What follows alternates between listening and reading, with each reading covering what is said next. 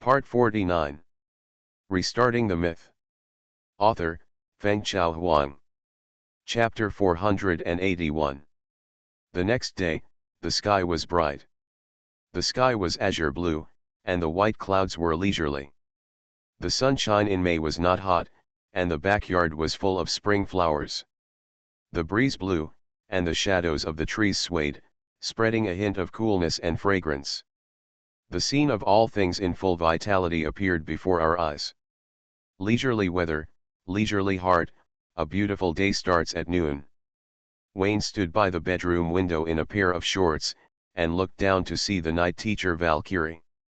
The armored sister leaned against the tree waiting for the student Willie, holding a small yellow flower in her hand, as if she was smelling the fragrance of spring.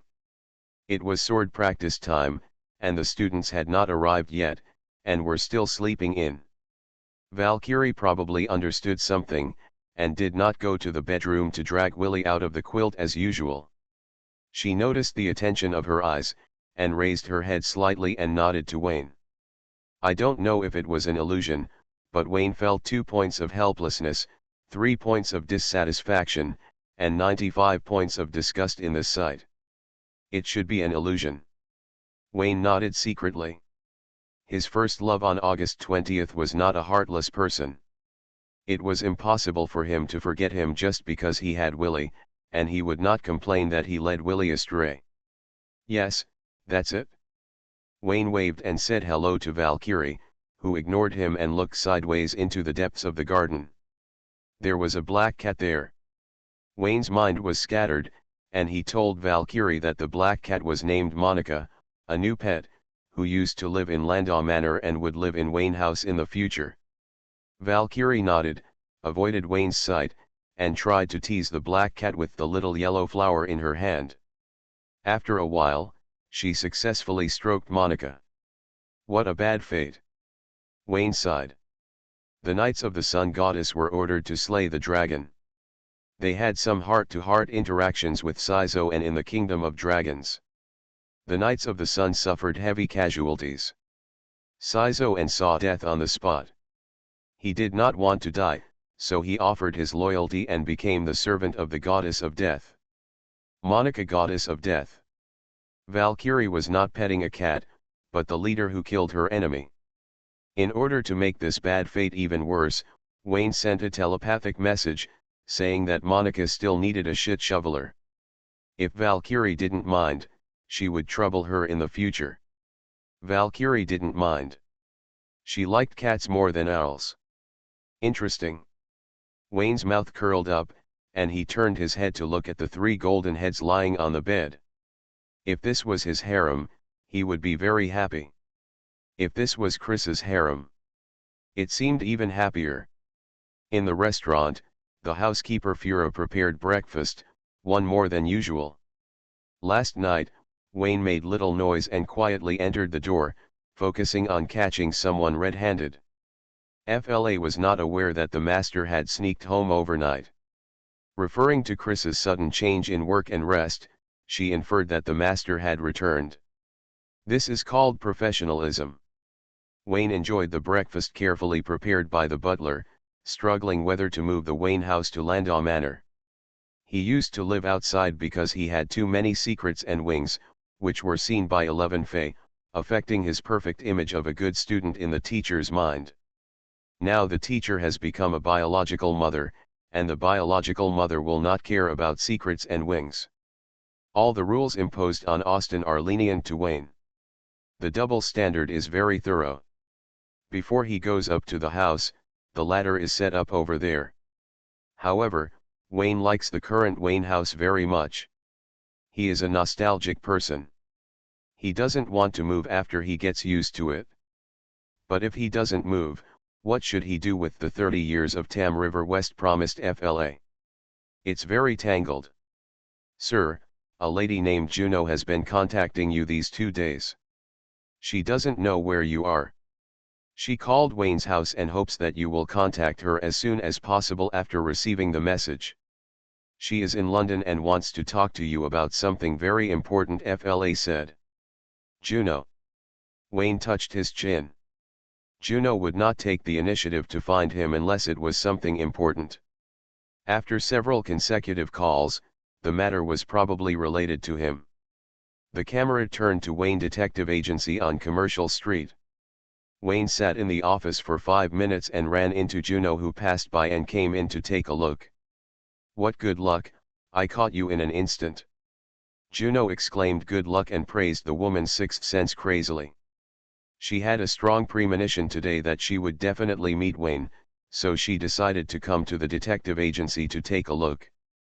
Sure enough, it was a hit. "With such good luck, I will go buy a lottery ticket later." "Well, then you are really great."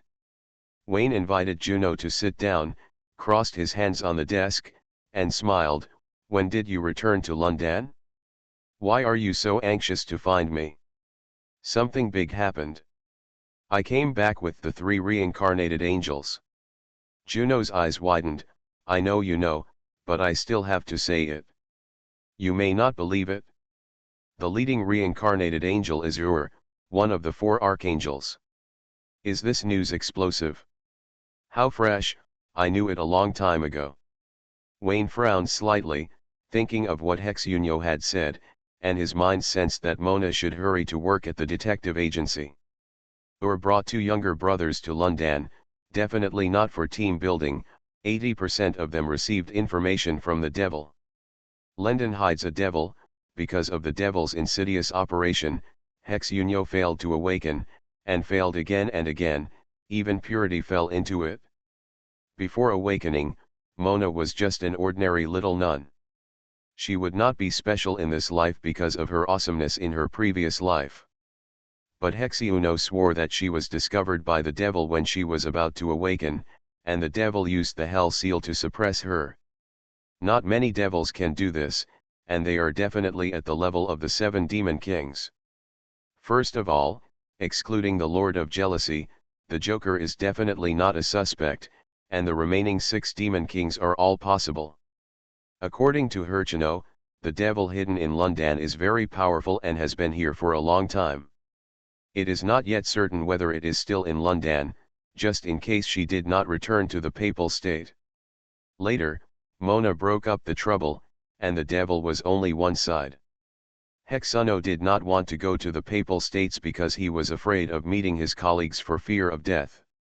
In short, there once existed a powerful demon king in London who was extremely forbearing. Wayne speculated that Ur came here to destroy this demon. "It's good, with Juno as an undercover agent, I can hide behind and pick people's heads again. May I ask, what is your name in heaven?" Juno looked curious. She knew that Wayne had a bud status in heaven, but Wayne never said who it was. She asked Ur, who looked constipated and said that Wayne was nothing. These riddlers are so hateful. Juno was not an idiot. Based on Ur's disgusting attitude and heinous respectful performance, he guessed that Wayne's status in heaven was extremely high, and he was very likely to be at the same level as Ur. The coming of the 2 archangels to the world represents such a terrible meaning. Juno knew that she had seen the truth, but she couldn't believe it. She hoped that Wayne would tell the truth and she would give up. "I have no name in heaven, a pure-blooded human being," Wayne said matter-of-factly. "Liar." Juno rolled her eyes. She had figured out a long time ago that Wayne was not human at all. It's not even human, it can only be said to be more anthropomorphic. "If you don't tell me, I won't tell you. If you don't tell me, I won't be able to guess anything." Juno rolled her eyes at Wayne and lowered her voice. "Ur is targeting you. She brought Edward and I back to London from Paris in order to help the bloodline of St. George regain the lost power of the royal family and rule Windsor again. The source of the blood of St. George is Michael, the vice president of heaven. Ur and Michael wear the same pants, and they don't have a good relationship with you. Be careful, London is going to change again." Hiss. Wayne took a breath. These reincarnated angels were too boring. Instead of looking for the Holy Sun when they came, they insisted on bringing the grudges from heaven to the human world. This was clearly the behavior of insects. What's so good about this poor place in London, and why is it so attractive to insects? What, insects and insects always attract each other, so that's no problem.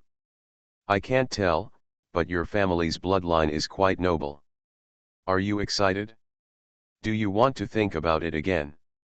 Juno said seriously, as long as the two of us are united, or can't find a reason to cause trouble, and this crisis will be easily dealt with. I don't think so. I have a high status in heaven. You are a descendant of Mikkel. You are not in the right family and you cannot reach that high level. Wayne shook his head. I don't need you to take responsibility. I want to have a child. It will be a good thing for the Landau family. You won't suffer a loss but you will make a profit. Juno's eyes widened. It was not Wayne who was pregnant, so he had nothing to be afraid of. You can't say that. From my point of view, if I marry you, I will recognize Mikkel as my ancestor. This is absolutely impossible.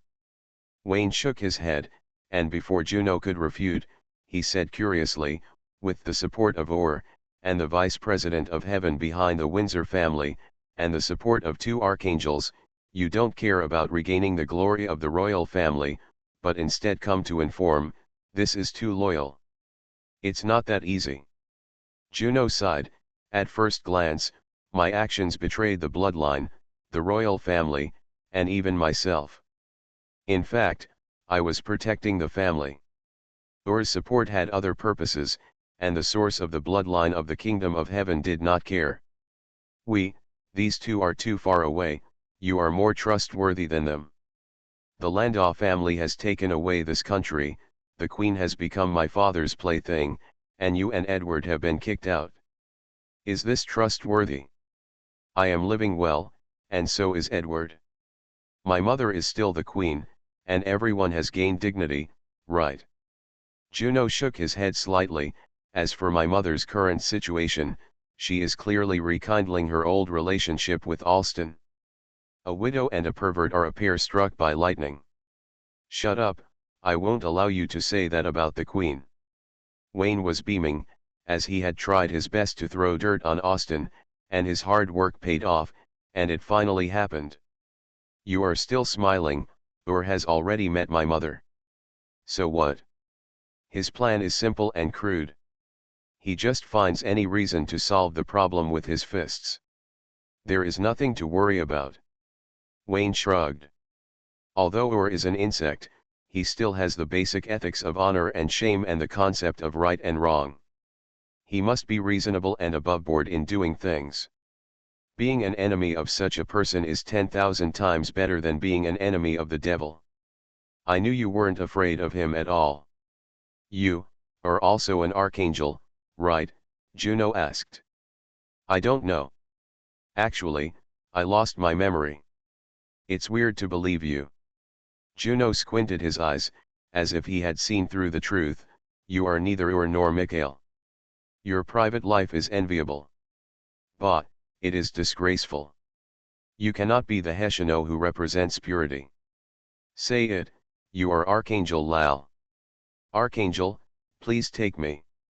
Juno had the character of fawning on someone written all over her face, and Wayne was delighted. You have the blood of St. George, why do you need me? Go find our ancestor Micah, he is your backer. Forget it, the Papal States has never treated Windsor well in these years. If our ancestors cared about their descendants in the world, would there be such a mess? Juno sneered.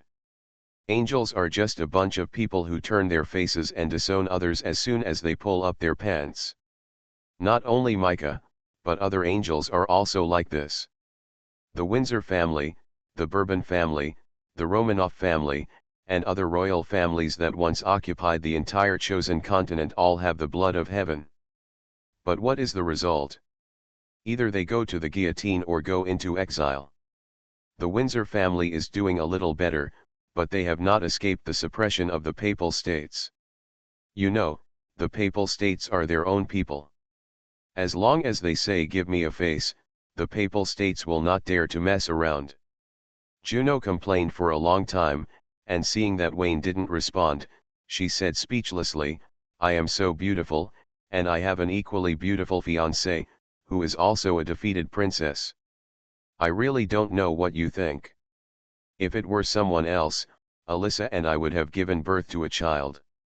Our Landau family always respects the royal family. Austin doesn't respect it. I can't even refute it. Wayne sighed. He was really ashamed that the Landau family had such a scum, and he saw it but couldn't do anything about it. I have said everything I should say. Edward and I are not keen on taking back the power of the royal family. We were taken back to London by Ur. As for my mother, she may have some expectations, Juno said. Wayne nodded, guessing the Queen's performance, pretending to be helpless and reluctant, but in fact he had high expectations for Ur. After being a queen for half a lifetime, she suddenly became a puppet. No one can stand it. But the Queen is not stupid. She knows what failure will lead to. Buckingham Palace and local French food before, basement and millet porridge in the future. It is better to continue to be a puppet. Ur used the Queen, and the Queen also used Ur. If it can succeed, it is good. If it can't succeed, she is also forced to do so. Okay, I understand what you mean. I will also give you a definite message. The conflict is limited to Ur and me, and will not involve the Windsor family, Wayne said with a smile. It's great that you can think so. Juno nodded repeatedly. What did she say? Although Wayne is unreasonable, he is very reasonable. Alyssa still doesn't believe it and insists on saying it is prejudice. Well, it's almost noon. I provided such important information. It's not too much to treat me to a meal, Juno blinked. Aren't you going to heaven with all your heart? Why are you still thinking about my body? Wayne was surprised. You are the archangel. If I don't go to you, how can I go to heaven? If I don't go to you, how can I make progress in heaven? Juno asked back. Really? Wayne patted his head, almost forgetting that he was set as an archangel. Humph, shameless. The office door was pushed open, and the walking lust had a frosty face, staring at Juno with cold eyes, making the latter swallow his saliva. Gulp, X2. Hey, why are there two sounds? Juno looked back at Wayne, who said calmly, one spit can only mean that you are afraid of her, and the sound of her body was not expressed. I dubbed it for you, and both ideas came into your mind. Thank you so much. Juno stood up timidly, and her eloquent little mouth became inarticulate in front of Hea. Although the walking lust has a vulgar figure, it is a standard angel face, devil figure. She doesn't need to do anything, and standing there makes people imagine, but in terms of temperament, she is really majestic, hot-tempered, and serious, and Juno is quite afraid of her. Wayne, that's it? I'm leaving first. Juno walked around Hea in disgrace, and politely closed the door before leaving. Hea, I asked you to go to the Papal States, why are you back? Wayne raised his hand and asked Hea to sit down and talk. Hea sat at the desk, and her face improved a lot without seeing the annoying little bitch. She set up a soundproof barrier and frowned. Archangel, it's okay that you are entangled with the nun, but what about that woman just now? Hea saw Juno next to Wayne for the second time and was very displeased with her. She continued, she deliberately approached with bad intentions and wanted to defile your purity. If I'm not mistaken, it should be the task given to her by Archangel Micah. You think too much. Micah is not so boring, and the Deputy King of Heaven can't bear this face. That makes sense. Micah has done all kinds of bad things. He really can do it? I will keep a distance from Juno in the future and will never let her defile my purity. Wayne nodded with a serious face. Seeing that the leader listened to the advice, Hea smiled, and then his face darkened. Archangel, I brought back a very important piece of information from the Papal States. The last two reincarnated angels are missing. After investigation, I found that they received orders from Archangel Ur before they disappeared. Yes, I know, they are all in London. Wayne nodded secretly. The last two reincarnated angels also came. He knew both of them, Archibald and Kerr. I wonder if these two guys have awakened. Especially Kerr. Wayne is very curious, who is this guy in heaven? How much grievance did he suffer to be twisted into this appearance after reincarnation? With so many black histories, most of them are not awakened, and they will pretend to sleep when they awaken. Le.jpg. Archangel, you know everything. Hea was surprised and suddenly thought of something. She stood up and said, have you seen them in London? She stood up and bent down, knocking over the pen holder on the desk. Sorry, I didn't mean it. Hea picked up the pen holder and put the office tools back in place. Wayne took a look and felt a little confused. He explained, Juno is my undercover agent in the reincarnation angels. The information comes from her. You missed this setting. Be polite to her next time. She is a hero anyway. Even so, she shouldn't have any ideas about you, Hea insisted. Sit down and talk, it's blinding. Wayne waved his hand and told the information sent by Juno. He was curious and said, according to you, the last two reincarnation angels have arrived in London. Why did you come just now? I beat up the Pope and delayed a little time. Wayne was silent. To be ashamed, he actually likes to teach Huang. The old guy knows how to deal with things, and some of the tricks are also very much to his liking. For example, the cross necklace, the forced indenture, the nun who doesn't like little boys. Thinking of this, Wayne clenched his fist and coughed lightly, don't beat Jiao Huang in the future. For someone like you, beating him is equivalent to rewarding him. Who knows how happy the old man will be. Hea didn't understand why, and couldn't equate being beaten with reward. He snorted coldly, that bastard sent the shameless nun to you, causing you to lose your purity before you awakened. It's right to beat him. If I wasn't worried about your identity being exposed, I would have told the truth and let him commit suicide to apologize. Suicide can't go to heaven, you are asking him to go to hell. Wayne complained in his heart, what bad intentions can Jiao Huang have? Kidnapping the children of reincarnated angels is nothing more than consolidating the ruling position of the Heavenly Father Church in the world. If Jiao Huang knew that there was Archangel Hexunyo among the reincarnated angels, he wouldn't dare to mess around even if he had 10 guts. In the final analysis, it was still because heaven didn't say hello, and it was arrogant to put on airs. Of course, Jiao Huang is not without any mistakes. The standard combat uniforms for nuns of the Heavenly Father Church were made by the Huang Qiao. They are wrapped tightly, but they give people a very sexy feeling, making pagans want to join the holy light. This is wrong and should be seriously criticized. But then again, Huang Qiao abused his power for personal gain, and it is fine if he is punished lightly, but his crime is not punishable by death. Going to hell is even more exaggerated. If Huang Jiao goes to hell, with his meritorious prestige, the 7 demon kings will be respectful when they see him, and they will say that it is hard for an undercover in the world. He should be punished to be Huang Jiao for life in the world. Archangel, the Pope hurt you so badly, why are you still laughing? Hea was so entangled.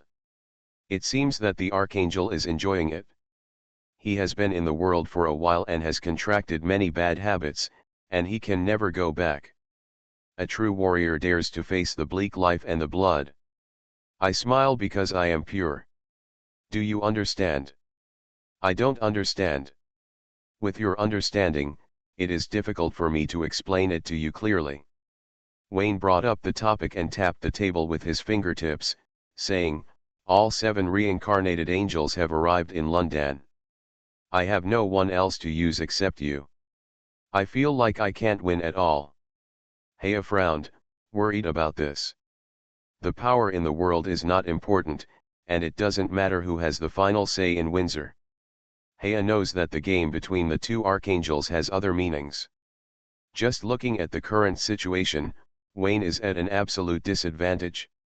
I am incompetent and cannot bring you victory. Heya blamed himself. It has nothing to do with you, and the situation is not that bad. The 7 reincarnated angels have gathered together. It is a rare opportunity. I may be able to use this opportunity to dig out the Demon King of London. Wayne smiled slightly. Devil. Yes, the reason why I haven't woken up yet and my temperament has changed drastically is because of the seal of hell in my body. Wayne explained the whole story, replaced Mona/Hexeunyo with him, and told Heya everything. Heya got angry when she heard it, slapped the table and stood up, and knocked over the pencil holder again. This time it bounced very far, a table of pencils jingled, and a few rolled under the desk. Sorry, I didn't mean it. Wayne looked at Heya, who was cleaning the table speechlessly, once by accident, twice. Forgive him for being misled by Heya's figure, he couldn't help but imagine, always feeling that this plot has been seen somewhere. Yes, it's exactly the same when it's replaced with a spilled water cup. After picking up the pencils on the table, Heya walked around the desk, bent over and picked up the pencils at Wayne's feet. The white nun's uniform was instantly tight, and the waist and hip curves were visible at a glance. Wayne dragged his chair back 2 steps and found that Heya's face was slightly red, which was obviously intentional and careless. Heya, what are you doing? Picking up a pencil. You are picking up a pencil, but you are clearly craving the body of the archangel. I am embarrassed to expose you. Wayne rolled his eyes. He also craved the body of the archangel. Strictly speaking, he and Heya are of the same kind. The difference is that he was craving it, but Heya was not, and he was craving the wrong thing. Wayne knew that he was not Hexeunyo, so he chose to reject the lust that was delivered to his door. He waited quietly for Heya to pick up the pencil, and then pretended that nothing had happened. Heya was unwilling and said bluntly, Archangel, let's not talk about the devil's matter for now. We can only delay it, but we can't completely resolve the conflict between you and Archangel Ur. 2 against 5, the situation is very unfavorable to us. You can make Secretary Mona stronger, and you can definitely make me stronger. I hope I can win victory and glory for you. Loyalty. The more Heya said this, the more Wayne kept his distance from her and skipped the topic again, about the devil made me lose my purity. You are so loyal, you should focus on him. I can't beat him, I need strength, Heya said confidently. That makes sense. Wayne rolled his eyes. Just now you said that Juno had bad intentions and asked me to stay pure, why did you change now? I am to defeat the devil, for victory and glory. Feeling that Wayne's attitude was slowing down, Heya became more excited, and I am different from her. I am a reincarnated angel. I am purer than her and the shameless secretary, and I will not pollute your noble body. Indeed, I polluted you. Wayne was complaining when the door of the office was pushed open. Mona walked into the room with a dark face, and seeing her temperament, she switched to Hexeunyo's substitute. Free, you are not pure. Your thoughts are too dirty. Hexeunyo showed contempt. She didn't notice it before, but now she can taste it. This little sister has ulterior motives and has always been greedy for her body. Humph. To Wayne, Heya was submissive, but to the secretary, Heya hit hard and sneered, don't pretend to be righteous here. Look in the mirror before you speak. You are the most impure and dirty person in this room. Wayne, eh? Great, it feels like they are going to fight again. Come on, Heya, I support you mentally. Restarting the myth. Author, Fengchao Huang. Chapter 482. Wayne was looking forward to the second goal and the plot of the elder sister beating up the younger sister. In addition, he felt that Heya's career in this life would be like this, and she would be in trouble when she returned to heaven. Little nun, Frey is my name in heaven, you are not qualified to call me that. Heya sneered and made her career more difficult. She spoke very aggressively, with endless yin and yang, and every sentence was about purity and filth, and she would expose any scar that hurt. Hexunyo was so angry that his face turned blue. He wanted to go back and change positions with Mona, but was kicked out again. Seeing Heia's sharp teeth, he wanted to tear this mouth. When he was in Paris, Heia insisted on staying with Wayne and followed him back to London, and arranged a job for herself. Secretary. It goes without saying who she was targeting. Although Hexunyo was angry, he still wanted to help La Heia. He mentioned that there were 2 reincarnated angels in the Papal States, so that Wayne could find a reason to drive them away. Such a vulgar figure stayed beside Wayne as a secretary. The pervert could tolerate it for a while, but not for a lifetime. Then the second reincarnated angel who lost his purity appeared. They all came from Hexunyo's angel army. Those who didn't know would think that she did it herself and used her beauty to control the Son of God with her subordinates. Who would have thought that Heia would return to Wayne in a moment? Hexunyo listened to the sharp ridicule, his face turned pale and blue, and after weighing the pros and cons, he decided to kill Heia. The Son of God was already very impure, and he couldn't let him continue to degenerate. Heia was an undercover planted in heaven by the Lord of Lust at a glance, and the reason was sufficient, and he could be executed immediately. Heia faintly sensed a trace of murderous intent, and walked to Wayne with a brisk step, saying coldly, "Why, are you angry about revealing the truth? You have been following the Archangel for so long, and you dare not even look at the bloody reality directly. You don't deserve the holy marks on your body. W omega omega tka with acute no.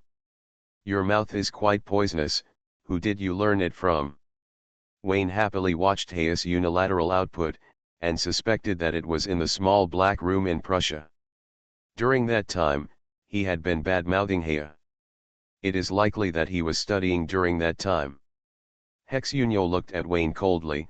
"What's wrong with her? Why is she here?" "Asshole, who are you talking to?" Heia was furious, and pulled out the holy spear of heaven to fight the spoiled secretary to death. Hexunyo narrowed his eyes slightly, and this move was just what he wanted. He inserted one hand into the void, wanting to take out the sword of oath. "Calm down, this is my detective agency. If you tear it down, I will go bankrupt and live on the streets." Wayne spoke up in time and looked at Hexunyo speechlessly. The murderous aura did not seem fake. "Archangel, can't you afford to play? Heia's loyalty is unquestionable. Except for choosing the wrong person, there is nothing wrong with it. So, the more unpleasant Heia's words are, the happier Hexunyo should be." "Boss, I just accepted her challenge, I didn't." "No, you did." Wayne shook his head. "Don't do anything to her, this is an order." "What order? In whose name is it ordered?" "The Golden Rule Master-Servant Contract, or the identity of the Son of God." "The former, she can ignore it directly, the latter." Hexunyo looked ugly. Wayne could play dumb, but she couldn't. She glared at Heia fiercely and took back the hand inserted into the void. Heia raised her chin proudly, and she knew that her status in the leader's mind was much higher than that of the little nun. "You are not allowed to continue to say bad things about her. I warned you before that you should respect her as much as you respect me." "Don't let me say it for the 3rd time," Wayne said in a deep voice. The camera turned and Wayne sat behind the desk, with 2 dejected reincarnated angels in front of him. One didn't know how to persuade the Son of God to turn over a new leaf, and the other was criticized by the leader and was in a low mood. "Sit down, let's talk about the devil and the angel." Wayne knocked on the table. There was only one chair in front of the desk.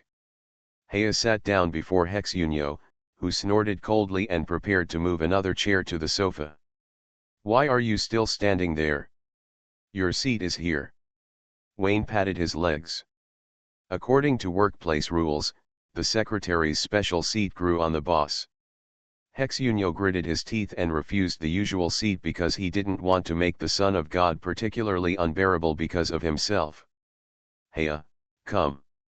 Wayne was halfway through his words, and Hexunyo sat down by the whip. As a matter of course, he got Heia's angry glare. Wayne happily embraced Heia's slender waist, and was more satisfied with Heia. He had a clear distinction between love and hate, and his likes and dislikes were written on his face. He was a very good wingman. Archangel, you can't always spoil her like this, Heia said unwillingly. Hexunyo sighed faintly. She didn't want to do that, but what could she do? She was manipulated by the Son of God in various ways, and she had no way to do anything. Damn Pope! I am the Archangel, and I will spoil whoever I like. Wayne repeated the information brought by Juno. 7 reincarnated angels gathered in London, and there are 2 archangels. They will definitely be able to pull out the hidden devil. Mentioning the devil that he hated, Hexunyo was furious. Boss, what are you going to do? Do you have any plans? The devil hides very deeply, and has never taken the initiative to show up except for me, the Archangel. Wayne frowned and said, last time, the Thousand Eyes demon almost opened the gate of hell, and the devil was unmoved. Either he had other intentions, or he had left London. No, my intuition tells me that the devil has always been in London, Hexunyo said. Your intuition? How can you have so many intuitions about the devil? Haha, you are not a devil, are you? Heia's yin-yang master level continued to rise. Boss, I beg you once, let me kill her. No, I like her very much. Wayne decisively refused and glared at Heia fiercely. What did I just say? Have you forgotten again? Heia lowered her head and whispered an apology to the secretary. I reiterate the meeting rules. Only I can interrupt. Irrelevant topics are not allowed to be mentioned. They are all teasing. How can they be angels? I, the Archangel, can't stand it. Wayne patted the table and continued, this devil is very unusual. He is unprecedented in forbearance and low-key. In addition, he has the strength of the Devil King. Once he explodes, the consequences will be disastrous. The 2 women nodded at the same time. Compared with this Devil King, the Lord of Jealousy seemed too naive and immature. Boss, which Demon King do you think it will be? You speak first. Wayne patted his butt. First of all, it can't be jealousy. When we first met, he didn't know my situation, I mean, the holy marks and hell seals on my body didn't come from him. Hexunyo said one by one, the other 6 demon kings are too arrogant, don't know how to be patient and lack patience. Wrath, greed, gluttony, and lust are also demon kings with strong desires. So, only laziness is left. He is too lazy. That's right. Heia frowned at the 2 people hugging each other. She wanted to say that the little nun didn't know anything and the Archangel loved her too much. When the words came to her lips, she was afraid of displeasing the Archangel, so she had to snort coldly. Hexunyo rolled his eyes at Heia, waved his hand to take out the makeup mirror and touch up his lipstick. Turning around and seeing Wayne with a meaningful smile, his hands froze, and he didn't dare to offend the Son of God. It's okay, it's not the first time, you really don't have to think too much. Hexunyo took out a handkerchief and wiped off the lipstick on his mouth. He was very sure that Wayne knew he was the Son of God. In an instant, he felt like he was sitting on pins and needles. He wanted to get up, but was pulled into his arms again. Heia's eyes were red with anger. Speaking of which, I think there is a demon king who is most likely to have arrived in the world a long time ago and has been reincarnated as a human, Wayne said faintly. Absolutely impossible. Heia said decisively, and then apologized, I am not questioning you, but the seal of heaven has always been there. Reincarnation as a human is the privilege of angels. Demons do not have this qualification. They cannot break the seal and cannot come in this way. It is possible. When I destroyed the Thousand Eyes demon last time, I accidentally encountered the reincarnation altar in a space under London. Wayne said, It is the reincarnation altar of the Lord of Pride, engraved with the Golden Rule and the 7 deadly sins. The Golden Rule is used as a guarantee to allow humans to reincarnate as devil. Devil can be reincarnated as human, freely shuttle through the seal imposed on hell by heaven. There is such a thing. Hea secretly thought it was incredible, and murmured, if it is the Lord of Pride, he does have this strength, but, he has been hiding for so long, what is he waiting for? I know, Archangel, the devil came for you. No, the devil only sealed the reincarnated angel, and did not kill him. He should be worried about alerting the snake and attracting the attention of heaven. His ambition is definitely higher than the reincarnated angel Hizayunyo took over the topic. Suddenly, the 2 reincarnated angels were shocked. There is only one possibility that the human world is higher than the reincarnated angels, the Son of God. Boss, the Lord of Pride came for the Son of God, and the Father's prophecy was leaked. Hizayunyo looked horrified. The prophecy of the Father has always been kept by Lar, one of the 4 archangels. According to the time of the human world, it was allowed to be translated more than 30 years ago. And only the 4 archangels know the detailed information about the Son of God. There is a traitor among the 4 archangels. Who is it, Lar or Ur? Lar is in charge of prophecy. He may have translated it in advance and informed hell. Ur came in person and brought the reincarnated angel to London. He is also very suspicious. Hizayunyo talked to himself and called the archangel by his name, which made Hea frown. Secretary, how do you know so much?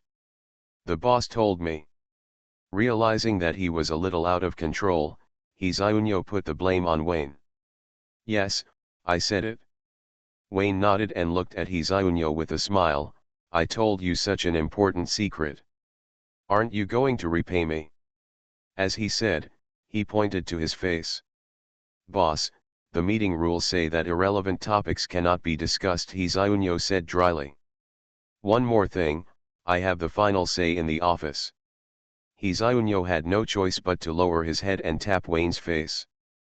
Unexpectedly, Wayne suddenly turned his head and tapped his mouth. Hea stood up and knocked over the pen holder. This time it was not intentional. Archangel, you can't indulge her like this anymore. From now on, I will indulge you the same way I indulge her. How about that? Ah, this. What are you thinking about? Sit down obediently. I said that you can't talk about irrelevant topics, and you also said that you are responsible for every violation of the law and discipline, Wayne scolded. Hea was very aggrieved, but she didn't dare to get angry at Wayne, and glared at the shameless secretary. Hexunyo's face darkened, and she took out her lipstick to touch up her makeup, hugged Wayne's head and kissed him hard. 2 cries of grief sounded at the same time. One in Hexunyo's heart, and one in Hea's mouth. Wayne was so happy that he swore that Hea and Hexunyo would appear in the same frame in the future. He pursed his lips and continued, the reincarnation altar of arrogance is true, I can see it very clearly. Wait a minute.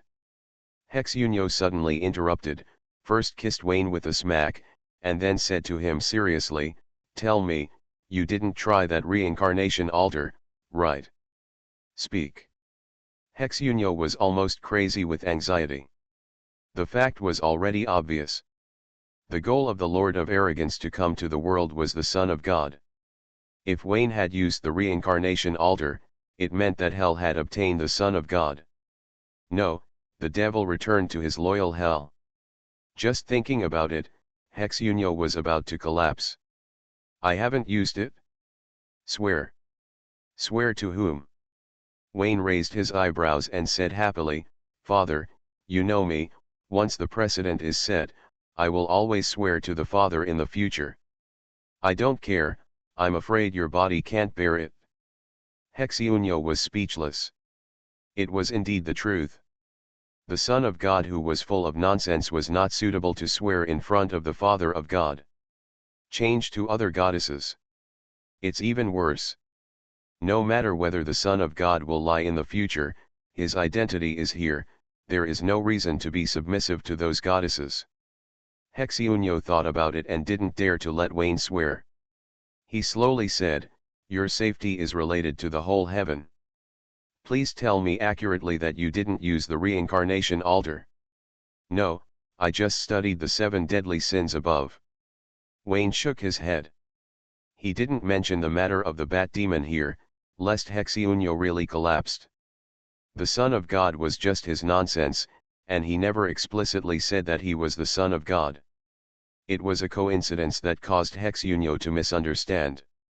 It is still unknown where the real Son of God is. Wayne only knows one thing, that he is definitely not the Son of God. Hexyunyo looked at Wayne steadily, trying to analyze the truth from the change in his expression, but the result was not very good. The scumbag had been cheating on the woman for 100 times, and she could not see anything. Hexyunyo was uneasy and prepared to ask clearly tonight. As long as Wayne told the truth, he would do whatever he wanted her to do. Compared with the safety of the entire heaven, the purity of the Son of God was immediately not that important. Besides, it was not pure for a long time, and she had been deceiving herself. Hea tilted her head and looked at the dog. "Woman, the safety of the archangel is related to the entire heaven, there is nothing wrong with this, but I always feel that there is another meaning." Did she think too much? "Okay, since you apologized actively, I won't mention the interruption. This is the last time, I won't." "Wait a minute." Hea interrupted, and after saying that, she stared at Wayne in a daze. X2. Seeing that Wayne and the secretary were both speechless, Hea blushed slightly, lowered her head and whispered, "I also prepared lipstick, and my attitude of apology is also very active, can you give me a chance to apologize?" "No, subordinates can't kiss their leaders." X2. Wayne ignored it, and Hexyunyo was too lazy to pay attention, saying, "Boss, is the altar of arrogance still there? I want to go and see it." It is understandable that humans reincarnate into demons, get tickets to hell, and get extraordinary life. Demons reincarnate into humans are not so lucky. Because of the seal of heaven, demons reincarnated into humans will lose their blood and authority, and as a real human, they will cut off their connection with hell. In this case, even the big demon will become weak because of the loss of power, and it will be extremely difficult to regain power in the world. Hexyunyo knew how powerful the demon king who attacked her was. It didn't seem like reincarnation, but an ordinary coming. Moreover, Hea was right. Reincarnation was a privilege of heaven, but the deep meaning involved was not as simple as a heaven seal. Hea was not clear because of her low level, but Hexyunyo knew it very well. He knew that the devil had no qualifications, even the most powerful devil, the Lord of Pride. The altar has been destroyed. "I can't leave such a dangerous thing alone." Wayne was very sure that the altar exploded immediately, and there was no mistake. "Archangel, if the demon king hiding in London is Pride, his target can only be the Son of God. We should contact Archangel Ur immediately. The top priority is to drive him back to hell," Hea said. Hexyunyo's heart tightened, and he took over the conversation and said, "Boss, I will contact Ur. You'd better leave London in the near future." "How can this be possible?" "Except for London, the whole world is at war. Bullets don't have eyes." "How dangerous?" Wayne shrugged. "Boss, you know what I mean." Hexyunyo gritted his teeth. "I don't understand. I'll understand if you tell me in person." "Okay, I'll tell you now." Hexyunyo glanced at Hea. At this point, continuing to conceal would only put the Son of God at risk, and she should protect Wayne. It's just a pure reputation, not worth mentioning compared to the safety of heaven and the Son of God. "You're not big, woo-woo." Hexyunyo was covered by Wayne's mouth halfway through his words, and the latter said speechlessly, "You really dare to say that? The sunk cost is so big, I, a capitalist, don't dare to touch it. Where do you get the courage?" Then he directly ordered that similar words should not be mentioned again in the future. Hexeuno had a sullen face and said bravely, "Please forgive me for not being able to follow this order. It concerns the entire heaven. I will meet with Ur and make it clear." "You're overthinking." "I'm not." "No, you are." Hea blinked in confusion. What were the two talking about? "Could you please stop being the riddler?" "I will meet with Ur. The arrogant lord's reputation is enough to make him put aside his power struggle. You two will come with me then." Wayne frowned. There are two other reincarnated angels, which is already confusing enough. I hope there is no third archangel among them. "Boss, I have made up my mind. The devil is the top priority in everything. If the devil who sneaks up on me is really the arrogant leader of the 7 demon kings, he spent all his efforts to come to the world and is definitely not here to enjoy the flowery world." Wayne glanced at Hexeuno. "Don't say it's me. Even if the Holy Sun is in front of him, he will face the demon king directly, right?" Hexeuno couldn't refute and nodded helplessly. "Stop sitting there and go to the cathedral and ask if there have been any angels in the past 2 days. If so, send a message to Ur and say that Hexeuno wants to see him."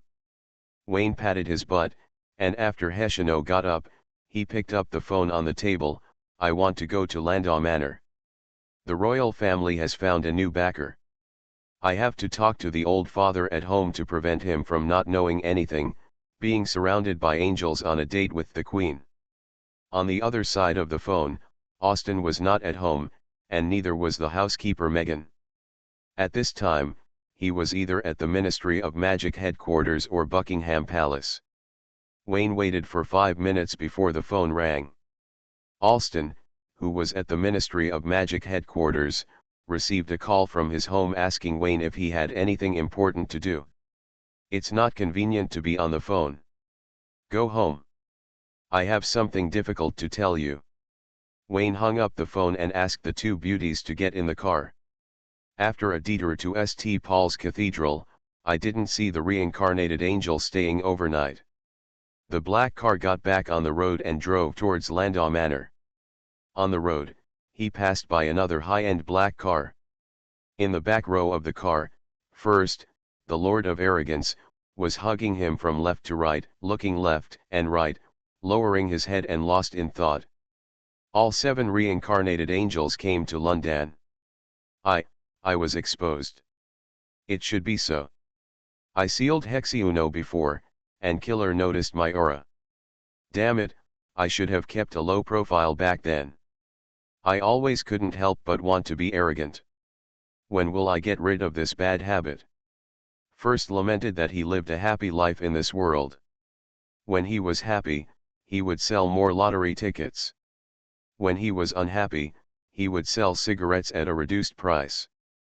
He also had a lot of fun to watch in his spare time and did not want to be driven back to hell. "It's not a big problem. I'm a human now, and at worst I'm a high-level angel with Mikkel's bloodline. It's impossible for them to discover me. It makes sense," First said to himself, feeling confident. Soon, curiosity arose. Among the reincarnated angels were Hexeuno, Killer, and 2 of the 7 virtues. It was impossible for such a big battle to come just for him. Furthermore, although he didn't take a closer look, the 3 reincarnated angels in Buckingham Palace were not simple, and one of them seemed to be an old friend. The one who can be called an old friend by the 7 deadly sins Demon King can only be one of the 7 virtues. The other angels do not have this qualification. Strange, 3 of the 7 virtues have descended. How terrible! What is heaven doing? Is it preparing to start a war of faith? A bunch of bastards. What's wrong with the world today? They are wreaking havoc every day. I can't stand being a devil anymore. First snorted coldly, debating whether or not to peek at the meeting of the reincarnated angels. If he is discovered, he will be directly exposed, and his happy little life will be gone from him, and he must never do a loss-making business.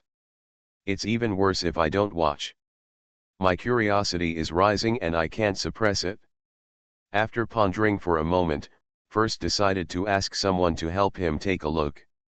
With so many insects in the tulip family and the Ministry of Magic, it wouldn't be too much to have another devil appear, right? It's reasonable and not excessive at all. First closed his eyes and rummaged through the shelves. Who should I look for? Barney is a loser. He doesn't even know magic. Rupert invited me to dinner some time ago. He didn't become Prime Minister, and he was suppressed by his political opponents and suffered a miserable life. He is already in such a miserable state, it is inappropriate. Bedford is good. He is a legendary mage. He has gained strength. After the shipyard belonged to the Landau family, he changed his profession and stole my business. But, no matter what grade, you are not a devil, you sell the same tobacco as me. First opened his eyes, the decision is made by you, Bedford. Go to Buckingham Palace to find out who that old friend is. You are listening to Novels at Bless Up channel. Wish you happiness and luck. Please subscribe to receive new novels. How do you feel about this novel? Please like and leave a comment. Restarting the Myth. Author, Fengchao Huang. Chapter 483. Landau Manor. After contacting Wayne, Austin took his secretary Megan home. After waiting in the study for half an hour, he saw Wayne, who was late. Why so late? Austin frowned and seriously suspected that Wayne was making fun of him. Ever since he called out Master Wayne, Austin and Wayne have been tacitly blurring out who the head of the family is. Wayne won the bet, but was worried that Austin would retaliate and throw all the family and country business over, so he didn't dare to force him too much. He knew Austin. The ultimate dream of this man was a wife and children, plus hundreds of millions of savings. If someone dared to take over his job, he would really dare to quit. Austin lost the bet and vowed to never reconcile with gambling and drugs. He didn't want to be pointed at by the little trash can, so he insisted that he was the head of the family. Because he felt guilty, and Wayne was against him every day, he felt that there was something wrong everywhere. For example, now, he was called home for no reason and was half an hour late. No matter how you look at it, it seems that the head of the family is putting on airs. I went to St. Paul's Cathedral on the way to see if there are any handsome men and beautiful women staying overnight recently. It took me a while. Wayne sat opposite Austin, leaning on the sofa, playing with ancient silver coins in his hands. Behind him, Hizayunyo and Heya stood expressionlessly. One was the boss's personal secretary, and the other was the bodyguard who protected the boss from being close to the secretary. Wayne didn't feel tired of watching their rivalry all night. Go to church. Austin frowned slightly. Tell me, what did you call me back for? Nothing, just to see if you are dead. Austin had a dark face. There was only Megan, a secretary, behind him. He felt that he was compared to social garbage and was very unhappy. I'm serious. I really want to make sure you're still alive. Wayne pointed behind him. Let me introduce you. This nun is called Heya. She's a reincarnated angel. She's my subordinate in heaven. Heya, this is Austin Landau, my father on earth. Archangel, you're wrong. Whether in heaven or on earth, we only have one Father, Heya reminded in a low voice. This is the first principle of heaven. If the leader says this, the hostile forces will catch it. You're a little too serious. We have our own fathers, and on this basis, everyone has the same father. Do you understand? Wayne said seriously. I've learned.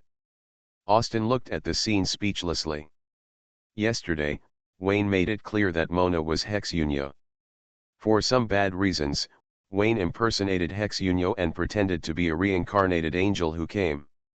Seeing that Heya was respectful to Wayne and looked down on the real leader, she probably didn't know anything. Is this really okay? Austin asked himself. He is also a leader. From his point of view, if Heya is like this, she will be sentenced to death in any workplace. Then again, is she really a reincarnated angel, not a reincarnated succubus? As an angel, isn't she a bit too vulgar? Under normal circumstances, Austin will not use derogatory words to women who are not in the hostile camp, but Hea is indeed a little special. Her appearance is at the ceiling level, and her temperament is holy and serious, but somehow, perhaps because of the contrast between her figure and appearance, people can't help but associate her with Cece. That is, Veronica is not here, otherwise it will be Gudu again. In addition, Austin dares to bet that if Hea is placed next to Wayne, the result will be the second Mona/Hexiunio. Unlike before, this time it is really stable. Austin, Hea brought back a message from the Papal States. The 7 reincarnated angels are now all in London. Wayne said concisely, the reincarnated angel in the lead is named Ur. He is an archangel like me. Because of political struggles, he is going to help the Windsor family eradicate the rebels, that is, you, the head of the Landau family. You won, you are the head of the family. That's not what you said yesterday. I said, Master Wayne. Wayne rolled his eyes, Ur's target is the Landau family. You can't run away. I called you to confirm whether you have been caught and locked in the basement. Austin nodded slightly, and then said, do you want me to call Sif back? 1 archangel plus 4 reincarnated angels, there is almost no force in the world that can stop them. It's not that there is no one. If the previous generation of God's chosen knights are called over, it's not certain who will win or lose. Especially the complete form of Ranyi, he is too strong. It's hard to say whether Ur is his opponent without taking back all the power of heaven. 1 Ranyi, with 4 accessories, the 5 reincarnated angels can charge as they want. Moreover, these 4 are not ordinary accessories. Mura, Leo, Delane, and Wise are also strong men who can fight in the kingdom of God. It's a pity that Ranyi only has faith in his heart. He rushed to the battlefield of the kingdom of God as soon as he regained his freedom. Otherwise, Wayne would take him back to London and hang around, and there would be no need to worry about Ur making trouble. That's not necessary. After all, Ur is the archangel. His words and deeds must be in line with his identity. He will not use despicable means. He should be on guard against us using despicable means, Wayne said. Austin nodded. It is indeed the truth. Archangel, you are also an archangel. Hea's eyes widened. The longed-for archangel had changed too much in the human world. The more she understood, the harder it was to accept it. She helped find a reason and put the blame on Austin. It was obvious when they walked in that Austin and Wayne looked exactly the same. The archangel was a bad student because he was influenced by this human father. A heinous person. That's the truth, but just in case, it's better for he not to go to work recently. Austin glanced at Wayne, and he felt that there was no difference between angels and devils when it comes to judging others by oneself. Okay, I'm the high priest of the oracle, and I'm the leader of each business. I'll call her and ask her to take a few days off and go home to spend more time with her daughter-in-law who stays out all night. Who is that, Sci-fi? Hea asked in a low voice.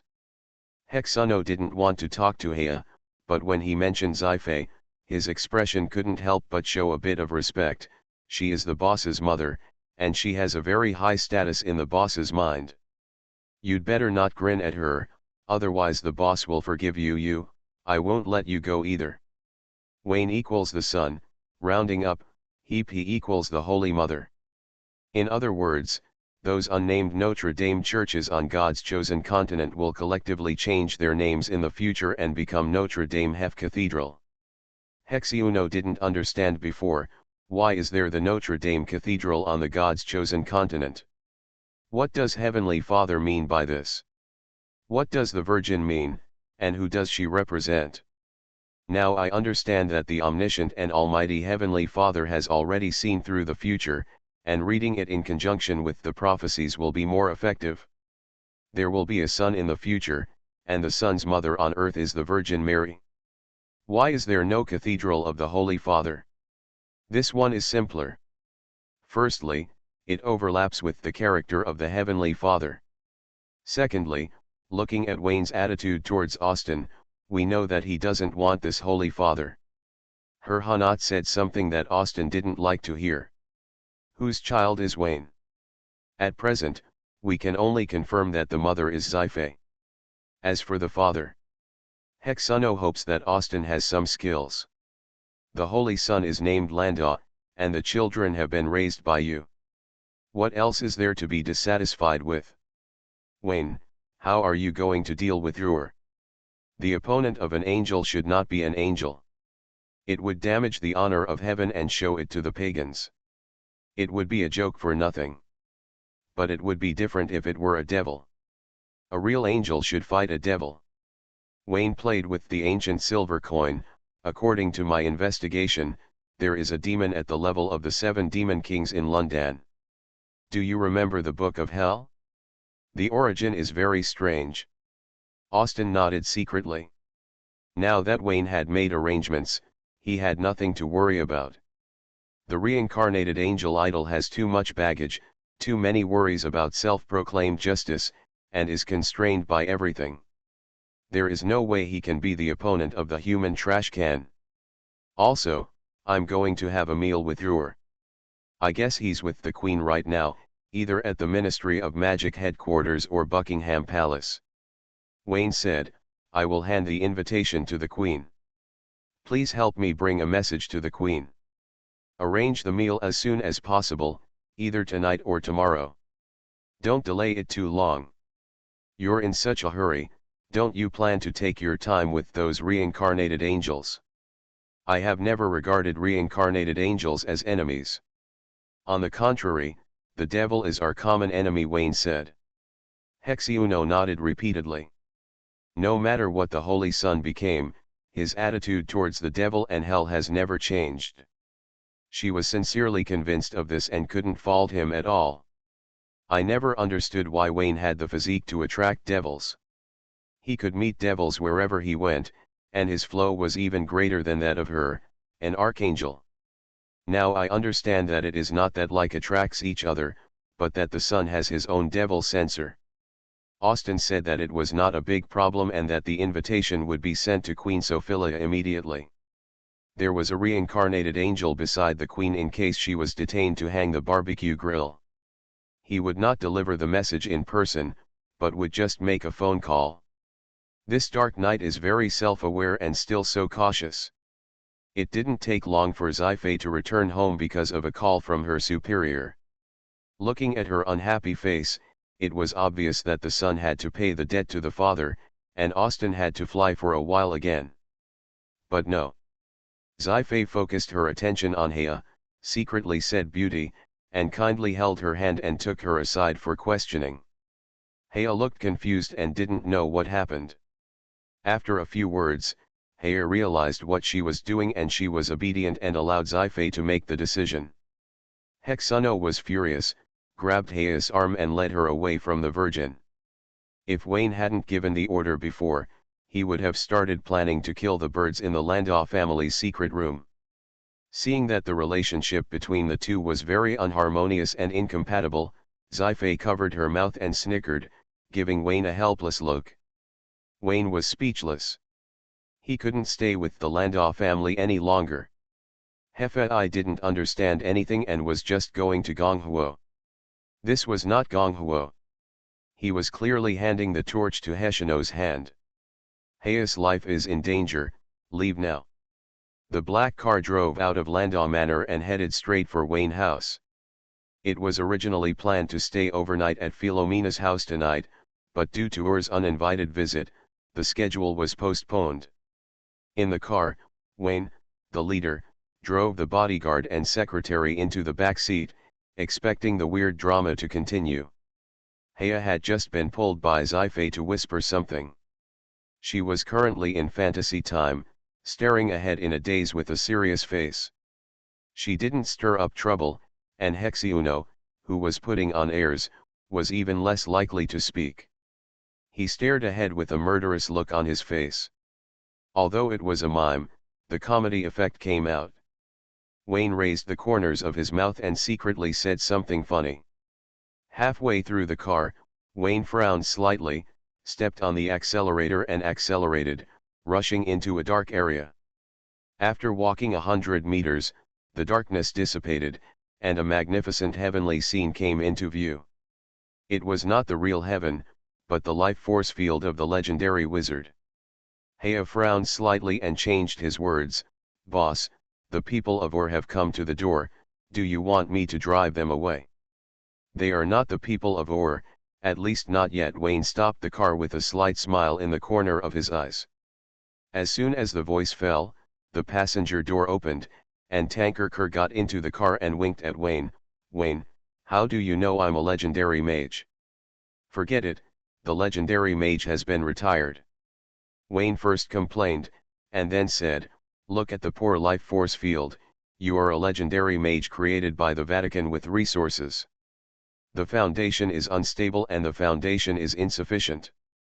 There is nothing to be proud of. Just tell me if you are a legendary mage."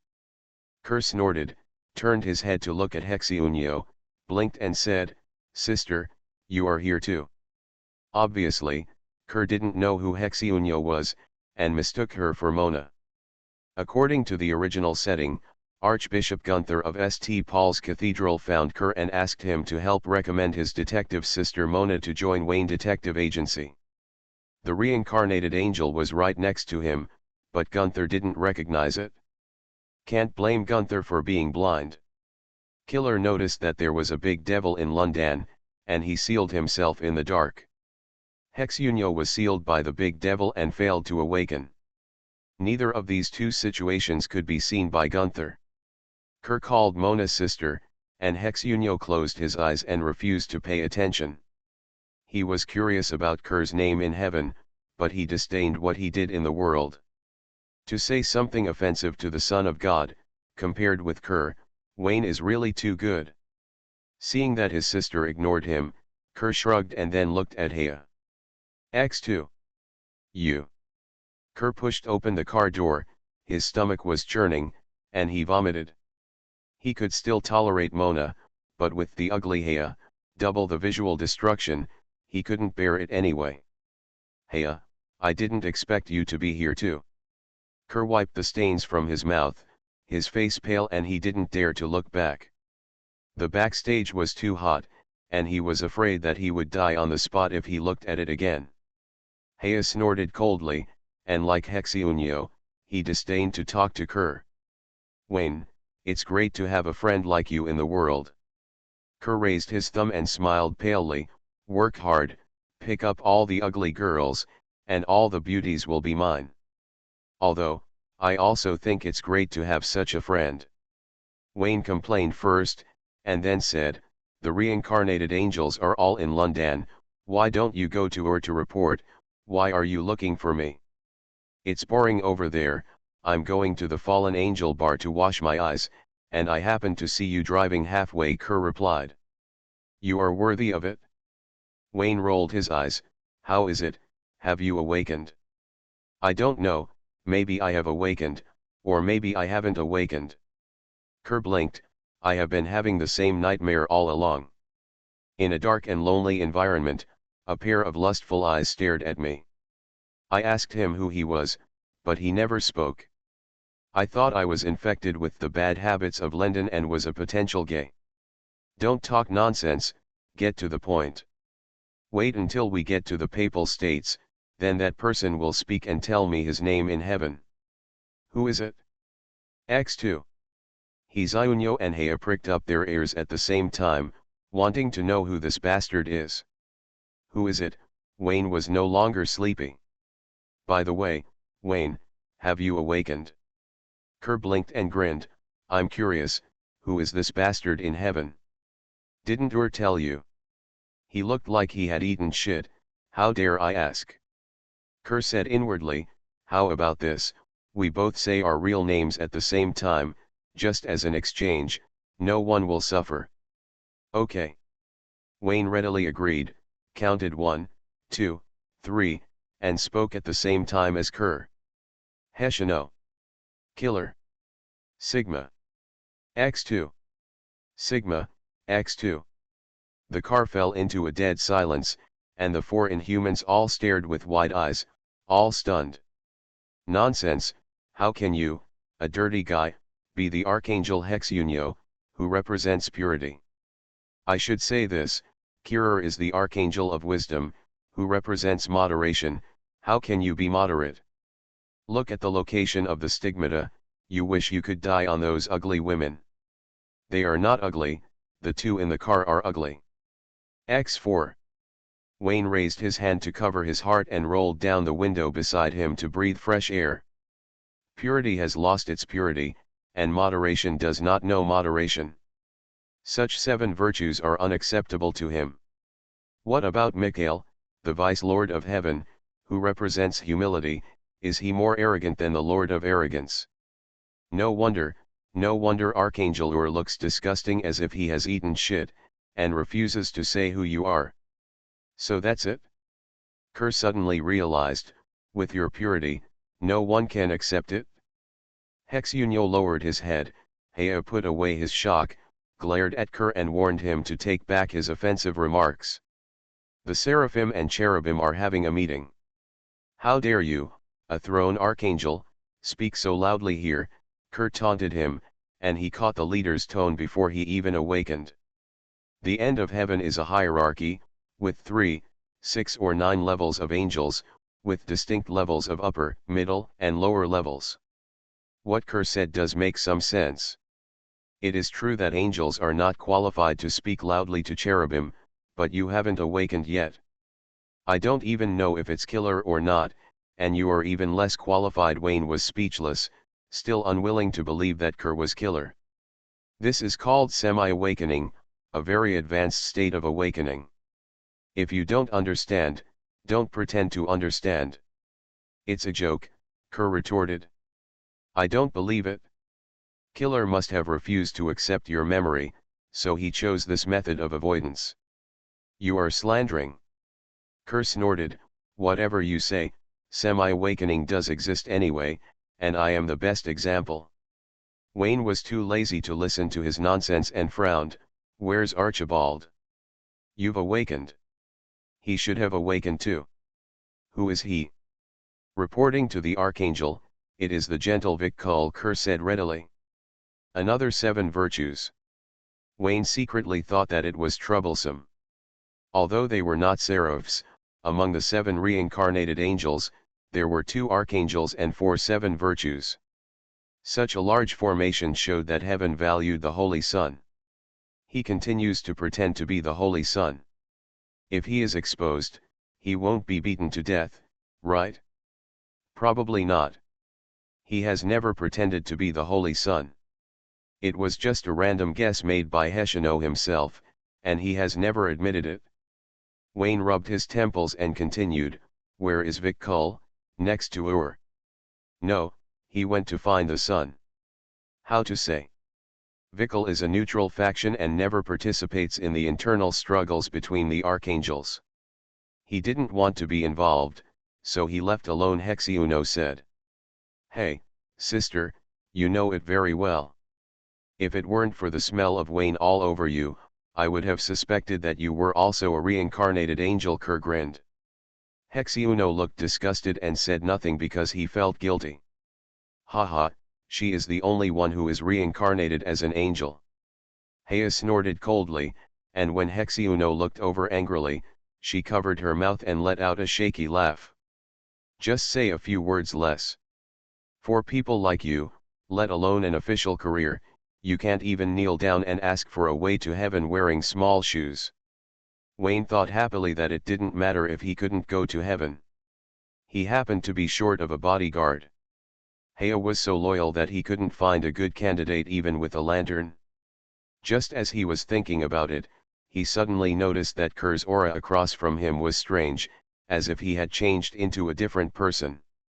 Wayne let out a light sigh and looked intently. His unattractive face had a solemn expression, and he was looking at Hexunio in the back seat in surprise. Changed. Now it's not Kerr, it's Gerald, the wise angel who represents temperance among the 7 virtues. Archangel Hexiuno, is that you? Killer looked strange. When Heshino deliberately concealed her, ordinary angels couldn't recognize who she was, and even the superior cherubim and archangels couldn't identify her. Killer was not one of them, representing the 7 virtues, so Heshino couldn't deceive him. I'm not, I didn't, he is. Killer said he was online when he came online, which startled her Huno. He put his hand in front of his face and pointed at Wayne in the driver's seat. Killer, you have mistaken the person. I am Archangel Heshino, Wayne bravely admitted. Yes, Lord Killer, this is the Archangel, Hayes said in admiration. What I admire is that my own leader used a little trick to cheat the 7 deadly sins and 7 virtues in a row, without being exposed even once, without taking the initiative to admit his identity. Thumbs up for the leader's wit. Fuhrer, Seraph, and Cherubim are talking. You are an angel, so it's best not to talk, Killer said seriously. Killer meant well, but to Hayes' ears, this was another cur. There was no difference between before reincarnation and after reincarnation. Very angry. The angel crossed his arms and turned to look out the car window, feeling the helplessness of the humble person, with mixed feelings in his heart. 30 years in Hedong and 30 years in Hexi. Don't be fooled by the fact that Angel is poor, and she wants to make progress even more. Killer closed his eyes, and when he opened them again, his eyes were filled with holy meaning. He seemed to want to prove something and stared at Wayne, who opened his mouth and exposed his tongue, showing off his Libra cross sword holy mark. Did you see it? This is Archangel Heshino. No, you're not. Killer withdrew his gaze, and then looked at Heshino Beno. The Archangel raised his hands to cover his face, and his heart was filled with grief. Don't look, I'm not Hexuno. No, you are. The golden light disappeared from Killer's eyes. He looked at the embarrassed Heshino and then at the confident Wayne. He opened his mouth, wanting to say something but not knowing where to start. The glory of heaven flashes through my heart. Killer nodded vigorously and looked at Wayne with an extremely solemn expression. Archangel Hexuno, Killer is extremely honored to see you in the human world. In the back seat, Hexuno let out a long sigh of relief. He always bets on whether everyone cares about the honor of heaven. This time, she won again. There is only one left, Vitul, who has a calm personality and doesn't like fighting, so he probably won't expose her. This is sure. What, there is another 7 Demon King in London. Laughing to death, the Lord of Jealousy has proven once that the Demon King lies and slanders the Archangel, but no one with a conscience will choose to listen to the devil's words. It's an honor to see you here too, Killer. Wayne patted Killer on the shoulder. The latter wanted to hide but held back. Archang Hexiuno, you have changed too much. I just recognized the wrong person. I hope you don't mind. What's the big deal? What does it have to do with us? Let's just laugh and let it go. Archang Hexiuno, I think it's better for you to restrain yourself. After all, you now represent. You also represent moderation. You don't have moderation either. This is what we reincarnated angels are like. Killer was immediately silenced and remained silent on the seat with Heshino. After a moment, Killer thought of something and threw the string of curse words stuck in his mouth into the trash can. He said solemnly, the situation is very serious. I told the Archangel that there is a hidden big devil in London. He is not. I believe that I had no choice but to guide Kerr to come to you. I found it even though I was looking for it in the wrong way. It was a hit and miss. There is indeed a Demon King in London. Because he secretly attacked me, I encountered a seal when I awakened. With the help of the blood of heaven, I barely broke through the seal and found myself. Wayne sighed, the way I look now is actually caused by the devil's frame-up. I hope you won't look at me through colored glasses. It's not easy for me, the Archangel Hexuno, either. I understand, everything is for the honor of heaven. Killer nodded heavily. When he woke up, the angels had lost their purity and did not know how to control themselves. His heart was full of sorrow. For the honor of heaven, he would not touch the slide. I have already made an appointment with Ur for dinner, and I am planning to clarify the information about the Demon King to him face to face, but you said it in advance, and now you come to me, and it becomes more difficult to convince him, Wayne said helplessly. Archangel Ur is not an unwise person. As long as the stakes are explained clearly, I believe he is willing to listen. Killer shook his head with a wry smile. As Wayne said, mixed with the power struggle, the 7 reincarnated angels were divided into at least 3 factions, and it is now difficult to convince Ur. Unless the devil takes the initiative to jump out. But is this possible? The devil is not a fool, he will jump out and blow up his house only when he is crazy. Restarting the myth. Author, Fengchao Huang. Chapter 484. After I awakened, I saw the altar of the Lord of Arrogance under London. He has been in the world for a long time, but he has not turned the world into hell. I have always suspected that the arrogant Lord has another conspiracy, so I sealed myself and pretended not to be awakened yet, watching and waiting in secret. Last time, when Kerr and you were separated, I really felt that aura. He called me an old friend. Killer sat in the passenger seat and recounted the intelligence he had collected. He also told Ur this information. Because the camps were different, Ur did not believe it easily. He suspected that Killer was muddying the waters. In order to prevent the 2 archangels from fighting among themselves, he pulled the arrogant Lord out as a shield.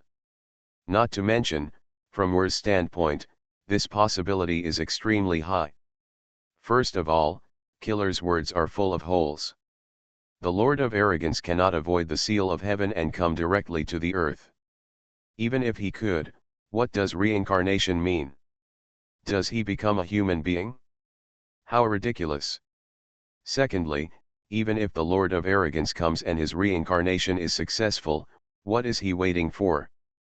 Why doesn't he turn the world into hell instead of just doing nothing? Ridiculous X2.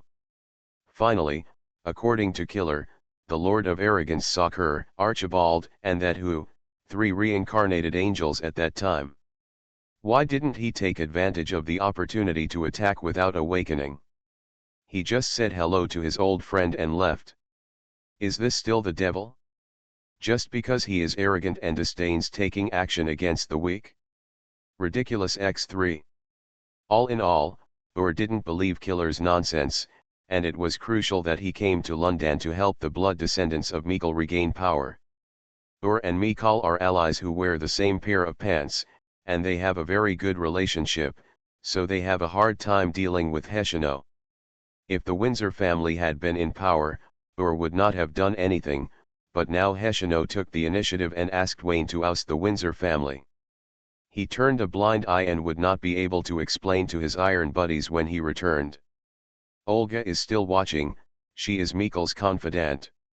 Killer analyzed the whole story with a wry smile, saying that he was also helpless. The reincarnated angel came for the sun, but brought the discord in heaven to the earth, and he was not afraid of making jokes to the people below. At the same time, Heshino told Wayne Cope that there are 4 archangels and 4 archangel legions in heaven, so it is divided into 4 factions. As the deputy king, the current leader, Mikhail, was too strong and was not favored by Heshino and Lal, who did not like fighting. As a seraph, you are not the heavenly father. Why should you command us? Do you really think you are the boss? Ur and Mikal had a good relationship, and they were considered an alliance. They joined forces to suppress Hexiuno and Lal. The latter 2 did not form an alliance. The former chose to look at them with cold eyes, while the latter chose to stay behind closed doors. In this case, the Deputy King of Heaven lived up to his name and basically secured his position as the leading brother.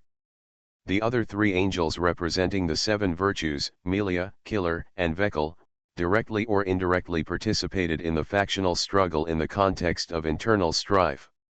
Milia has a good relationship with Hexuno and often speaks to her. Killer, Vekel, and Lar have a good relationship and close their doors together. The 7 virtues were divided into 3 and barely reached a balance, ensuring the stability of the order in heaven and not getting mixed up just because the Heavenly Father left. In addition, the good relationship between Killer, Vekel, and Lal is for the overall balance and stability of heaven.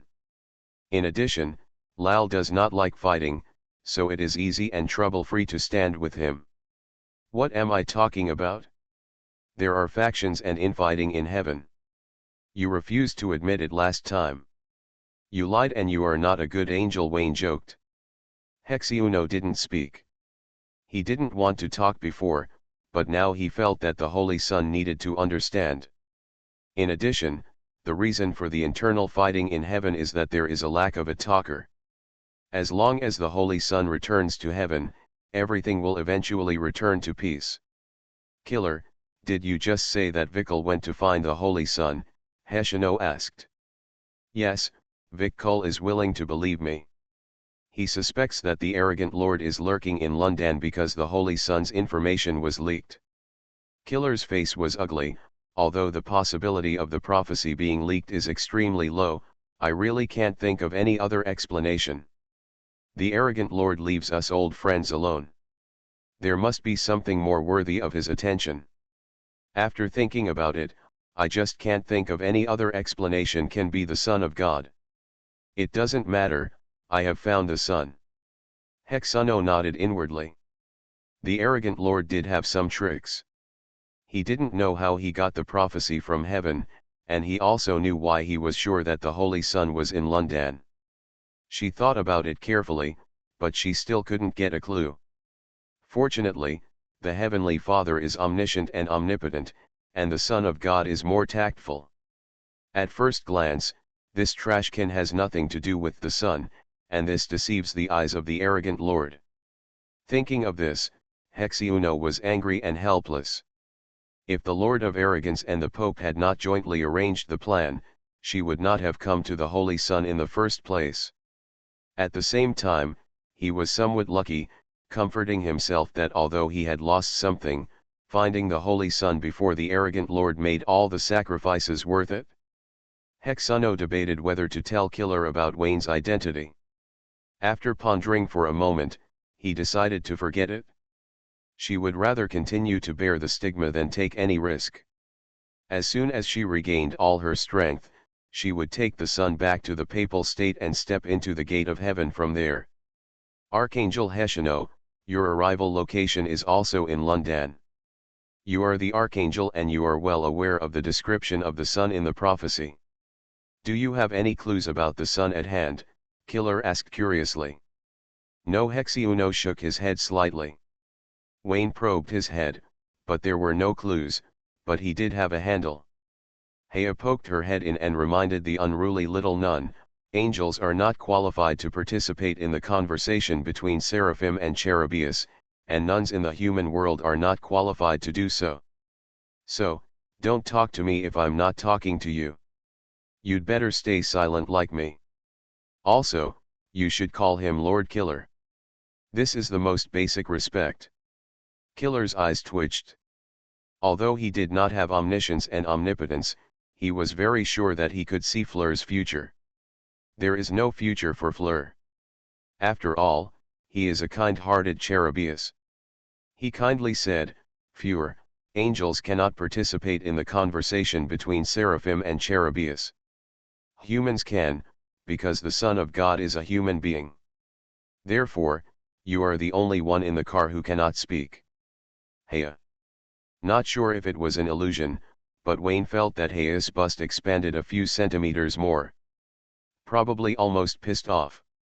Killer, contact Vekel. He doesn't know the details of the Holy Son. It's impossible to find the Holy Son if he continues to search. The top priority is the Lord of Arrogance. We must work together to convince Hexuno said.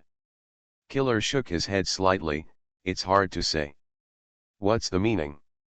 As you know, Vekel has a very good relationship with Archangel Lal, and Lal is responsible for taking charge of and translating the prophecies of the sun. Lal did not tell me the information about the sun, which does not mean that he did not tell Vikul. Killer helplessly spread his hands. This is a secret. It is of great importance. Lal should not tell angels other than Seraph Heshino said displeased. There is no way, there must be an angel who is willing to do the work, Killer sighed. No, I never thought about fighting with Ruhr, it was him. Hexiuno explained and found that Hea was glaring at him, so he stared back fiercely, and then said, besides, I have been working hard to find the Holy Sun. Did you find it? No. Arkang Heshino, just look at the results. You and Ur have mastered the key information, but you have not found the Holy Sun. Instead, you are addicted to fighting and enjoying it. Killer said decisively, Archangel Lar is right. He was very prophetic in telling the truth to Vikul. After suffering a strange attack, Heshino was very helpless.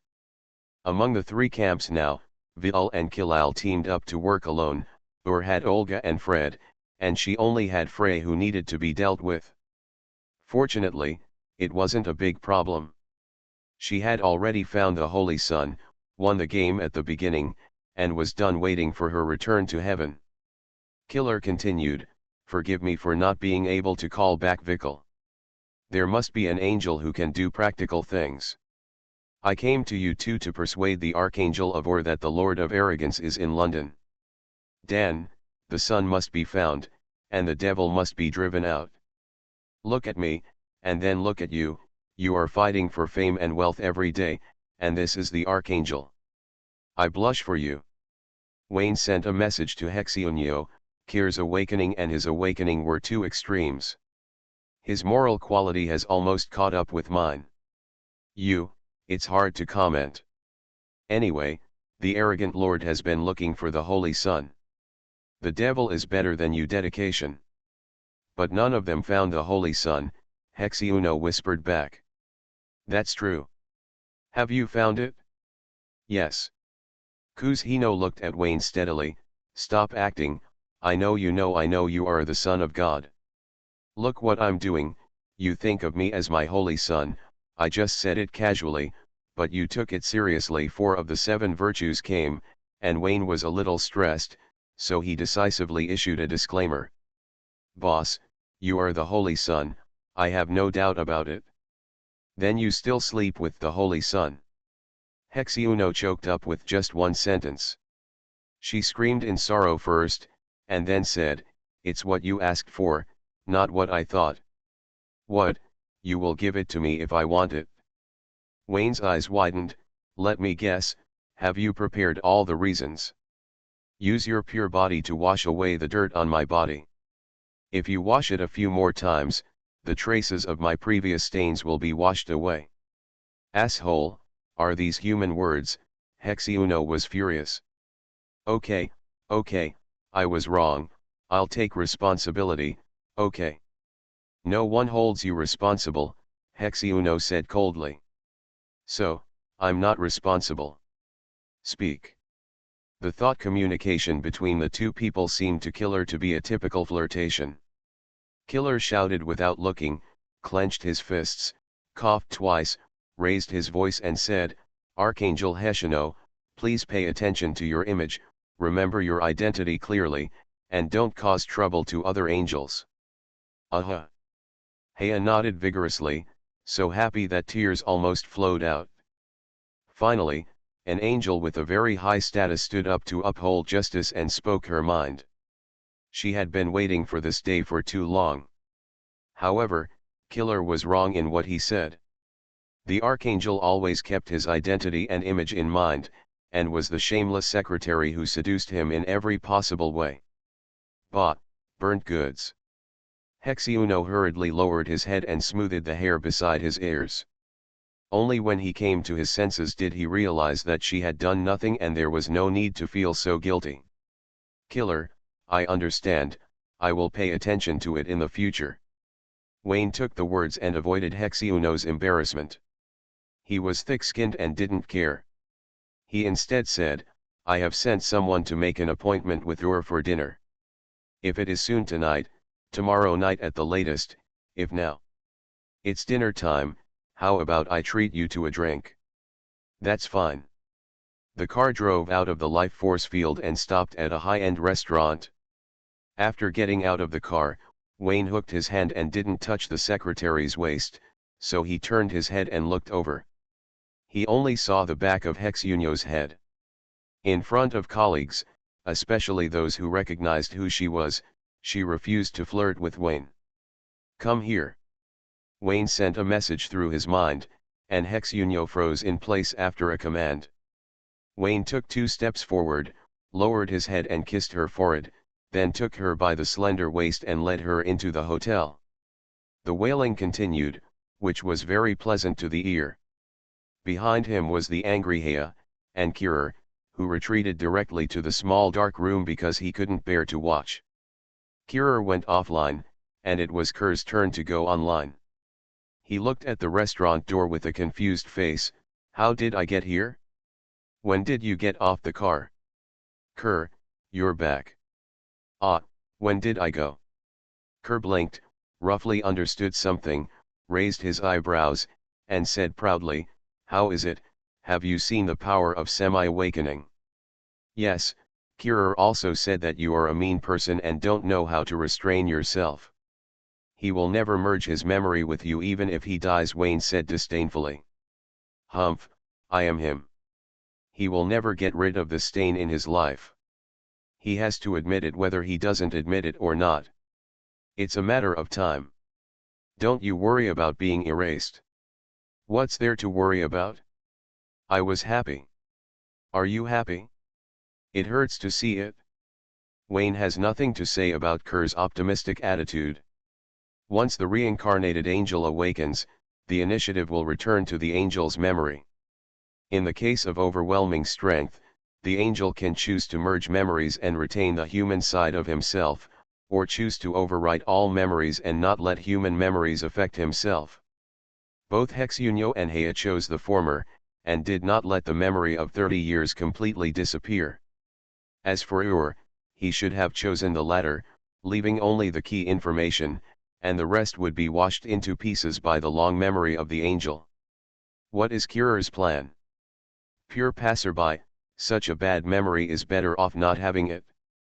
Wayne thinks that Ker will disappear 80% of the time, and even if it is kept by Kirer, it will only be a small part. But looking at Ker's appearance, he himself does not seem to care. Let's go, you don't have much time, I'll treat you today, eat and drink, don't take anything to heart. Wayne tightened his arms around the secretary who was about to run, and lowered his head to kiss him again. You.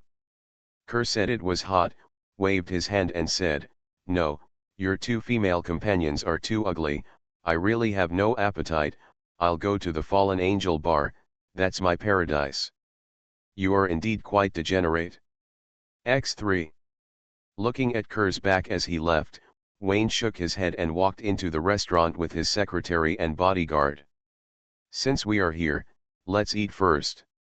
At the same time.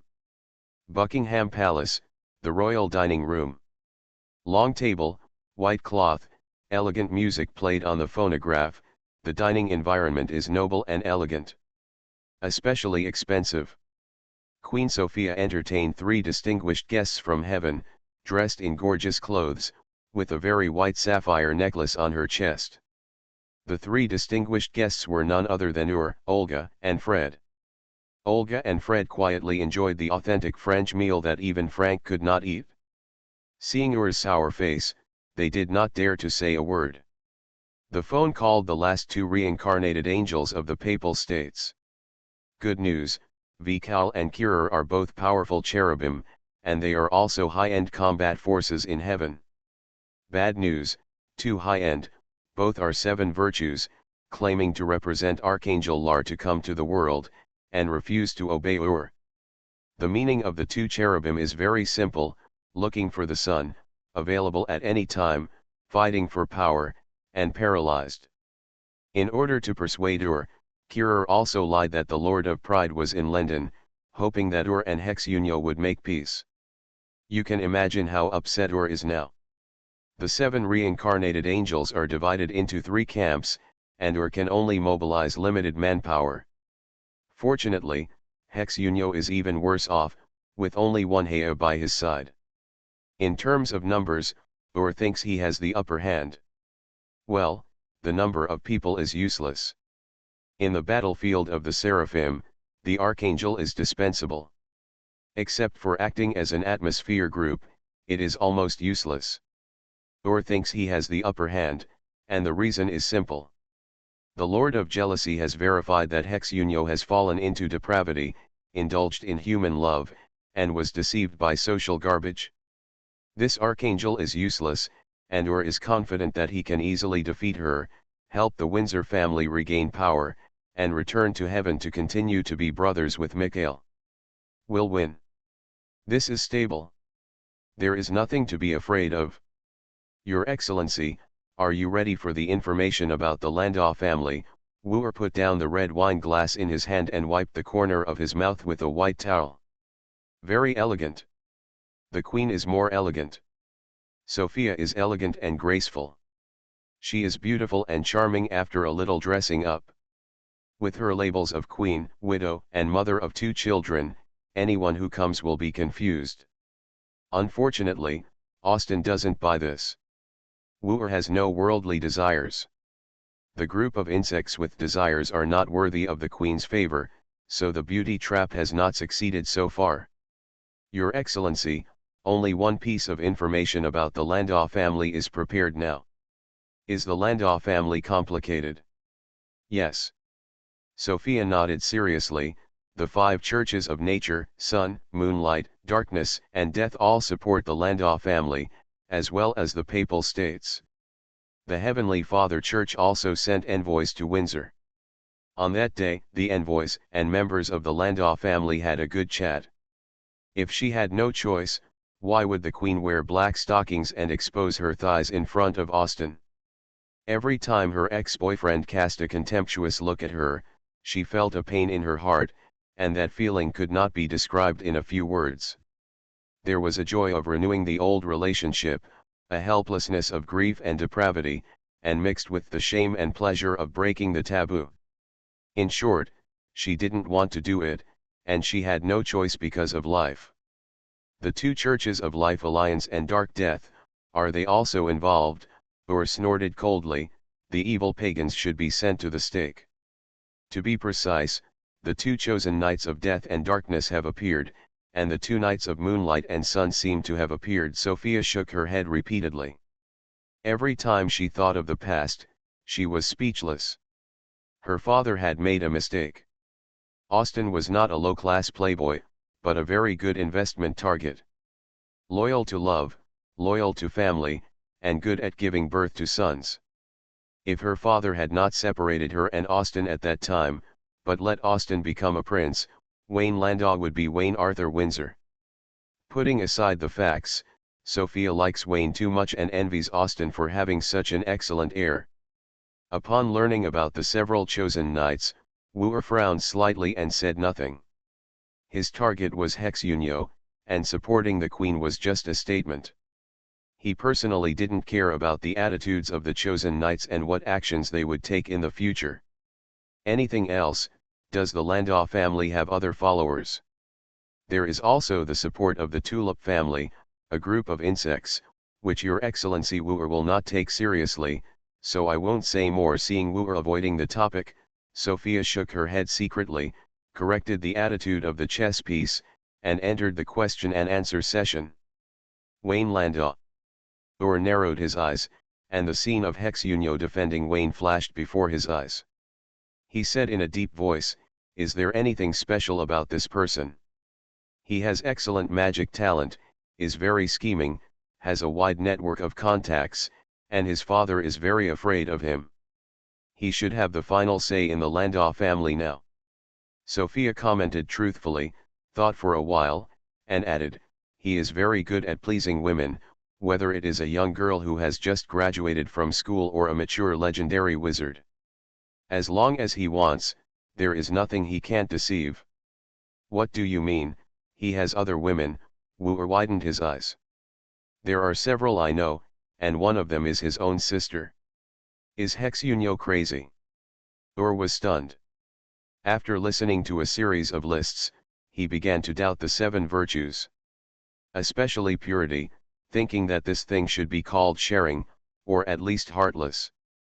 As an archangel, it's fine that he lost his virginity to a gigolo. This gigolo is a well-known pervert and scum. He really doesn't care about the honor and dignity of heaven. Wait a minute, is this guy really a devil? Ur's head was buzzing.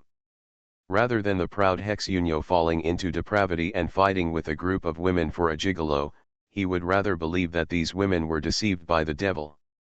What kind of devil can deceive Hexunyo, the Lord of Pride? Ur thought about it and was terrified. If this is the case, the gigolo is at best just an ordinary gigolo. If he rises to the level of a big devil, heaven will only be more embarrassed. Sir Wooer, is there anything special about Wayne? You seem to care about him. Sophia looked a little surprised, like a novice in politics. Yesterday you said that the mastermind behind the humiliation of St. George's bloodline was Sir Heshino. Can I assume that Wayne is also an archangel like you? Wooer's face darkened, and the red wine in his hand couldn't help but have a bit more uric acid. Sir Wooer. You think too much, he is not, absolutely not. That's it? Sophia felt even worse.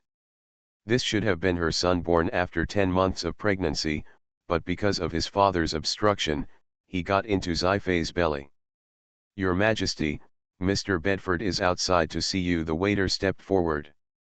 I am entertaining an important guest, let him wait a moment. He said there is something very important, the waiter whispered. Sir Wooer, please allow me to leave for a moment. Sophia stood up gracefully, not understanding what was so important about Bedford. If it was a shipyard, it was said that the Landau family was in need of a small workshop, and as tulip families, they should love each other. If it really doesn't work, then they can enter the tobacco industry. First is just a yes man, easy to bully. Restarting the myth. Author, Fengchao Huang. Chapter 485. Bedford. The Bedford family is one of the 14 tulip families, focusing on the 2 major fields of business and magic. In terms of business, the Bedford family owns the largest shipyard in London, and the millions of sailors depend on their food and clothing. Its influence in the secular world is enough to rank among the top 3 tulip families. In the field of magic, the Bedford family has a legendary wizard, Bedford, who is one of the senior executives of the Ministry of Magic headquarters in Windsor. A loyal royalist, a taciturn money-making party, he is quite trusted by Queen Sophia because he is low-key and has constant scandals. Let's put it this way, the Bedford family had money and connections, and they had influence in terms of status, so the Landau family had to avoid their edge. How glorious it was in the past, how miserable it is now. In the King Jun incident, 2 senior executives of the Ministry of Magic, Bedford and Bond, participated in the kidnapping of the Queen and were extremely evil. Although it was later found that they were helpless and controlled by the devil, they did it and must be punished. Bond's research project was stopped.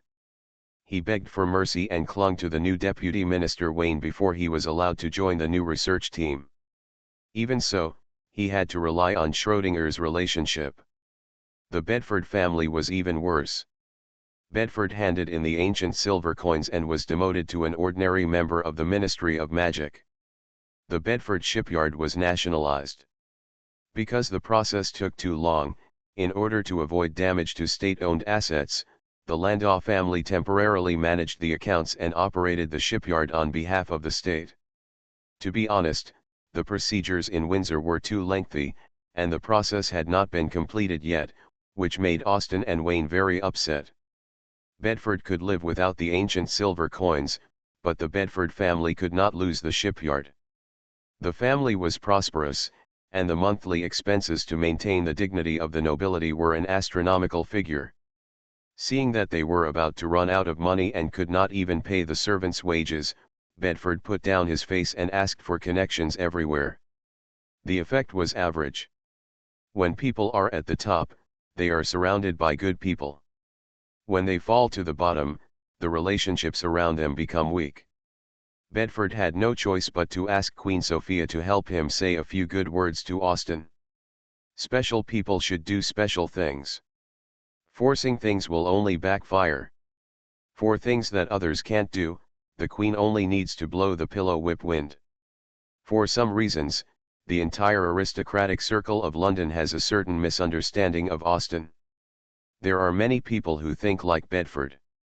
The Queen knows the specific situation. Where can she blow the pillow whip wind? She did blow it more than 20 years ago, but now she can't even see the whip. Sophia never explained the misunderstanding of outsiders. She is a queen who has lost power, but she still has charm and takes care of 2 children. How hard is her life? If you want to live a good life, you have to have some green on your head. Prince Douglas didn't say anything. The Queen thought that no objection meant tacit approval, so she didn't explain. A false backer is also a backer. It's enough to fool a group of insects. So let it go. Looking at Bedford begging desperately, Sophia pointed out a clear way for the Bedford family. The shipyard would not be returned. Austen agreed, but Wayne did not agree. This father and son are loyal to the Emperor and patriotic. Their sincere hearts are witnessed by God. They will not watch the privatization of state-owned assets. But the Landau family does not engage in tobacco business, so they can change this track. Windsor's tobacco and lottery business is monopolized by the Julian family. The head of the family, first, can only say it makes sense in addition to being a secretary. He is a yes man among insects. The Bedford family has entered the tobacco industry and it is a soft persimmon. It is right to pinch him. At most, set up a table and apologize at the wine table. Bedford is a legendary wizard. Can first kill him. Of course, the Landau family does not engage in tobacco business, but it does not mean that they will not take dividends from the tobacco industry. The filial piety that should be given should still be given. Only when Austen and Wayne take the money can the Bedford family make progress. Bedford thought it was reasonable, and left gratefully. After 3 months of separation, he met Queen Sophia again today. Sophia left the restaurant gracefully and met Bedford in the corridor of the palace. She didn't know that because of her kind guidance, Bedford didn't get the soft persimmon, and plunged into the arms of the Lord of Pride. According to the official statement of heaven and the Bible, this is the greatest evil force in the world, the leader of the villains among villains. Bedford was possessed by a ghost, staring at the white sapphire pendant on the Queen's chest for a few seconds, then looked away and looked at the closed restaurant curiously. Curious.jpg. Who is the old friend inside? If it's not an old friend, who else could it be, Austen or Wayne? Lord of Pride, it must be Wayne. Father and son are in the same frame, fighting a tough battle in the same trench, which is too fun. Bedford, what are you looking at? Sophia was slightly dissatisfied, and Bedford's eyes were wretched, as if she was full of stories. These insects, who used to be loyal, are becoming less and less respectful to her now. Your Majesty, I'm sorry, you seem to be entertaining guests. It's none of your business, can you find out? Sophia glared at Bedford, showing off her Queen's majesty, and her voice gradually became colder. What exactly did you come to me for? If it's to enter the tobacco industry, 30% is 30%, and 70% is for Austen's benefit. Even if I take it, it's for your own good. Son of the beach, it turns out that you are stealing my business behind my back. Bedford's eyes widened. What kind of insect operation is really to Windsor?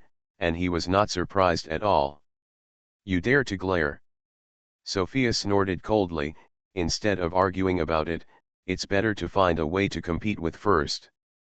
You just entered the tobacco industry. If you want to gain market share, you have to lower the price. Once you squeeze him out, the Bedford family will decide the price of cigarettes. Even if you sell 30%, you can still make 300% of the money. This is monopoly, it's destroying the market. Because of your mess, ordinary people can't even afford cigarettes. Bedford was so angry that he almost dropped his vest. He could tolerate stealing business, but he couldn't tolerate raising prices. He is a demon king. In order to reduce the average life expectancy by 10 years, he has been operating for many years to lower the price of tobacco so that ordinary dock workers can also afford cheap cigarettes. Is it easy for him? Sophia and Bedford are good. One opened his mouth and the other moved his hands. The two of them raised the price of tobacco. This is a blasphemy against the free market, a trampling on human laws, and an injustice to the people. They will go to hell. Bedford, I have said everything I should say. Is there anything else? Sophia issued an order to expel him. Your Majesty, I want to go in for a meal. It's noon. I'm here now. I can't go back with a big stomach full of anger, right? Bedford said unhappily. The guest in the room is very important, not you. Sophia was about to refuse, but suddenly nodded. So that's it, you have new information about the Landau family. Okay, come in with me. The door of the restaurant opened, Sophia led Bedford into the room, and asked the waiter to add a chair next to her. Wooer turned his head slightly and looked at Bedford, who looked silly. He didn't understand why the Queen would bring a passerby in on such an important occasion. Sir Wooer, this is Bedford Bedford, the head of the Bedford family in the Tulip family. Because of his loyalty, the Landau family took away his family property and lived a very miserable life. He has a lot of important information on hand. Sophia explained. Bedford lowered his head to hide the shock in his eyes. Wooer. There are 2 archangels among the 7 reincarnated angels, and one is the Archangel of Wisdom, Kirer, who represents temperance. 3 of the 7 virtues have come, and it is unknown whether there is a 4th one. Sure enough, they are coming for him. Damn, it is really exposed. But where did heaven get the information from? They actually planned all this more than 30 years ago. This shouldn't be the case. Where did the news leak out? Bedford, or the Lord of Pride, got crucial information as soon as he sat down.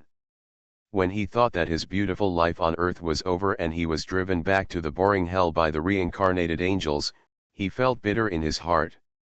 What should I do? So that's it? You are here on behalf of the resistance of the Tulip family. Tell me, what information do you have? Or nodded slightly.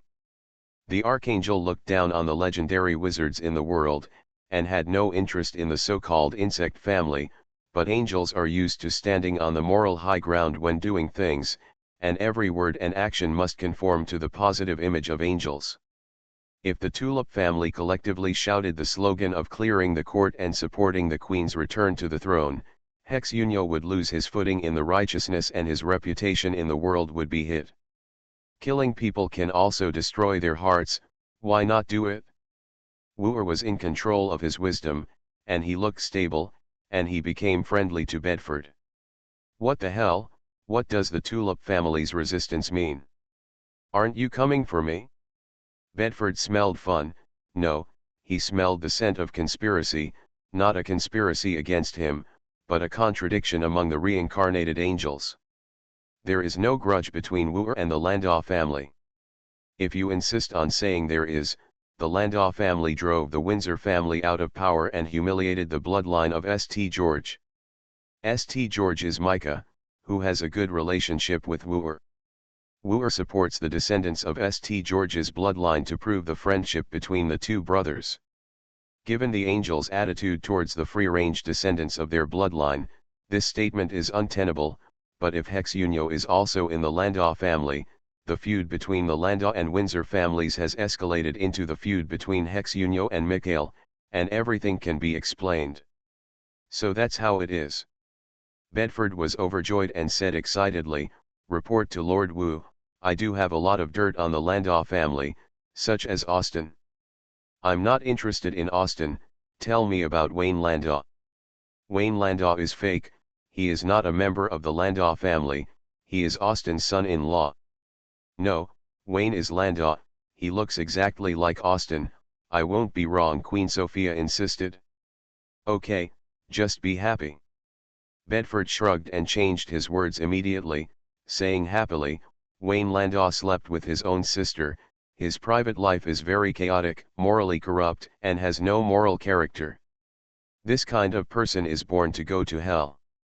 I have always suspected that he has the blood of the devil flowing in his body." "That's impossible," Ur immediately refuted. "It is an established fact that Hexunyo lost his purity because of Wayne, which cannot be changed, but for the honor of heaven, Wayne must not be allowed to have the blood of the devil flowing in his body. Even if he is really a devil. Sir Ur, I am just making an analogy, not saying that he. Even analogies are not allowed." Ur's attitude was tough, and he looked at Bedford with disdain. "You are of no rank, and you are worthy of calling me by my name. Just call me Sir Pedro." Bedford. The Lord of Arrogance felt that the Archangel was too arrogant. "With this face, I thought it was Micah with my eyes closed." Good thing, he didn't refute it. Since the Lord of Arrogance came to the world, he has not grasped the world of flowers and is somewhat degenerate. While other devils focus on their careers, he only enjoys the sugar-coated bullets of the capitalist world and only knows how to have fun in his spare time. There was a lot of fun at the moment. I was curious about Ur's expression when he saw Heshino, who had lost his innocence, and tried his best to encourage the two sides to meet and fight. The momentum cannot be small, and there must be a large number of onlookers. It can't be too much. This fun can last for a long time, but it can't be sent back to hell because of his momentary mistakes. Especially the Lord of Jealousy should not be allowed to get wind of it. The grievances of jealousy are also fun. Le.jpg. Obviously, although the arrogance of the world and the arrogance of hell are one, the two parties do not communicate frequently, and the speed of exchanging information is far less than the speed of version updates. It is not clear how much grievance the Lord of Jealousy has suffered recently. Looking into the reasons, on the one hand it is arrogance, on the other hand. Maybe the arrogant lords of earth and hell want to enjoy themselves secretly. Arrogance, what's wrong with my own people? My own people can't share the same fun with me. Your Excellency Pedro, the last time the Landau family rebelled, it was in full public view, in front of all the tulip families, and we could not be outdone, at least not in terms of momentum. In my opinion, it is better to summon all the tulip family to the headquarters of the Ministry of Magic. No, the headquarters of the Ministry of Magic is now named Landau and is not controlled by the Queen. It should be located at Buckingham Palace. You will personally crown the Queen at that time. This is sacred enough." Bedford was giggling, and when he got excited, he slapped the table on the table. "The Randall family's rebellion is unreasonable. We are the righteous party. They are the ones who have a guilty conscience. The more people there are, the more we can show that we have a clear conscience." Ur nodded secretly. He was planning how to support the Queen to ascend to the throne in full view of the public. These words really spoke to his heart. "You are very good. If you work hard, you may go to heaven in the future." "What's wrong? You don't want to go to heaven." "That's not really true. The main reason is that many people say I deserve to go to hell." Bedford sighed. "Once upon a time, Ur was one of them.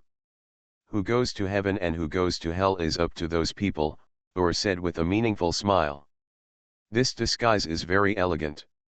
It not only embodies the Archangel's ambition to be indifferent to fame and wealth, but also pays attention to the transcendent wisdom of inner peace. It also lays the groundwork for the subsequent identity exposure. It is a very good foreshadowing. It is a very good foreshadowing." Bedford's eyes widened immediately, he raised his hand stiffly, and said with a trembling voice, "Your Excellency Pedro, who are you?" He. Or smiled and said nothing. The term insect is biased. At least this guy named Best is still very good. With a little training, he will definitely have a place in heaven. It doesn't matter who I am, the key is who you are. Or picked up the wine glass. "I am willing to serve you." Bedford stood up suddenly, his face flushed, and he looked as excited as if he had met the master. "Why, are you not loyal to the Queen?" "I have been loyal to the royal family all my life. Now, I just want to go to heaven." As expected, he is an excellent legendary mage. "In that case, you will be able to arrange the invitations to the banquet. No matter what method you use, you must invite all the Landau family to Buckingham Palace." "Ah, this. Why, you can't handle even the smallest of things. Is this your loyalty?" "Your Excellency Pedro misunderstood." Bedford hurriedly explained, "I am willing to be loyal to heaven, and I have always dreamed of going to heaven, but, the Landau family is too powerful. It doesn't matter if I die. I am the one who deserves death for delaying your important event. You do know how to say it?" Or narrowed his eyes slightly, a ray of golden light bloomed in his right eye, and he engraved a golden rule on Bedford's body. Bedford's eyes widened and he was shocked as he looked at the stigmata appearing on the back of his hand. He, the Lord of Arrogance, has been recognized by the Archangel of Or. With my power, the Landau family knows what this banquet represents. The people I want to see will definitely come, and they will not be absent. Or said lightly. The arrogance of the world has the blood of his mortal enemy Mikal, smells like heaven, and has the stigmata added to it. Not only does it not emit smoke, but it also fits perfectly. Or was too arrogant. As an angel, he looked down on humans, so he didn't look at Bedford twice. He didn't know what a serious crime he had committed. His tone was still calm. "Send the invitation to the Landau family, and then summon all the members of the Tulip family.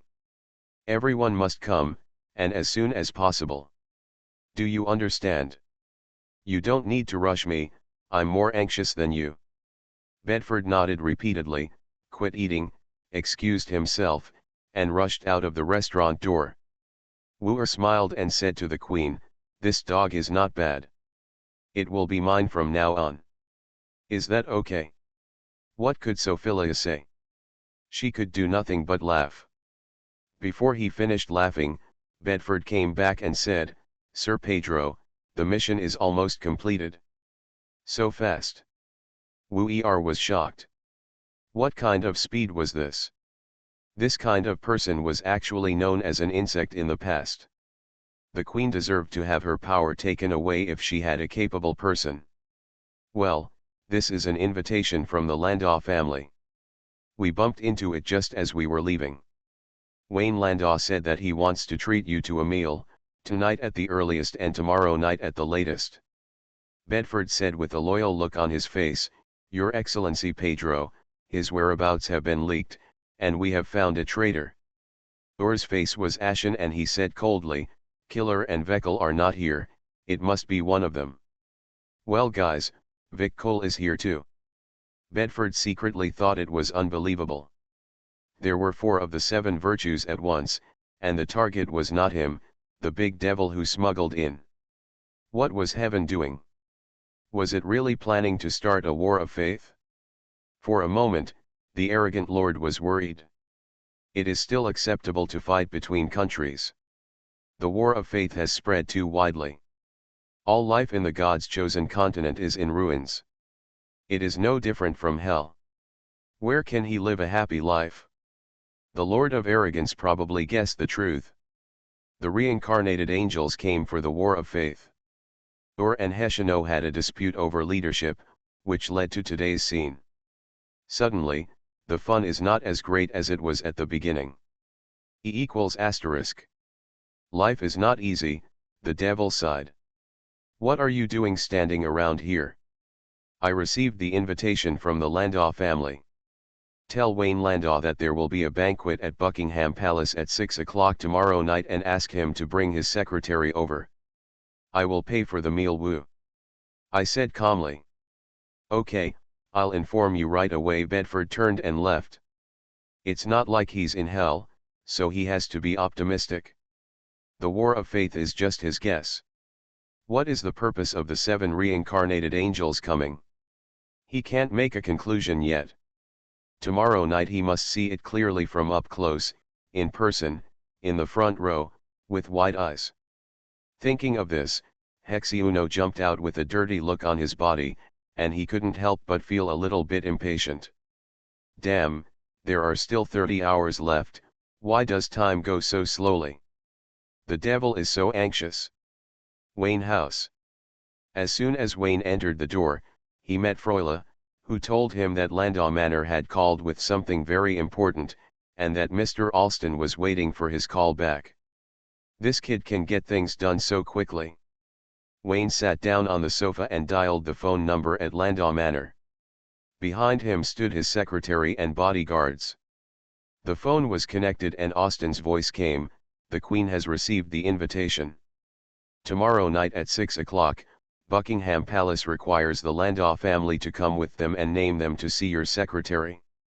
Awesome, you can arrange it in just one meal. It seems that I will be impressed by you in the future. If you work hard, you can continue to fight for the Landau family for another 30 years, Wayne encouraged. Stop talking nonsense, this is for you. You are the head of the family. He and I are not going to attend tomorrow night, Austin said bluntly. Tomorrow night will be very lively at first glance, and he is not someone who likes to join in the fun. Okay, I'll set up a card game at Landau Manor tomorrow night, and you and the teacher can play 2 games. Wayne touched his chin, and the 7 reincarnated angels gathered together for a meeting. The arrogant lord would definitely get the news, and maybe Chi-Chi would appear at the scene. Since Buki was at the scene and he wouldn't be able to steal the house, Wayne thought about it and gathered the wings together tomorrow night and arranged a few capable bodyguards to avoid losing his home when he turned around. The best bodyguard candidate is undoubtedly Wei Zi. Anastasia and Chikla are also capable of taking on demigods. With Heshino and Frey on his side, they can handle it even if Or turns against him. After all, he is a positive figure representing heaven. Or doesn't dare to go too far if he rebels. He is not a devil, and he cannot bear the reputation of killing innocent people indiscriminately. One more thing, other Tulip family members are invited to the banquet tomorrow night. Don't you think you have seen this scene somewhere? Austin said in a low voice. You look familiar. You are the former Queen Sophia. You are the protagonist and cannot be absent. Why don't you come with me tonight? Mr. Wayne, you are the queen you once were, and I am no longer the queen. Austin hung up the phone readily, not caring about Wayne's life or death. It's so ruthless. Maybe this is the upper-class noble. Wayne hung up the phone with a sigh and said without looking back, the dinner has been arranged. The queen will pay for it tomorrow night. You two will come with me to the banquet. Hea has no objection, and Wayne will do whatever he says. Hehunyo is a little uneasy, meeting Ur in public. Killer and Vekel may also come, and she is worried that she will lie again. It doesn't matter if you lie. If there is one, there will be 2. Anyway, it's not the first time. The key was that Ur made too much noise, which made her feel that the matter was not simple. Considering the identity of the son of Wayne, she decided to pay close attention tomorrow night and never let Ur hurt the son. Wayne, are you back so early today? Chris had her long hair tied up, dressed in casual home clothes, and walked down the stairs with a hostess's smile. First she smiled at Secretary Mona, and then, "Hey, who is this dirty woman?" Hea's long-lasting white nun's uniform is not tight, but very loose, but her good figure cannot be blocked. Just one look at it made Chrissy feel stressed out. Chrissy hurriedly turned around and went upstairs. There was another old witch-level beauty, and she couldn't resist it alone. She needs help. Who is that? Hea frowned slightly. Judging from Chrissy's casual attitude, she seemed to be very close to the archangel. Sister. Her name is Chrissy, the current mistress of Wayne House. Wayne leaned sideways on the sofa, raised his head, and raised it again. I am the man of the Wayne House, so do you understand? Hea froze on the spot and said in disbelief, Archangel, your status is so noble, how can you make mistakes continuously? Hea didn't know what Chris was like. In terms of feeling, she was not a nun from Heavenly Father's Holy See. She was most likely a pagan. This status was not worthy of her archangel. He. Heshinope smiled, and said in a sinister tone, this house has more than one mistress, there is also a fiancée, and a first love girlfriend. After leaving the Wayne mansion, there are several Wayne manors in London. You are shocked. Still to come. Impossible, the archangel is not that kind of person. Hea denied it in a shocked voice. Seeing Hexeuno's contemptuous sneer, he hurriedly said to Wayne, Archangel, please speak. What's there to say? That's the kind of person I am. Wayne rolled his eyes at Hexeuno and said with a grudge, I have been pure in heaven for half my life. I finally reincarnated into a human being in the name of looking for the Holy Sun. What's wrong with sleeping with a few more girls I like? This is what I have insisted on being pure for many years. Blessings. Hea suppressed her blush and said tremblingly, you should not indulge in humans' base desires, you should continue to be strong. I am happy to indulge in desire, and I, Hexuno, like to fall. Wayne said the words that made Hexeuno grit his teeth, and hummed, steamed buns, you, an angel, don't have any support. My subordinates dare not. Hea lowered her head in despair, looking dazed as if her faith had been defeated. Suddenly, the damn secretary's features became clearer. If nothing else, at least the secretary is a nun stamped by the Holy See and is considered one of our own. Hea perked up and pressed Hexeuno's shoulders with both hands, you, from now on, you must stay with him every night. This is my life's request. The purity of the archangel depends on you to protect it. Her Hanat. This damn recognition made her want to strangle Hea to death with her own hands. Boss, I'm serious, give me a chance to kill her. No, I like Hea very much. X3. The three little ones walking down the stairs paused upon hearing the words. Veronica was furious and rushed into the living room with a quick stride. She wanted to see what Hea, whom Wayne liked, and Bayu Egwang's rival looked like. Sigma, W. What a beautiful big sister. Gudu. The sound of swallowing was extremely loud, and Wayne, Hexuno, Hea, including Chris and Willie, all cast disdainful glances at Veronica. Veronica reacted, blushed, and hurriedly returned to Chris, grabbing her hand and saying, Senior, please listen to my explanation, it's not like that. Wayne. What the hell, it shouldn't be Wayne. Do you want to hear my explanation? You are listening to novels at Bless Up channel. Wish you happiness and luck. Please subscribe to receive new novels. How do you feel about this novel? Please like and leave a comment. Restarting the Myth. Author, Fengchao Huang. Chapter 486. Chapter 436, This is how our 7 virtues are. Wayne's head was a little heavy, and he was ready to teach Veronica a lesson tonight. No, it should be to teach Chris a lesson in front of Veronica, and let Willie fan the flames. It was a close call, I was almost fooled by her 9 times. Chris quickly stabilized the harem, and the 3 little ones stood on the same front, staring at Wayne, asking him to give an explanation. Where did this newcomer come from? Is she a succubus from hell? She was wearing a nun's uniform of the church, holding a serious posture, pretending to be quite similar. At first glance, she looked very holy. X3. Hexeuno sneered, What a beautiful scene, she liked it too much. Unlike Hizayunyo, Heia's eyes were full of golden light, and she looked at Veronica and the other two, praying that the archangel was lying.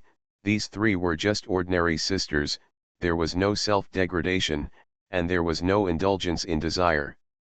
Wayne made 3 puffs overnight last night. They were still hot after coming out of the oven, but they were absolutely fresh. It would have been fine if Heia hadn't seen them. After seeing them, she was completely stunned. She held onto the sofa, staggering and almost falling. In her grief and anger, tears of humiliation flowed from the corners of her eyes. Archangel, I'm late. If I had awakened earlier, none of this would have happened. I don't know how sad Heia was. You can imagine that the hero and heroine agreed to reunite in the world. The hero went through untold hardships and crossed thousands of mountains and rivers to finally meet the heroine.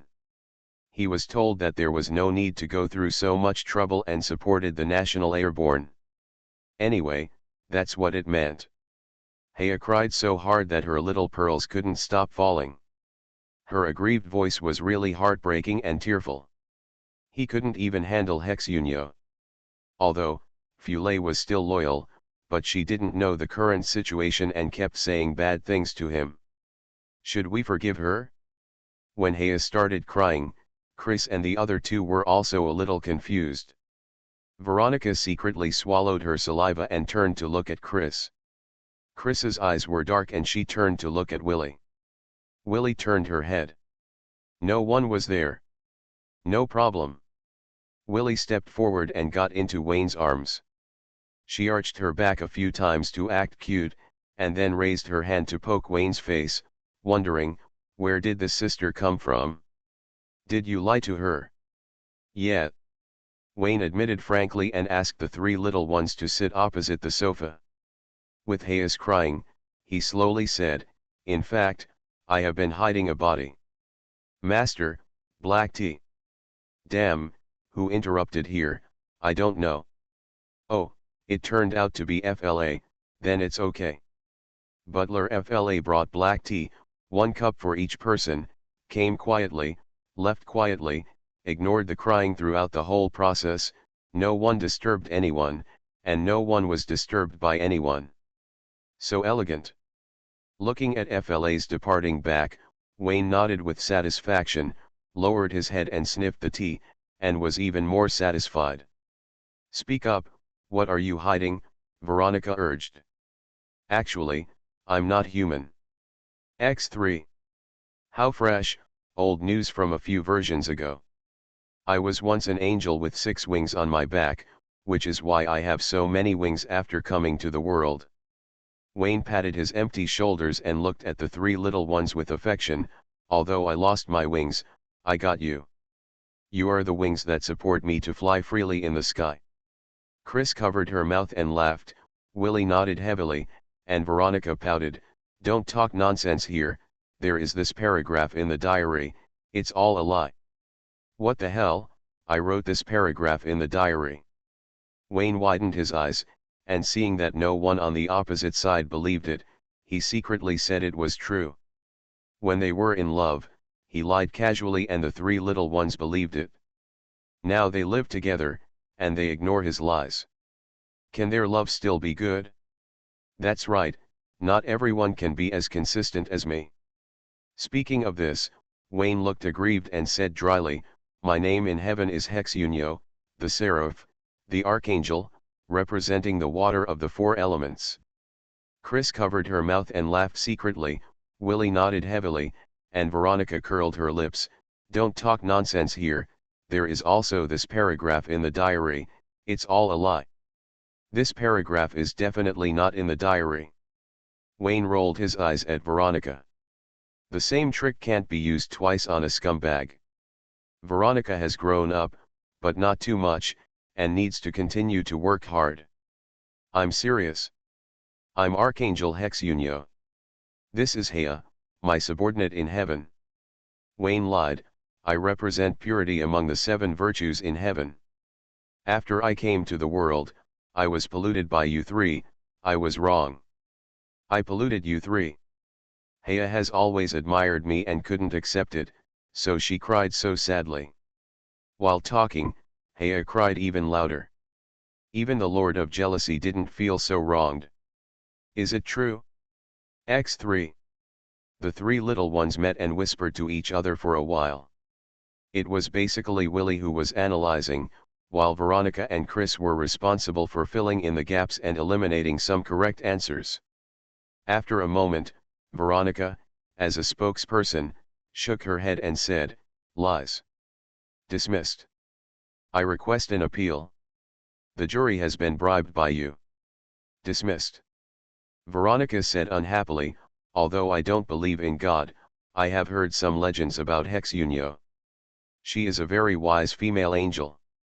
Her wings are like the first ray of light in the morning, dispelling the fear and despair of the world, and spreading endless warmth and hope."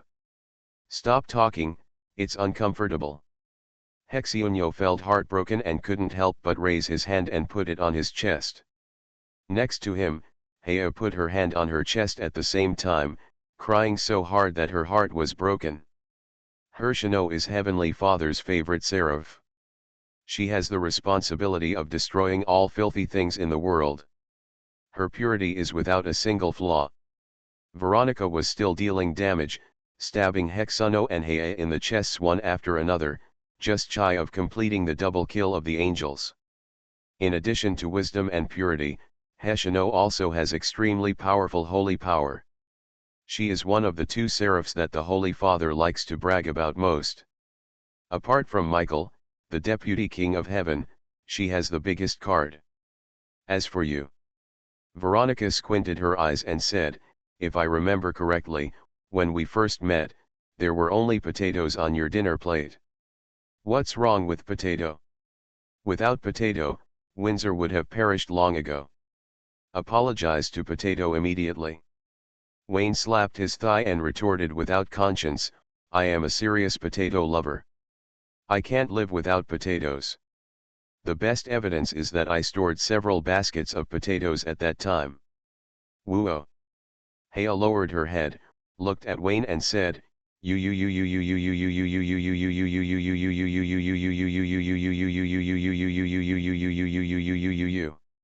"What are you talking about?" "I didn't understand a word," Wayne said speechlessly. "She said it was all her fault. If she hadn't woken up too late, you wouldn't have suffered so much. All the mistakes were her fault. She is the one who committed the most heinous crimes." Hexuno translated. "No, I can understand this. Are you having an affair with her?" Wayne was unable to complain and looked at the three little ones. "That's the situation. I am the Archangel. If you step back 10,000 steps, I am also the Archangel who likes to eat potatoes." After saying that, he snapped his fingers. There was no movement. Hexuno sighed and pushed Hea next to him. "Stop crying, where are your wings? Quickly prove the identity of the boss." Hea cried and stretched her wings. The white holy light, the pure holy wool, and the golden rule belt fluttered. Together with the crying face, the eyes of the three little birds were widened. The three met and discussed for a while, but Wei Li was still doing the analysis. After a moment, Veronica said with a serious face, "Reject." Willie said, "You can't believe a word of the scumbag's lies." "Asshole, there's the second half of the sentence, except for the sweet words," Willie retorted on the spot. "Who are you bastards with here?" Veronica raised her sword and suppressed the future Sun Knight with just one blow. Willie lay in Chris's arms with smoke coming from her head. Her brain trust went offline, and no one could stand up to expose Wayne's lies. "Okay, if you don't believe it, I have another version." Wayne shrugged. "Actually, I am not Hexuno, Mona is. She was tricked by the devil and sold by a prostitute. She became a secretary by my side. After she woke up, she found that she had lost her purity and was unwilling to face it. Reality has entrusted me to pretend to be Hexuno. You did it anyway." Hexuno was almost scared to death, feeling panicked, but his face was still calm and calm. When he saw Veronica and Chris looking at him at the same time, he smiled slightly. She had a helpless smile. She was a secretary, her boss was talking nonsense, and she had nothing to do. Dismissal. Lie, Veronica said. Don't rush to dismiss it yet, maybe Mona is true. Willie raised her hand to speak. Because she kept lying on Chris's chest, Veronica was dissatisfied. She received a second blow from the knife and fell into silence again. I can't carry it anymore. Wayne curled his lips disdainfully and told Hexuno not to panic. He knew that no one would believe him if he told the truth.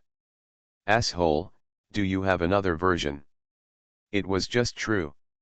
Impossible, if Mona is Hexuno, even if she loses her purity, she will not ask you to pretend to be the archangel. You will only make the name Hexuno even more impure. Veronica is reasonable. According to legend. The words were true, but she had no choice. She couldn't open her mouth to lick others if she knew whether St. Mark was there. It's different for me. She couldn't take it back several times. Wayne's eyebrows were beaming, and he was a little proud. He clenched his fist and coughed lightly. Congratulations, the version has received a patch. Any unreasonable things can be explained. Although I am not an archangel, my status is higher than that of the archangel. Boss, stop talking. Hexuno hurriedly spoke out. The Holy Son was of great importance, so he couldn't just talk casually. What are you doing? Didn't you see that I was lying to them? Are you lying? You are obviously telling the truth. Hexuno thought through the message, went along with it, and made several unspeakable gestures, which finally made Wayne stop telling the truth. You insisted on giving it, but I didn't ask for it. Wayne got an advantage and acted obediently. He turned to the three little ones and said, okay, I lied. I am not an archangel, and I don't have any higher status. I can deceive Hea into believing it. It's just her stupidity.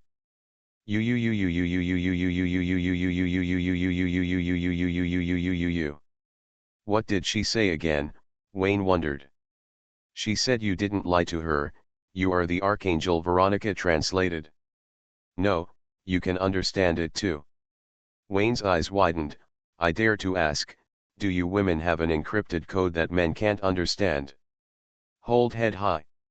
Wayne was skeptical, suspecting that Veronica wanted to deceive him but could not find evidence, so he rationally skipped the topic. Don't worry about Hea, she is very pure, and with Hexuno watching over her, she will never lose her purity. If she loses it one day, it must be because Hexuno was unable to supervise her, and it has nothing to do with me. X3. The three little ones shook their heads together, regardless of whether Hexuno existed or not. Just Hea's vulgar figure, put next to Wayne, it was like putting fat meat in the mouth of a wolf that had been hungry for 3 days. Who do you look down on? I have integrity, okay. Wayne whispered, and then rationally skipped the topic again. Anyway, I am now Archangel Hexuno, and another Archangel Ur has descended. The Landau family seized power, the Windsor family is the blood of St. George, a pair of pants, dinner at 6 o'clock tomorrow night. Wayne explained the cause and effect, and sighed, there are treacherous villains around the Queen again, and Austen is useless. I, Wayne, can only take the sword and kill Buckingham Palace. Please kill the treacherous villains to clear the court, protect the king and return Windsor to a peaceful and prosperous era. The turning point came too quickly, and Veronica and the other two curiously asked about the dinner tomorrow night. Wayne explained again, and finally said, I have a card game at Landau Manor tomorrow night, and teacher Sci-fi is also there. She wants to see how many girls her son has harmed. You should perform well. Her impression points are very important, especially Veronica. You have negative points. Teacher Sci-fi has been urging me to break up with you. Old witch. Veronica clenched her fists and secretly thought that she would give him a hard time tomorrow. Chris tilted her head, will the teacher go too? Yes, Philomena will go too. Are there others? Willie went straight to the point, this topic was the most critical. Yes, there are, but they are all bodyguards I hired. I guess they must be women. Willie rolled her eyes. You can't say that. Wayne whispered, Abio is a man, and Aubin is not even a human. Speaking of inviting the spirit of vengeance to play cards at Landau Manor, is it really okay? Veronica is very unhappy with Odelia. If a fight breaks out, Odelia will be entangled in the contract and regards herself as inferior. Wouldn't she be looked down upon? What, Veronica can't jump up with her mother watching. That's fine. You put so many people together, and many of them are underground lovers who have not been exposed. It shouldn't be to guard against angels, right? Willie frowned. Well, there is another devil in London. The 7 angels are meeting. What if he has any ideas? Wayne shook his head, not wanting to say anything unlucky, and said, anyway, dress up well tomorrow. I won't allow you to be outdone by others. Do you want to listen to what you are saying? X3. Veronica was very interested in the dinner at Buckingham Palace. Pulled by Chris, she was obsessed with the beauty of Bayu Egwang and decisively agreed to play cards with her senior tomorrow. Willie was a little worried. Seeing Wayne's firm attitude, she had to do it obediently. Leo was still running tasks in the inner world. She couldn't help without the Dawn mantra. Even if she had it, the novice knight was worse than Austin, and helping was equivalent to dragging her feet. The 3 little ones talked and found a random reason to go upstairs to pick clothes. In the crying of Hea and the rolling eyes of Hexunyo, Wayne picked up the phone and made several calls in a row. Odelia, yes, I just came back. My mom wants to see you, it's okay, she's not ready either. Mina, I have an appointment tomorrow night, oh, a woman who cries because of me, yes, she's new here, you don't know her. Anna, it's me, tomorrow night, bring Vizai, remember to let her mock the current dark night. Hello, Mom, ahem, teacher, tomorrow night. After hanging up the phone, Wayne wiped the non-existent sweat from his head. He was exhausted every day. Behind him, Hea was lying in Hexiunyo's arms and crying loudly. Hexiunyo represented the water among the 4 elements, and her little sister was not bad either. After a while, she wet Hexiunyo's collar with tears. Don't feel wronged. The archangel you admire is a pervert. He is not pure from beginning to end. Under Hexiunyo's angry gaze, Wayne comforted Hea kindly, remember Kirer, who represents moderation. Look at what he looks like after reincarnation, now I won't hide it from you. Our heaven and our 7 virtues are like this. Hea, grow up quickly and see the real heaven. Your future achievements will never be limited to the angels. Hea raised her head with tears in her eyes. The archangel changed his mind and was willing to inject the golden rule and holy will into her? Look at your eyes that are giving you nothing. What good things are you thinking? It makes me greedy. Wayne rolled his eyes at Hea and refused the words on his lips, but because of Hexunyo's anger, he changed to a more interesting statement. Hea, it's a good thing that you want to improve. Let me give you a chance. Wayne patted Hexunyo on the shoulder, my golden rule and angel evolution are all occupied by her. As long as you can make her give up and share some with you, I will be there at your beck and call. After saying that, he was happy. In his expectant eyes, Hexunyo pushed Hea away with a cold face, his eyes were cold, and he added a bit of murderous intent. Hexunyo, I like Hea very much, you can't hurt her directly or indirectly. Wayne said happily, this is an order, you know what identity I am using to give the order, right? Hexunyo nodded in frustration, and after a long while, he squeezed out a sentence from his teeth, are you really not a devil? What, is it not possible? Okay, but heaven is not guilty of this. You said that, as if heaven was punished by meeting me. That night, because there were guests at home, the three little ones refused to meet in the inner room, and would not move a step even if they were beaten to death. Wayne knew that they were very proud, so he wronged himself to visit them one by one. When it was Hea's next door, that is, Hezionyo's room, Mona opened the door and let the bastard in. It was nothing for Hea, she just cried and it was over. May 19th, afternoon. Wayne sent the three little ones to Landau Manor, returned to Wayne's house and changed into the suit dress carefully prepared by FLA. Today, he is the master of the Landau family. Even if he goes to fight, he must be bright and beautiful, and dress up like a man and a dog. A suit of upper-class suit in the lower class is indispensable.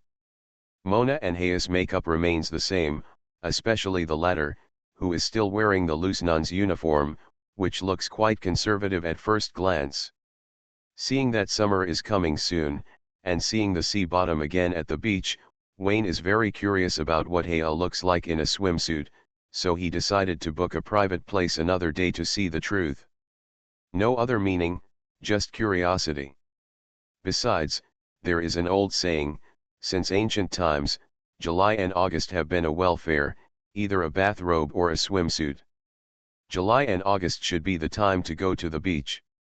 FLA tossed Wayne for half an hour. The bodyguard and secretary were quietly waiting by the side, and before he went out, a fragrant breeze came uninvited. The high priest of the Moonlight Church, Philomena.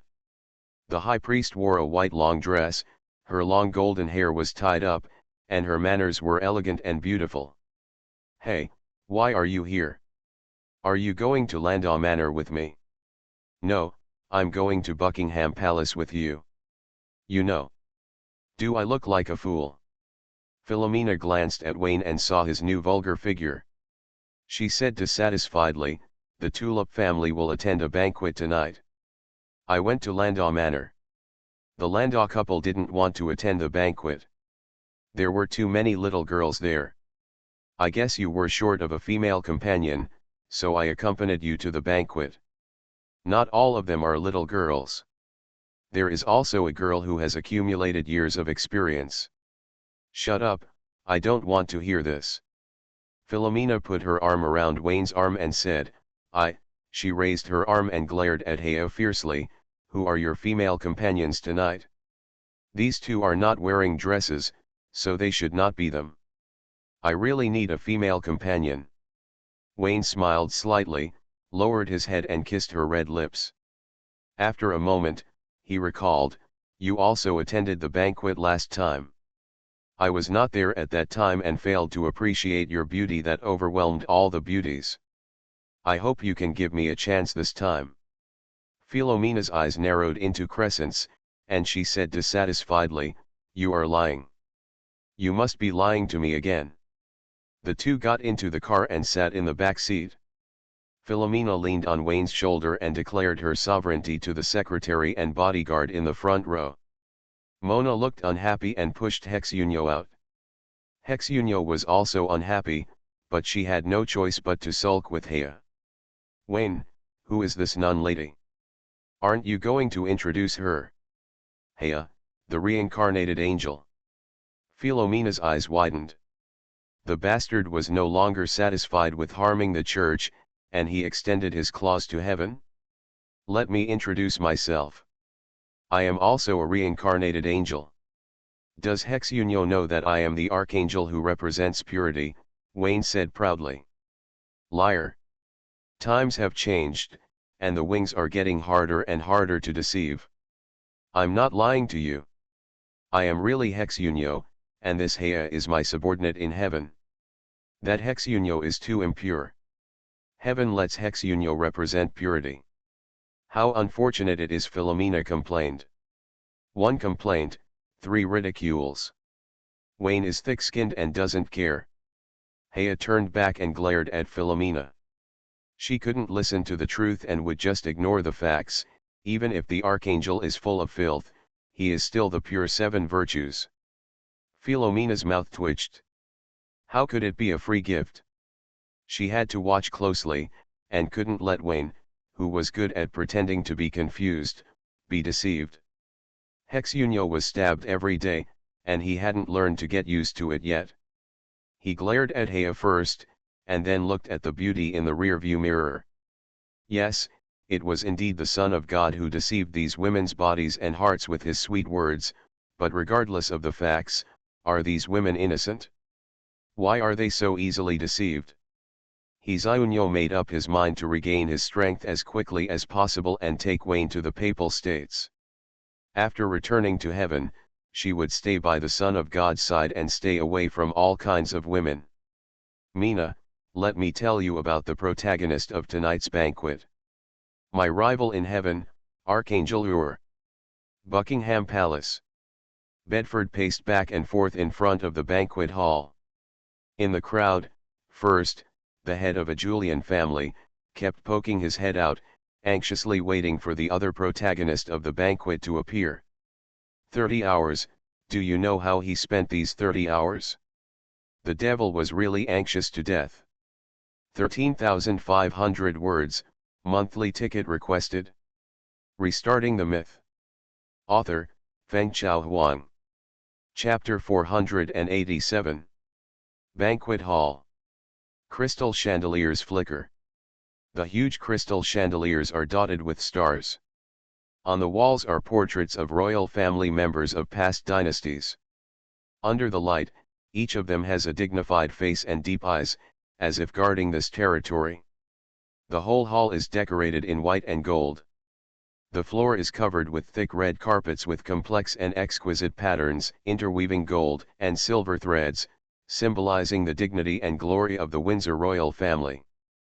Although it is a banquet hall, it seems that there is no meal tonight. There is only a long conference table in the center of the hall. There is a chair on each side. This is not a banquet, but a negotiation. The two chairs represent the Windsor family and the Landau family respectively, and the others present are witnesses. A group of Tulip family members stand on both sides of the long table, looking at the two chairs and whispering. What's going on? Does the Queen think she's done it again? The Queen is the initiator.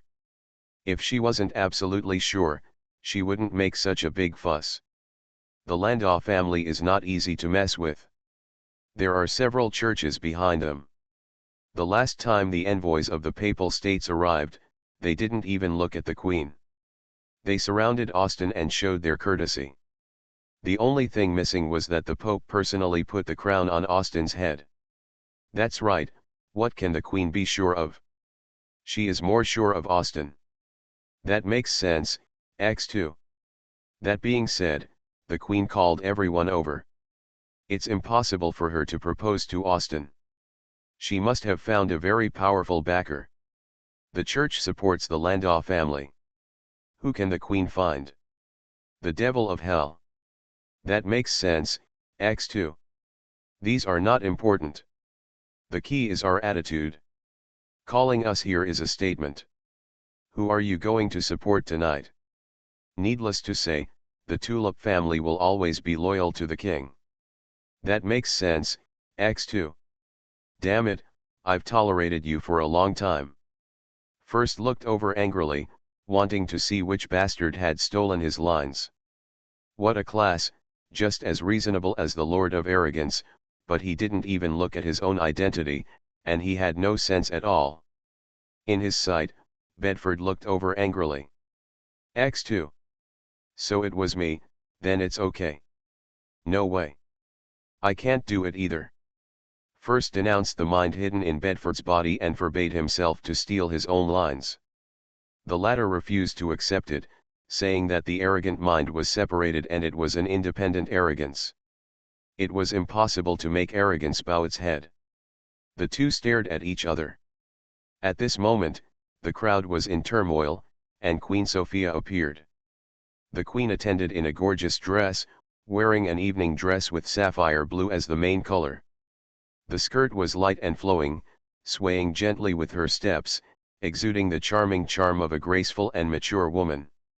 Sophia's figure and appearance need no further explanation. The elegant evening dress sets off her noble and elegant temperament. Every step she takes is unhurried. The aura of a king and the majesty of a superior make people involuntarily fall for her. Unfortunately, Sophia is not the focus. Her beauty can only arouse the envy and jealousy of Austin among the insects. There are 2 men and 1 woman beside Sophia. The man is tall and the woman is handsome. They are all at the ceiling level of appearance. The clothing style is unified, and they are the white clergy uniforms of the Heavenly Father Church. Look at Sophia's respectful attitude. She is more like a waiter leading the way, rather than the owner of Buckingham Palace.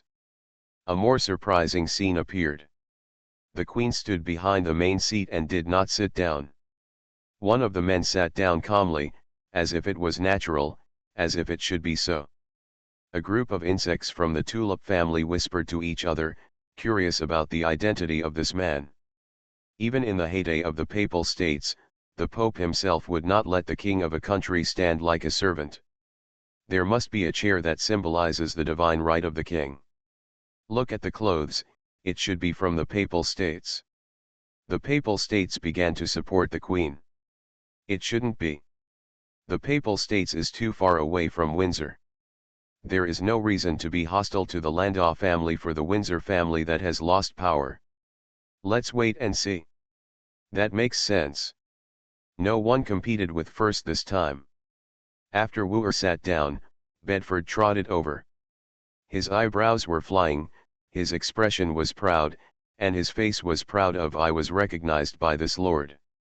First saw that his teeth were bared, and he couldn't get angry, so he could only hold back and slap his thigh. Bedford, haven't the Landau family come yet? Wooer looked at the empty chair opposite, and a hint of displeasure flashed across his face. He was deliberately late for 10 minutes just to appear at the end, but Hexunio was even more arrogant than him. After thinking about it, Hexunio is not such a person. It should be Wayne who used sweet words to confuse Hexunio. Outrageous. The dignified archangel of heaven was actually deceived by a human. Has Hexunio been pure in heaven for too long and is so depressed that she lets herself go in the world? In fact, she is an unclean angel in her bones. Wooer didn't want to believe such an outrageous speculation, but the facts were in front of him and he couldn't help but believe it. Otherwise, there is no explanation. Sir Pedro, the people of the Landau family haven't arrived yet. Bedford frowned and said loyally, it's not that I fanned the flames and deliberately created conflicts, but they went too far and you are too kind. Seeing that Wooer didn't say anything, Bedford continued to create conflicts. Kindness is a good thing, people should be kind, but kindness does not mean cowardice. The Landau family regards your kindness as cowardice, and taking the opportunity to humiliate you is clearly provoking trouble, and in front of so many people, they simply don't put you in. Okay, stop here. Wooer glanced at Bedford who was provoking trouble, and said lightly, I don't cause trouble, but it doesn't mean I'm afraid of trouble. Don't say these words again. You are just too kind. Bedford beat his chest and stamped his feet, as if Wooer had suffered a great injustice. Behind the insect family, there was a figure that everyone subconsciously forgot. He was a man with blonde hair and blue eyes, extremely handsome, long hair flowing down like a golden waterfall, gentle facial features, and outstanding temperament. Archibald. To be precise, it was the gentle cherubim Vital who represented one of the 7 virtues after awakening. Before awakening, Archibald was approachable and had a warm smile that made people feel like spring breeze. After awakening, Vital became more mature and stable. He looked very reliable at first glance. Compared with the purity that was full of filth, the restraint that indulged the reincarnated body in various indulgences, the generosity of not willing to give up power and giving the devil stigmata, the representative of the gentle Vital. I'm a little angry recently. Among all the reincarnated angels, Vital was the last to awaken, and he broke his defense as soon as he opened his eyes. There was no other reason, he was holding a naked little nun in his arms, and the tools of the crime were still in the other party's hands. The little nun was named Titus, a servant arranged by the Pope for Archibald. Under the name of secretary, life assistant, bodyguard, driver, etc., she signed a master-servant contract with Archibald. Archibald did not reject the Pope's kindness, and regarded Titus as a challenge, firmly believing that he could withstand the test of beauty. A gentleman, but not for long. Titus was obsessed with the beauty of the reincarnated angel and insisted on giving it to him for free, and finally got what he wanted. Archibald failed to challenge the weakness, and took good care of Titus. He took care of him 36 hours a day, and ran in both directions. After Vicar woke up, he was stunned. Looking at Titus with a slightly bulging belly, the fierce light in his eyes surged, and he slapped himself in the face. After all, he was a kind angel. He did not embarrass Titus. He was gentle to him as usual, and only murderous when he looked at the Pope. The other reincarnated angels were not aware of Titus's pregnancy. First, it was not obvious that a person had just died. Second, Archibald deliberately concealed it and asked Titus not to tell the public. The little nun was well behaved and obedient, so she naturally would not say much to the public. The Pope's plan was successful.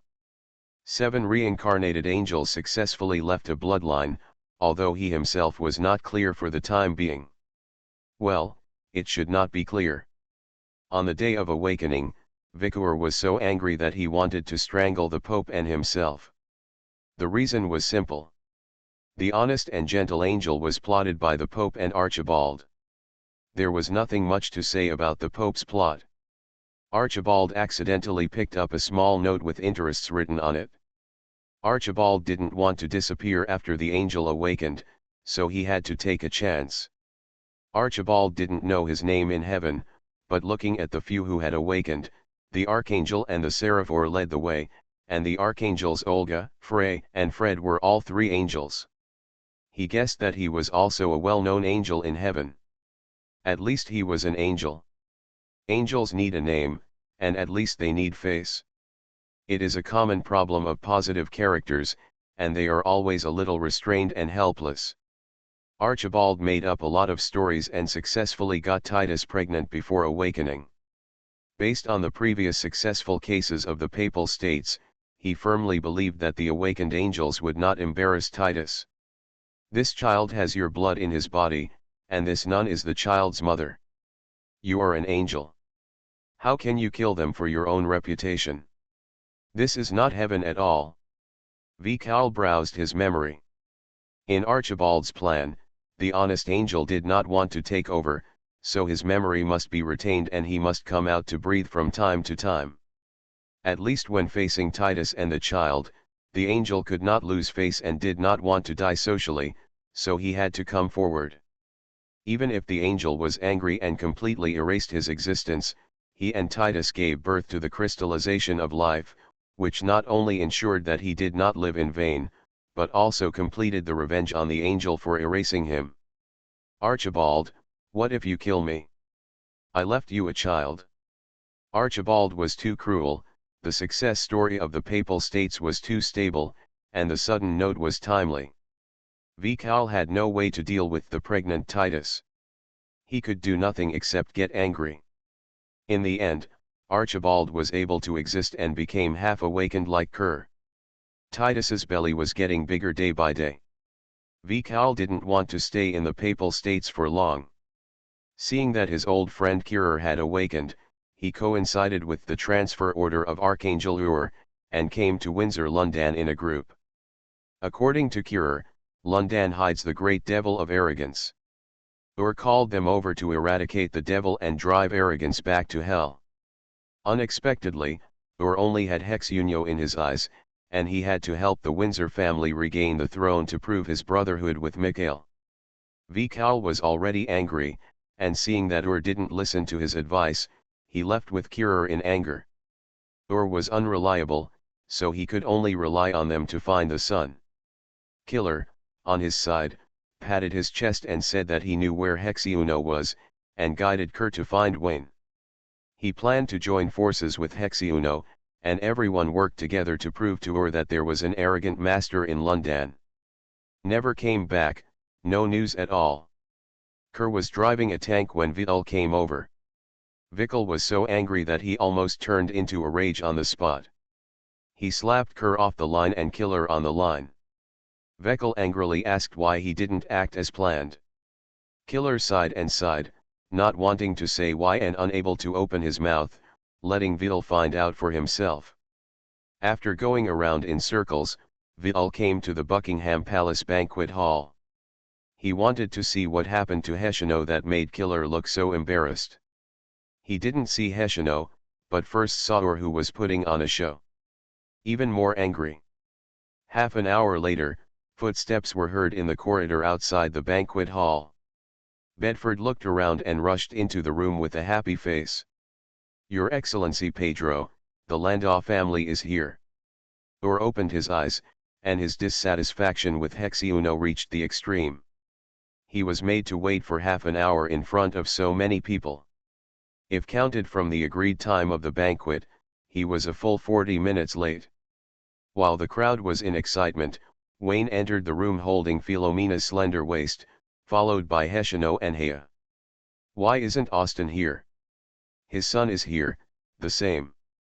Wayne is also the Deputy Minister of the Ministry of Magic. The Landau family can get support from several churches because of his smooth connections in all aspects. Otherwise, do you think Austin would watch Wayne sleep with his biological sister? That's a rumor of yours."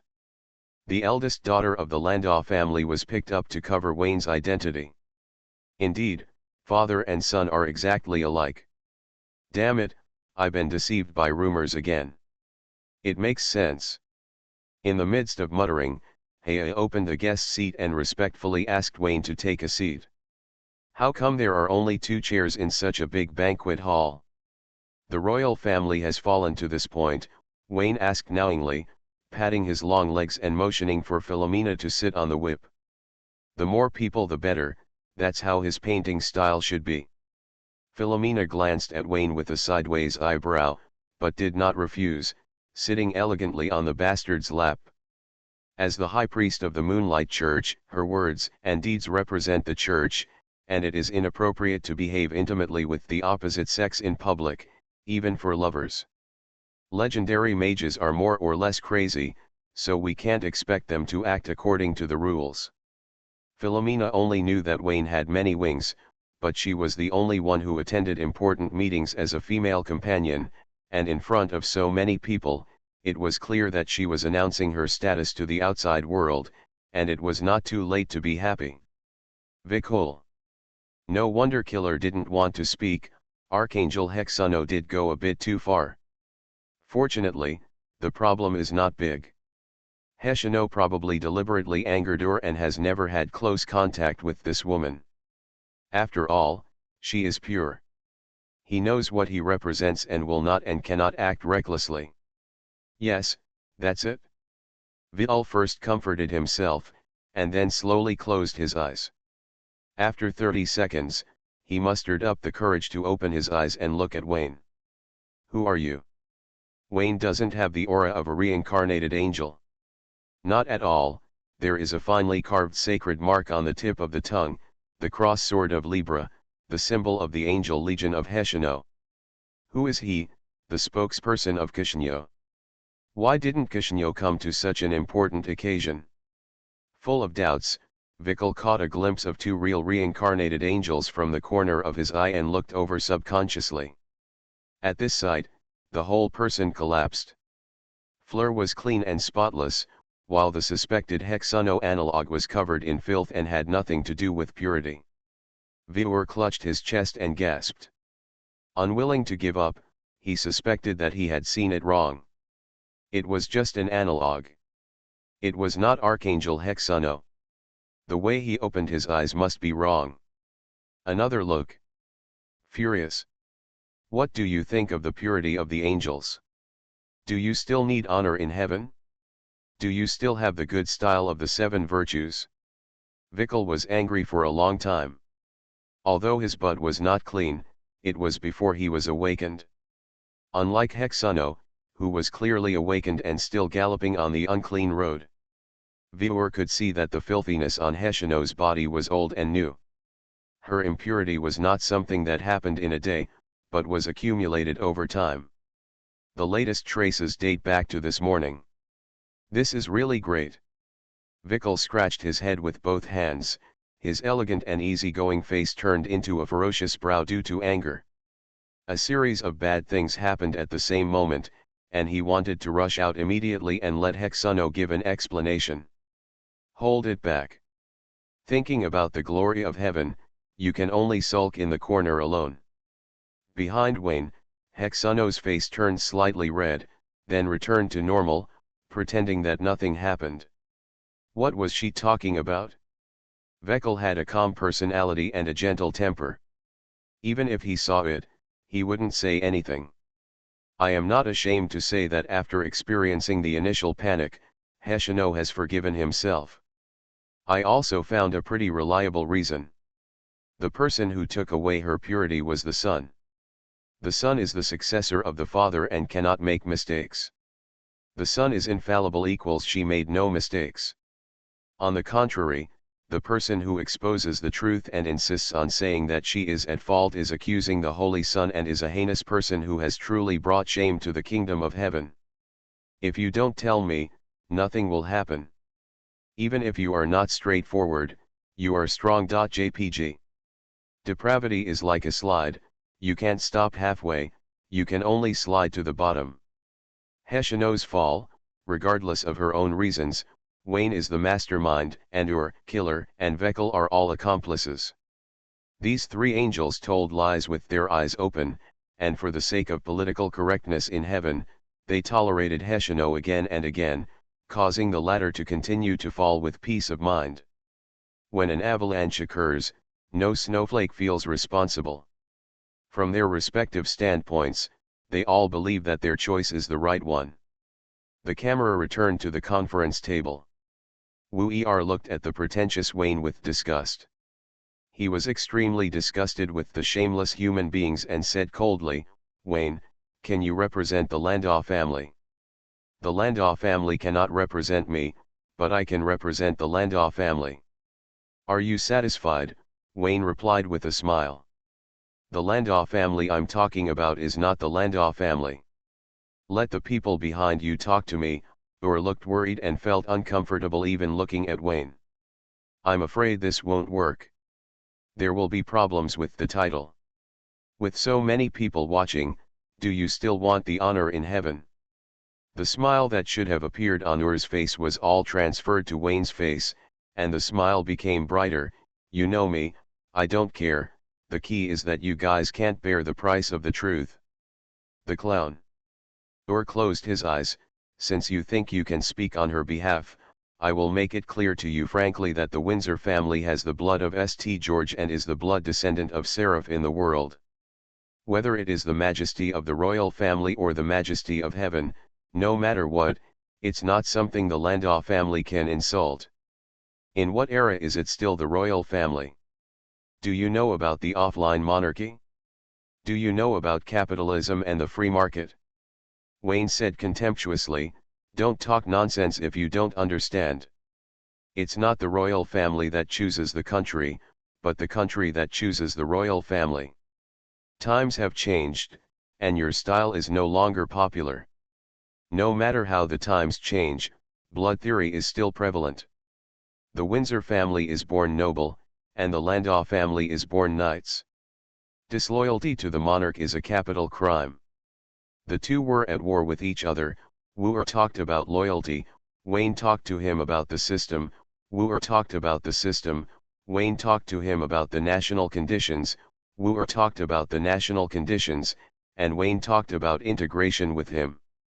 First's eyes widened when he saw it on the sidelines. He didn't care about loyalty or the system. The whole article was full of nonsense. He hoped to fast forward to Wayne playing hooligan. "It's okay if you don't act like a hooligan, please don't act like a gangster." He arrogantly came to the front line in person, got so close to the two archangels, and risked being driven back to hell. He was not here to listen to nonsense. What fun! Come on, have fun. The unclean Heshino is right in front of you. Or, please open your eyes and take a look. Please, just take a look. First scratched his head anxiously, wishing he could go out in person and jump out to point out the identity of Heshino. Thinking about my happy little days, I finally endured it. It's okay to watch joke from heaven. It won't work if it becomes a joke from hell. Hell's joke is the domain where the Lord of Jealousy reigns supreme. They are all brothers.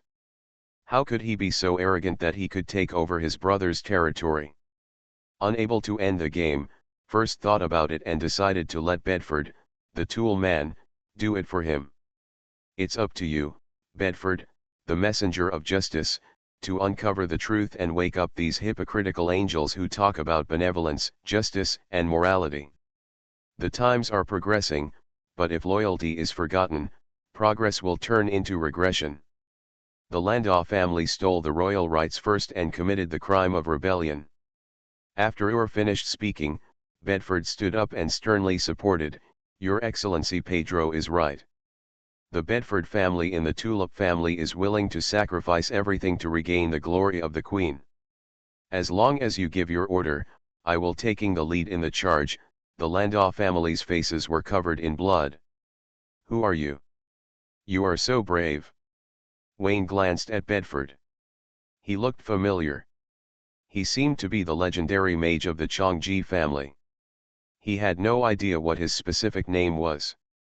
Bedford, their family's shipyard is very rich, remember?" Philomena reminded.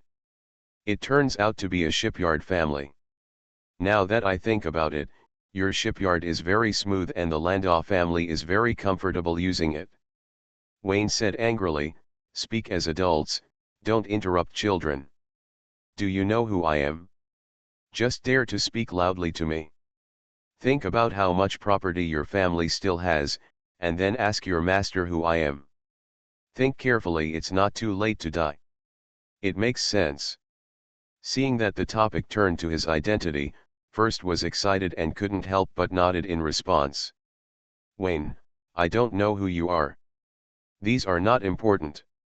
It is enough for me to know the identity of Mr. Pedro." Bedford raised the back of his hand and showed the stigmata in front of everyone. "Everyone here listen carefully. I cannot tell you the real name of Lord Pedro. I can only tell you that he represents glory and fraternity. He is the most generous divine incarnation. He forgave me the sins I had committed and promised that I could enter heaven. This stigmata is the best proof. Your Excellency is generous and kind. He knows that you surrendered to the Landau family because you had no choice but to fear the power and force behind the Landau family. He has never blamed you. Now, Sir Pedro has brought power and force above all else. If you continue to submit to the Landau family, it will be true disloyalty. After the Landau family's rebellion is quelled, Sir Pedro may not want to pay attention to you, and the Queen may also forgive you, but I am different. I, Bedford, cannot tolerate a traitor in my eyes. This kid deserves to go to heaven."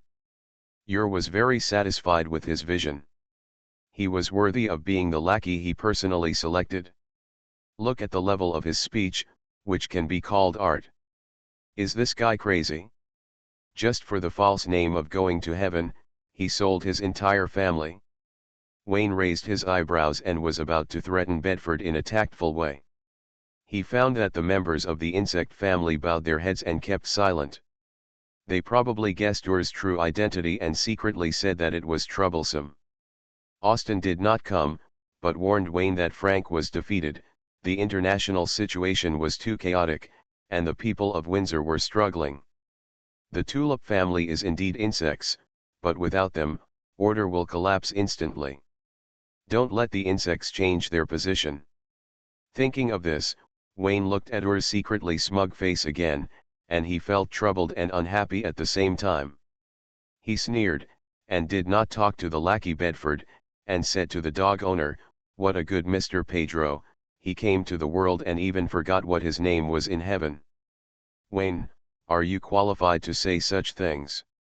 Don't think that if I don't say it, you will really do it? Or, your gun is sharp, and my sword is not bad. Wayne directly pointed out the truth. You are the Archangel, so am I, Hexunio, have all the power and force you can represent. In terms of status in heaven and the favor of the Father, I am still better than you. What can you compare with me? Everyone was in an uproar. The insects were shocked to hear the bad news, but, great news, knowing that they would never be able to turn over again, but, they would have to be loyal to the Archangel in the future, and they were so scared that their legs were shaking, but, they were so happy that they couldn't close their legs. First was so excited that his eyes were shining, and he subconsciously took 2 steps forward to watch the fun from a close distance. Wayne pretended to be Hexunio, and he could be seen through at a glance. What are you still doing? Expose him quickly. Let the truth be made public. Tell everyone that the secretary who was trusted by Wayne is the real Hexunio, and then judge him with justice, so you win. First's nostrils were hot, which made him very excited. Speaking of pride, although Hexunio's situation was not caused by him, Wayne could not have done it without him. Hexunio, this is the human world, there is no need to talk about the past in heaven. Sensing the fearful and admiring gazes of the crowd, felt a little relieved. This is the humble look that mortals should have, and they, angels, should be high and mighty. First. Bedford. Yule, did you see the wrong person? Open your eyes first. X2. Nonsense, how could you be Archangel Hexunio? That archangel represents purity. What about you? Where is your purity? Bedford stepped forward, pointed at Wayne and shouted, you are pretending to be an archangel, you are guilty. Restarting the myth. Author, Fengchao Huang. Chapter 488. Are you tired of living? Wayne looked at Bedford unhappily. He had never noticed before that this legendary mage liked to tell the truth so much. I'm curious, how much benefit did your promise to make Bedford so loyal? A stigma, a promise of going to heaven, sold the whole family away? Why, the holy mark on your hand was also licked by the Archangel with a look of disgust. Wayne, there is absolutely no way you are Archangel Hexunio. Everyone present knows the legend about that person. Look at your terrible private life. You don't even let your sister go. What does purity have to do with you? Bedford was still outputting, I know, you are pretending to be an archangel, and then using your own filth to tarnish this holy name, you must be a devil. Stop it, please stop it. X2. Hexunio and Hea had chest pains. One wanted to cry, and the other wanted to cry but couldn't. They both fell into silence. Bedford jumped to Ur's side and said with wide eyes, Your Excellency there is a devil pretending to be an archangel. Please stand up and seek justice. After saying that, there was a wink. According to Bedford, whether it is true or false can be known at a glance. As long as opens his eyes, he can point fingers at Hexunio from the moral high ground. This is not guaranteed, but he will definitely win. Ignored him and said calmly, he is Hexunio. I know him even when he turned into ashes. He is the Archangel of heaven just like me. There is no devil pretending to be him. Don't mention these words again. No, just open your eyes and take a look. Take a look and you won't get pregnant. X2. Just as he was about to climax, suddenly stopped and refused to cooperate. First felt so anxious that his whole body felt uncomfortable, and urged Bedford to continue the rhythm. If you push, push, push, you know how to push. If you are in a hurry, am I not in a hurry? Bedford was very annoyed and took a deep breath and said, Sir I know Wayne's life very well. He has a lot of girlfriends, lovers, and secretaries. Who in this room doesn't know that this kid he has sex parties every 3 days, he can't be the pure Archangel Hexunio, otherwise. Look at it again. It's about the glory and majesty of heaven. It's not good to spread rumors. It is for the glory and majesty of heaven that I cannot see clearly. You're such an idiot, why do you have to get to the bottom of it? Don't you understand such a simple workplace principle? Wu Er knew that Bedford had good intentions and wanted him to carry the flag of justice, but this flag could not be carried, it was a slide that could not be touched. Or, what's the matter with you? Where did you find this idiot? His vision and brain are the same as yours, he's not very bright. Wayne laughed heartily, held the slender waist in his arms, kissed the beauty's red lips hard, and then said, I am the pure Hexuno, who agrees and who disagrees. Philomena gave Wayne a coquettish slap. With so many people watching, she kissed him as soon as she wanted. She didn't want to see anyone in the future. Behind the crowd, Vikal was shaking with anger. He understood why Ur was telling lies with his eyes open. Even if he were present, he wouldn't dare to tell the truth. But Hexuno really went too far. He allowed himself to degenerate and allowed Wayne to slander the 7 virtues. He trampled purity under his feet in front of so many people. Degenerate yourself, and then find someone to pretend to be you and defile your purity. This is adding sin to sin, a super doubling rhythm. An honest man cannot bear it any longer and becomes angry. Still didn't move. The current Hexuno is certainly filthy, but after the truth is revealed, Hexuno will be twice as filthy, so it would be better not to move. Taking 10,000 steps back, Ur didn't say anything. Archangels and seraphs were all pretending to be stupid.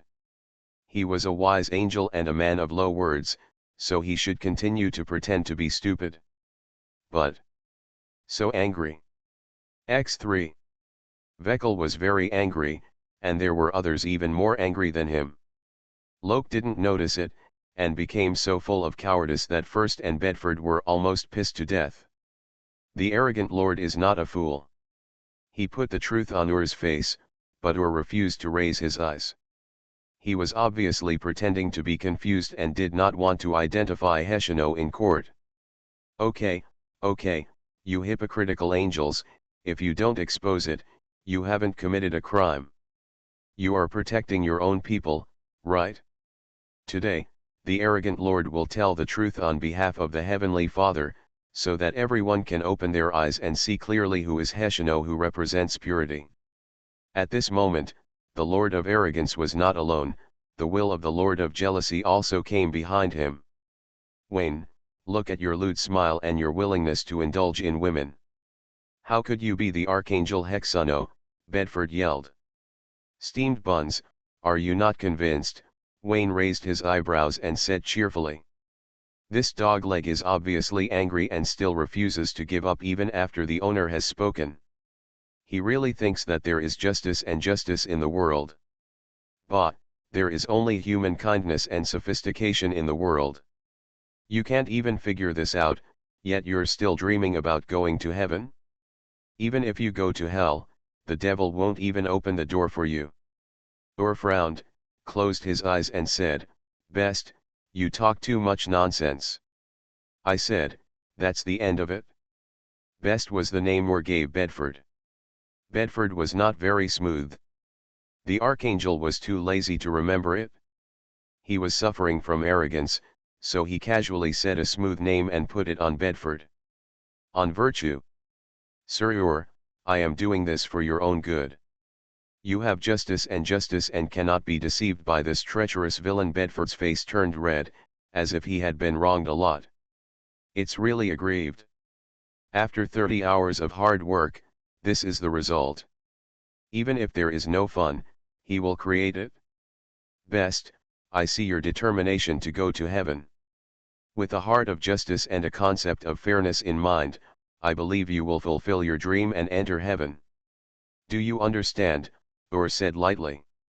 I understand that heaven is fair and just, and the holy light is pure and flawless. It does not tolerate any flaws or lies. I will use my life to defend the glory of heaven, Bedford said loudly. I think you don't understand at all. Under Ur's silent gaze, Bedford held up the holy mark and bloomed the symbol of Ur's angel legion. The golden cross pattern composed of holy spear and wings. Bedford said the Psalms in the Bible, staring at Wayne with unyielding eyes, and gradually golden light bloomed in his eyes. He was proud and upright, and his sacred appearance seemed to be guarding justice.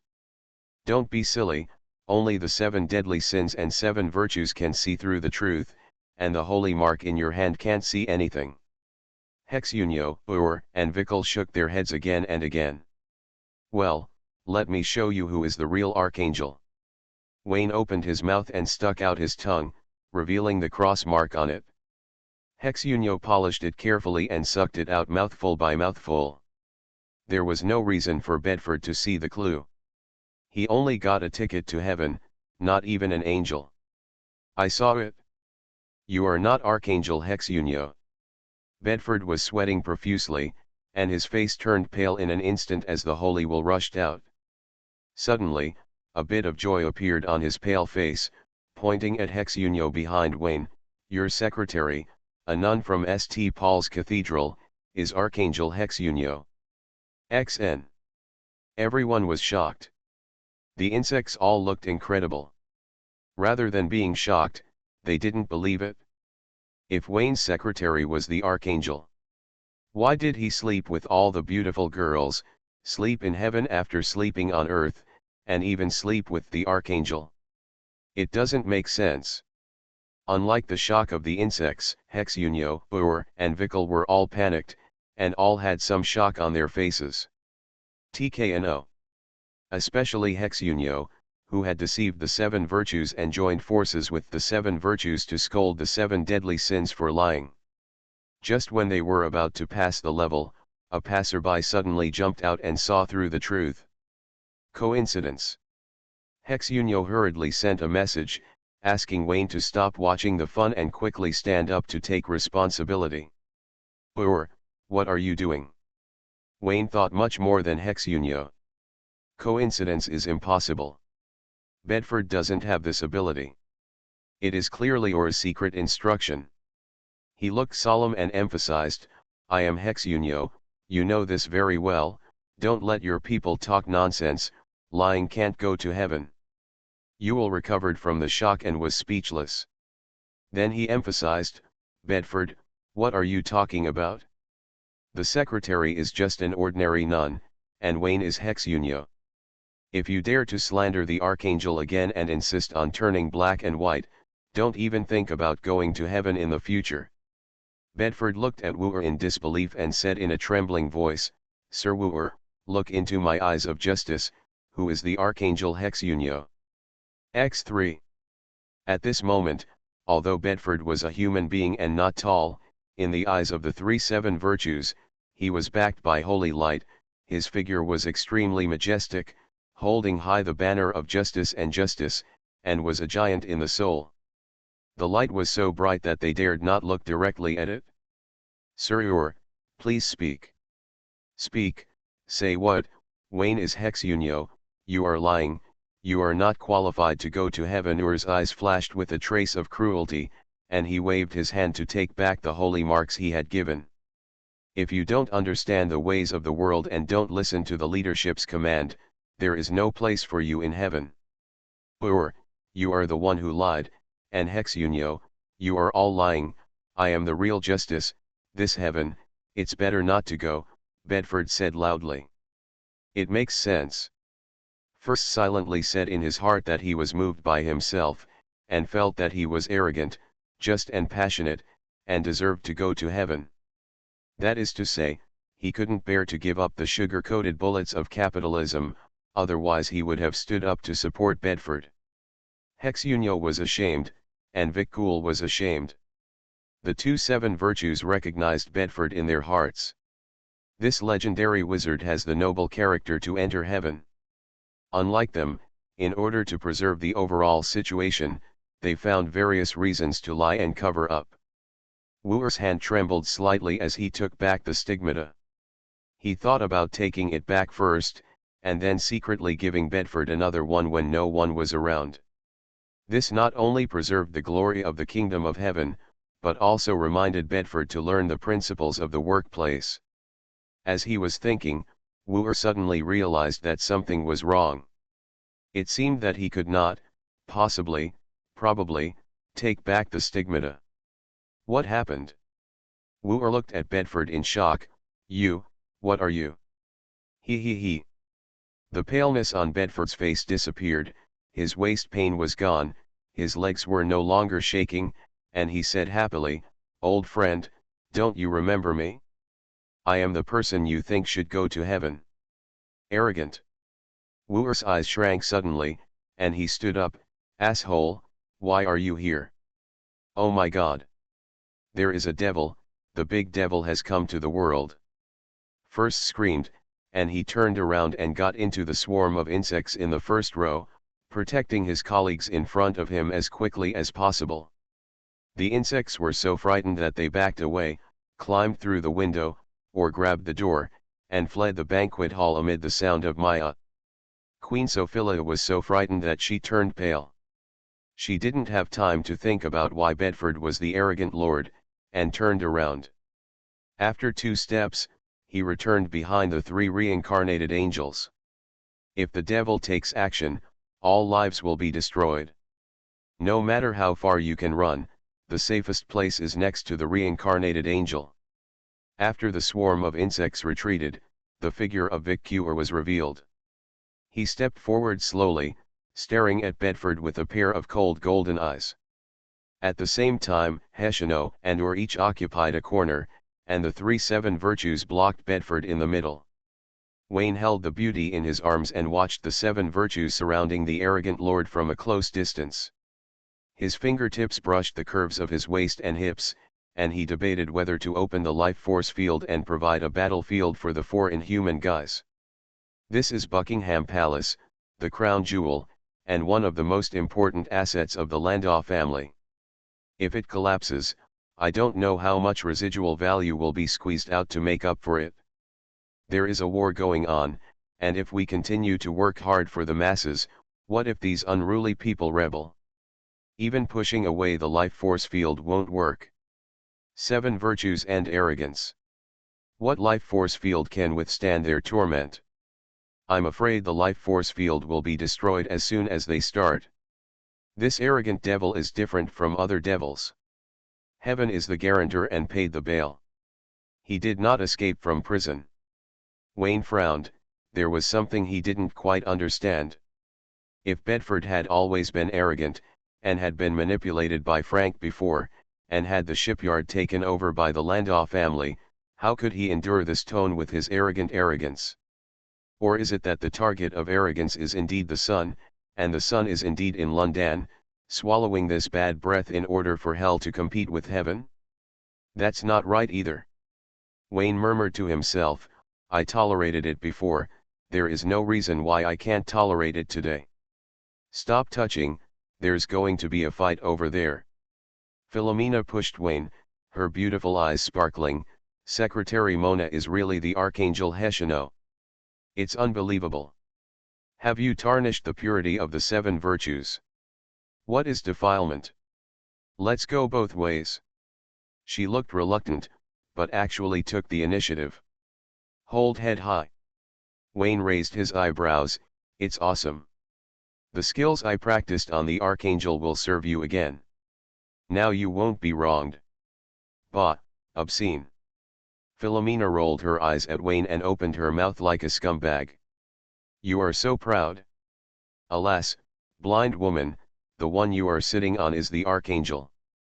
Hea lowered her head slightly and did not see Wayne. She only saw Philomena and cast a sympathetic look at this beautiful woman. He has bad eyesight and poor brains. He deserves to be manipulated by the Archangel. Come back, Archangel, why are you so skilled? Hea's chest hurt, and she resorted to the mental victory method of putting aside the facts. She suppressed the discomfort, lowered her head and said next to Wayne, Archangel, the little secretary is not the opponent of the arrogant lord, won't you take action personally? Just as Wayne was about to turn his head, Philomena pinched his chin. The back was too dangerous, and it seemed that it would be difficult to turn back. Wayne shrugged and said, I left a lot of divine power in Hexyuno. Now she is more like an archangel than me. She is very strong. If you don't believe me, the Lord of Arrogance will definitely recognize the wrong person.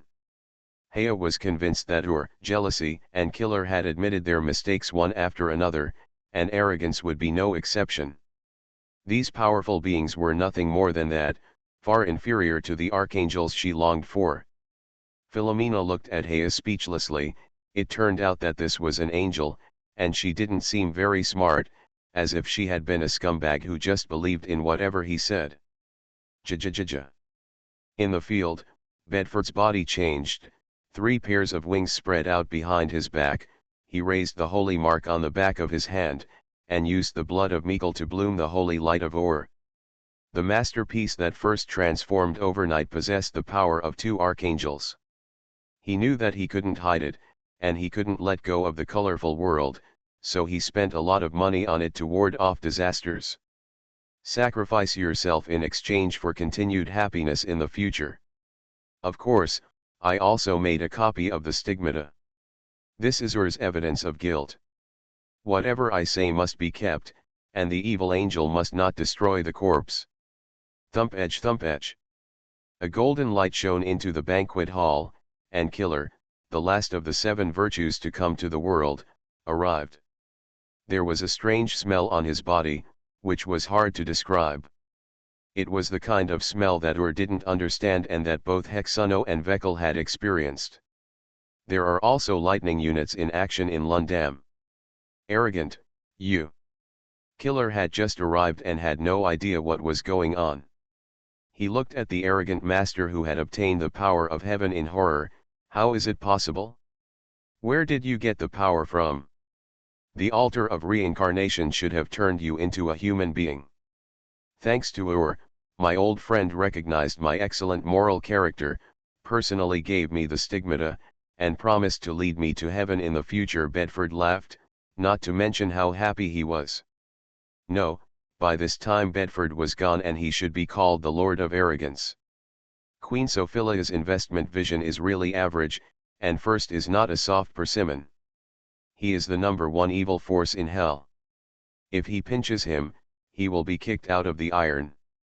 Bedford believed the Queen's words, took away First's business, and prepared to establish a monopoly in the tobacco industry.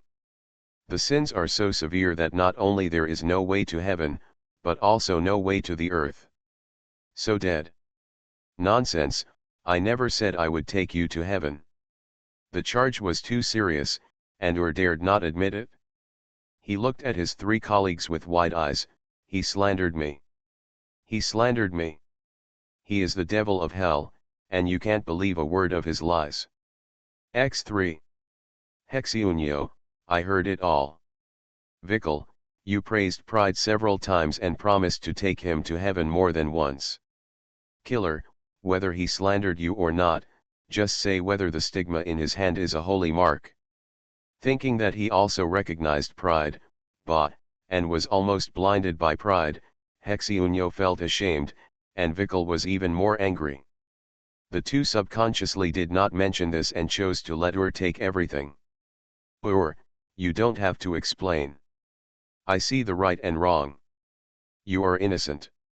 It was the devil who robbed you and took away your divine power by despicable means. Hexyunyo took the lead in giving false testimony. In any case, Ur had protected her before, and she had to return the favor. Ur nodded repeatedly and looked at Hexyunyo gratefully.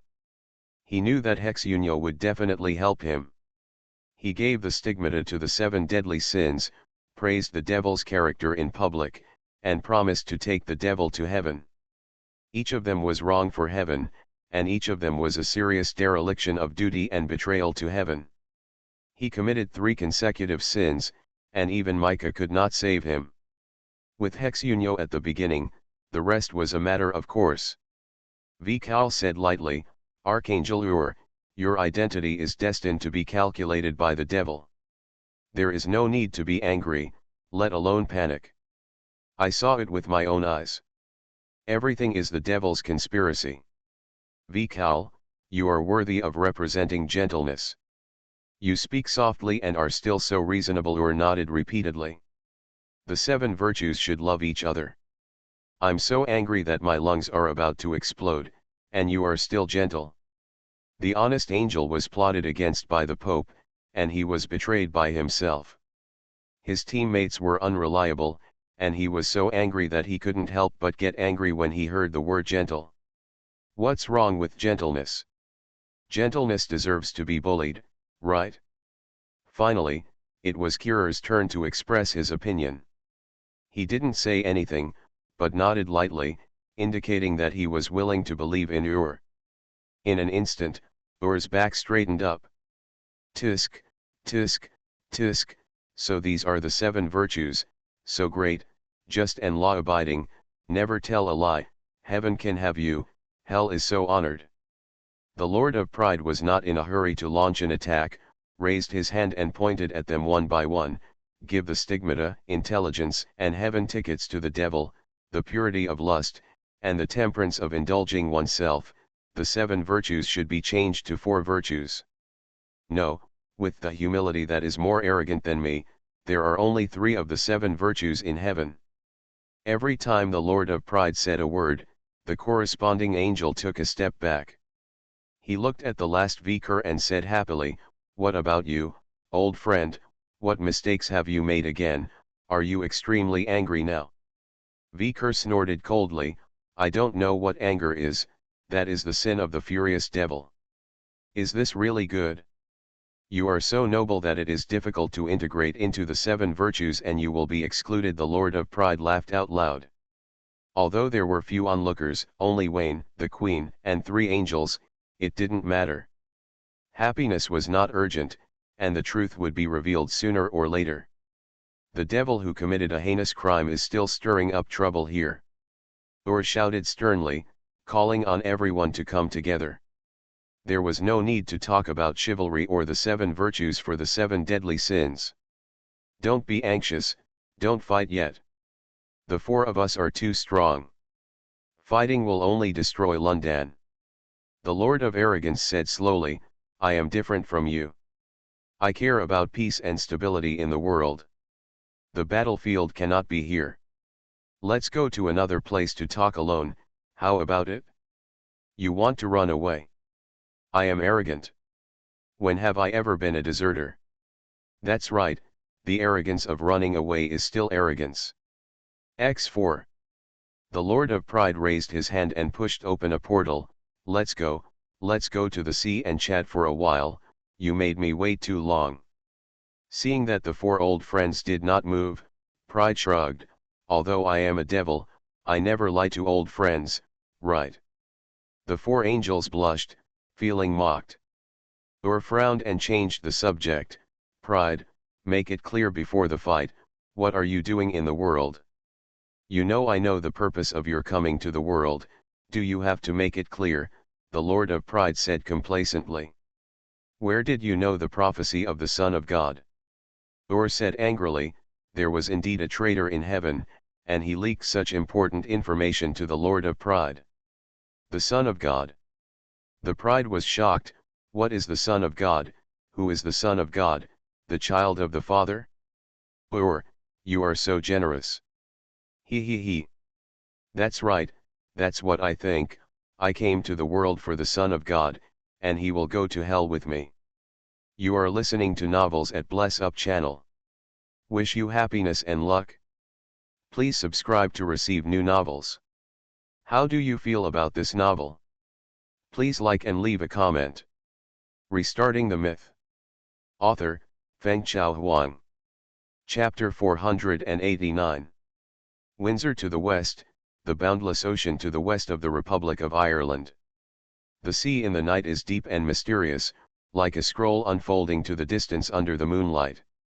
The sky and sea in the distance are one color, from dark blue to pitch black, like a huge black hole, swallowing all sounds and light, and then projecting loneliness and unknown fear outward.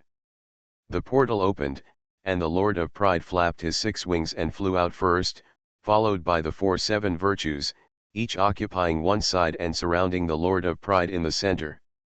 Whether it is said that pride is fighting the 4-7 virtues alone or the 4-7 virtues are fighting pride in a group, pride is worthy of being the number one devil in hell, and the cards are directly pulled to the full. Pride waved his hand to condense a holy spear, and the golden rule belt surrounded it, like a holy angel descending to the world, dispelling darkness, bringing light and hope. The picture was too hot, and the 4-7 virtues became more and more angry. Arrogance still felt that it was not enough, and he activated the holy mark on the back of his hand to shine. He smiled with piety, his eyes lowered, and a breath of compassion emanated from his body. Arrogance, where did you get the information from, and who told you about the Son of God? Ul asked with a dark face. Hexunio, Kirer, and Vikal were also particularly concerned about this, and all looked at the Lord of Arrogance with cold faces. The Lord of Arrogance has been in the human world for a long time.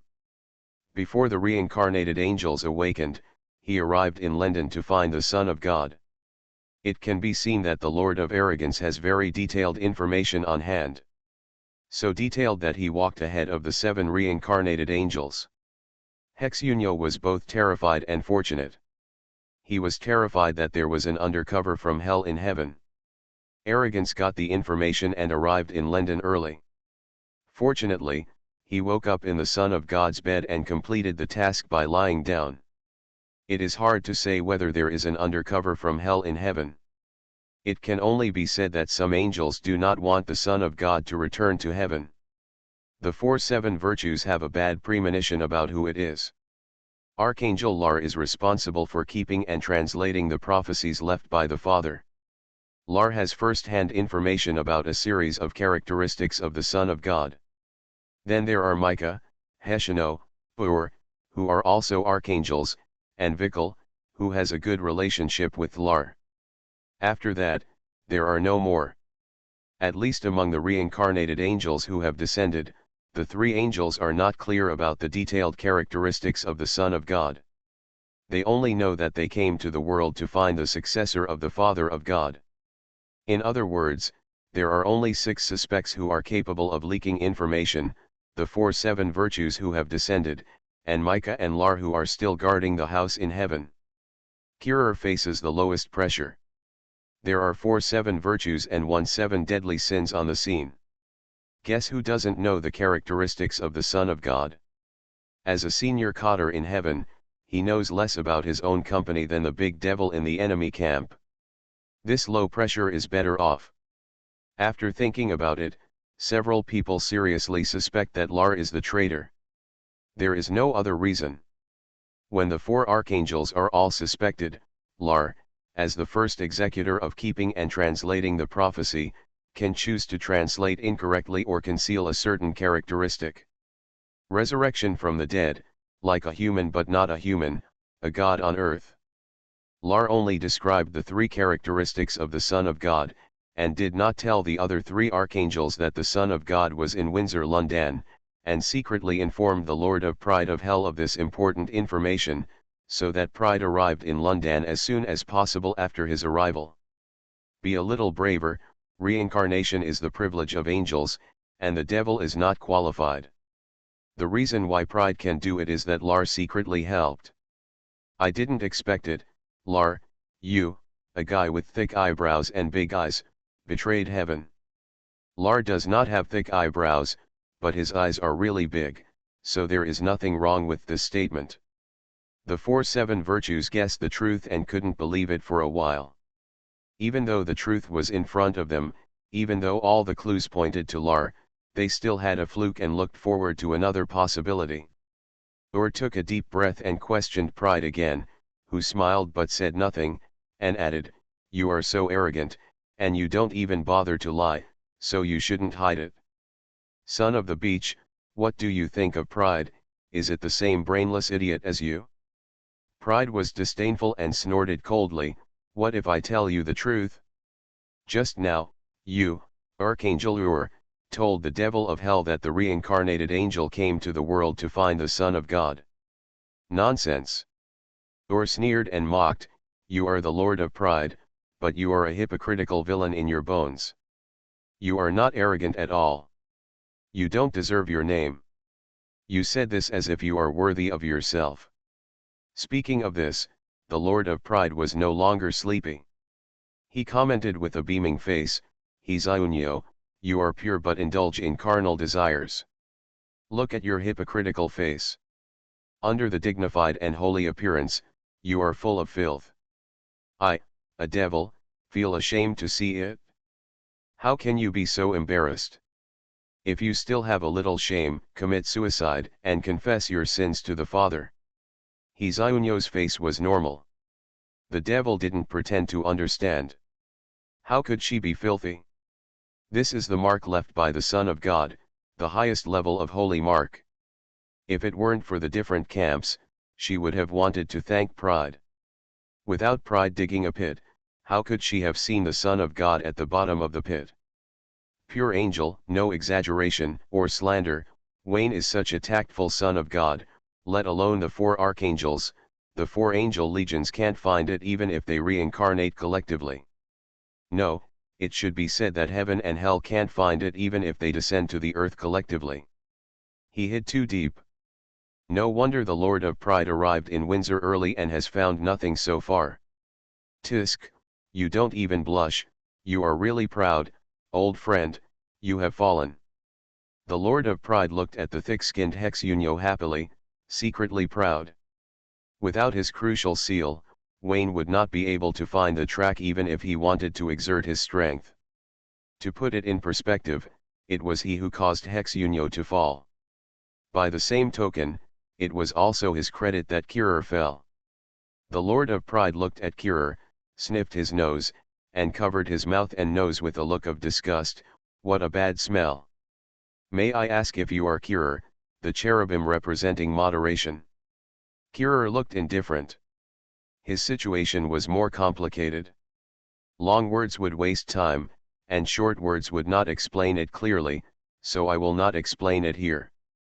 If I have to say it, he fell into self-sleep in order to investigate the Lord of Pride hidden in London.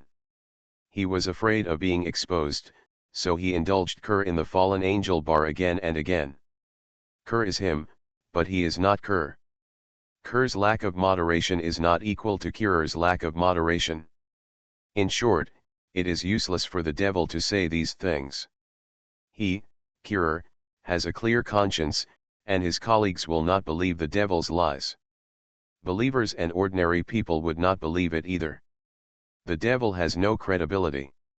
All the remarks about angels are frame ups and slander. The enemy slanders me, which means I am innocent. The same reasoning was also understood by Ur. Seeing the Lord of Pride, he was not flustered or short of breath, and snorted coldly, "Speak, devil, what do you want to slander me about?" No, no, no, facing the true generosity among the 7 virtues, the devil will not only not slander you, but also praise you. The Lord of Pride laughed non-stop, the information of the reincarnated angel, the holy marks, the recognition of the devil in public, and the information of the Son of God, you generously shared them all with me, why should I say bad things about you? After that, he laughed non-stop. The devil's smile is the greatest mockery of the angel. Vikul was furious, and looked at his 3 colleagues with a dark face. Look at what you did, you almost laughed a devil of hell to death. After thinking about it, maybe it's a good thing. Titus's belly is getting bigger day by day. He can hide it for a while, but not for 10 months. Sooner or later, several reincarnated angels will know. Everyone has a dark history equals no one has a dark history, so no one will be sarcastic to him. Vidal, I advise you not to get angry, otherwise you will make mistakes. X3. Except for me, none of you 3 are good angels. X3. The Lord of Pride did nothing. He just had fun watching and repeated the truth. The 7 virtues had a tendency to fight among themselves. Because of political correctness, they did not get angry. They adjusted their guns and pointed them out in unison, step by step, and sandwiched the Lord of Pride in the middle. Just after being ridiculed by the Lord of Pride, his morale was extremely low. Ur felt that it was not good. He was no longer standing on the moral high ground and pointing fingers. He felt uncomfortable all over and always felt that something was missing. Missing righteousness. Ur knew that he had to say something to boost morale in case Hexunyo took over the leadership, so he spoke first. Arrogant, you took great pains to get the stigmata, which contains the angel golden rule. Tell me, are you going to use the stigmata to conceal your identity and sneak into heaven? Ah! I haven't thought about it that way. The world is so good, what's the point of heaven, staring at you? Then I might as well go to hell. The Lord of Arrogance put away his smile and said seriously, since you have seen through me, I have nothing to hide. Yes, that's what I think.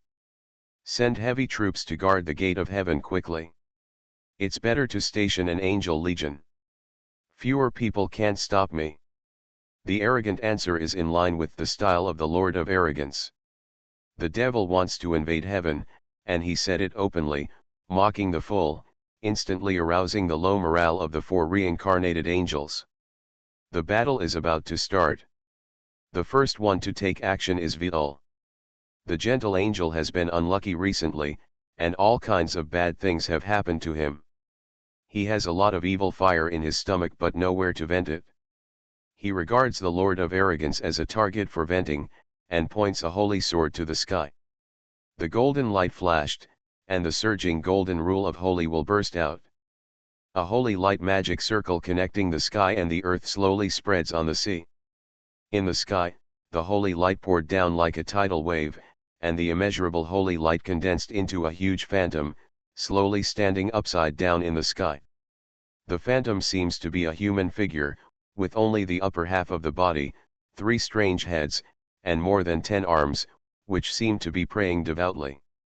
It is a very evil figure, but with the dancing golden belt, the white feathers flying in the sky, and the arms raised, the magnificent cross held in the palm, the painting style immediately became holy. The light shines on the world, the surging holy will cleanses the sea and sky, and the terrifying pressure turns all the space covered by the light into substance. Vikul used his ultimate move, causing the Lord of Pride to exclaim. He laughed and raised one hand. Vikul, are you angry and confused? You use the moves to deal with the devil to deal with me, an angel. Isn't this a waste of energy? As soon as the voice fell, the huge inverted shadow faded and disappeared, and Vikul's ultimate move was easily cracked by Pride. It was light and effortless. The Lord of Pride looked at Vikul arrogantly. Old friend, you have awakened too recently, and your current strength cannot compete with me. Let's start with you first.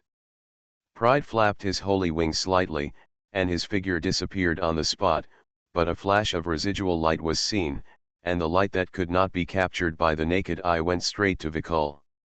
Clang! The sound of metal clashing rang out, and the sword of oath was horizontal in the air, blocking the Lord of Pride. Hexunyo!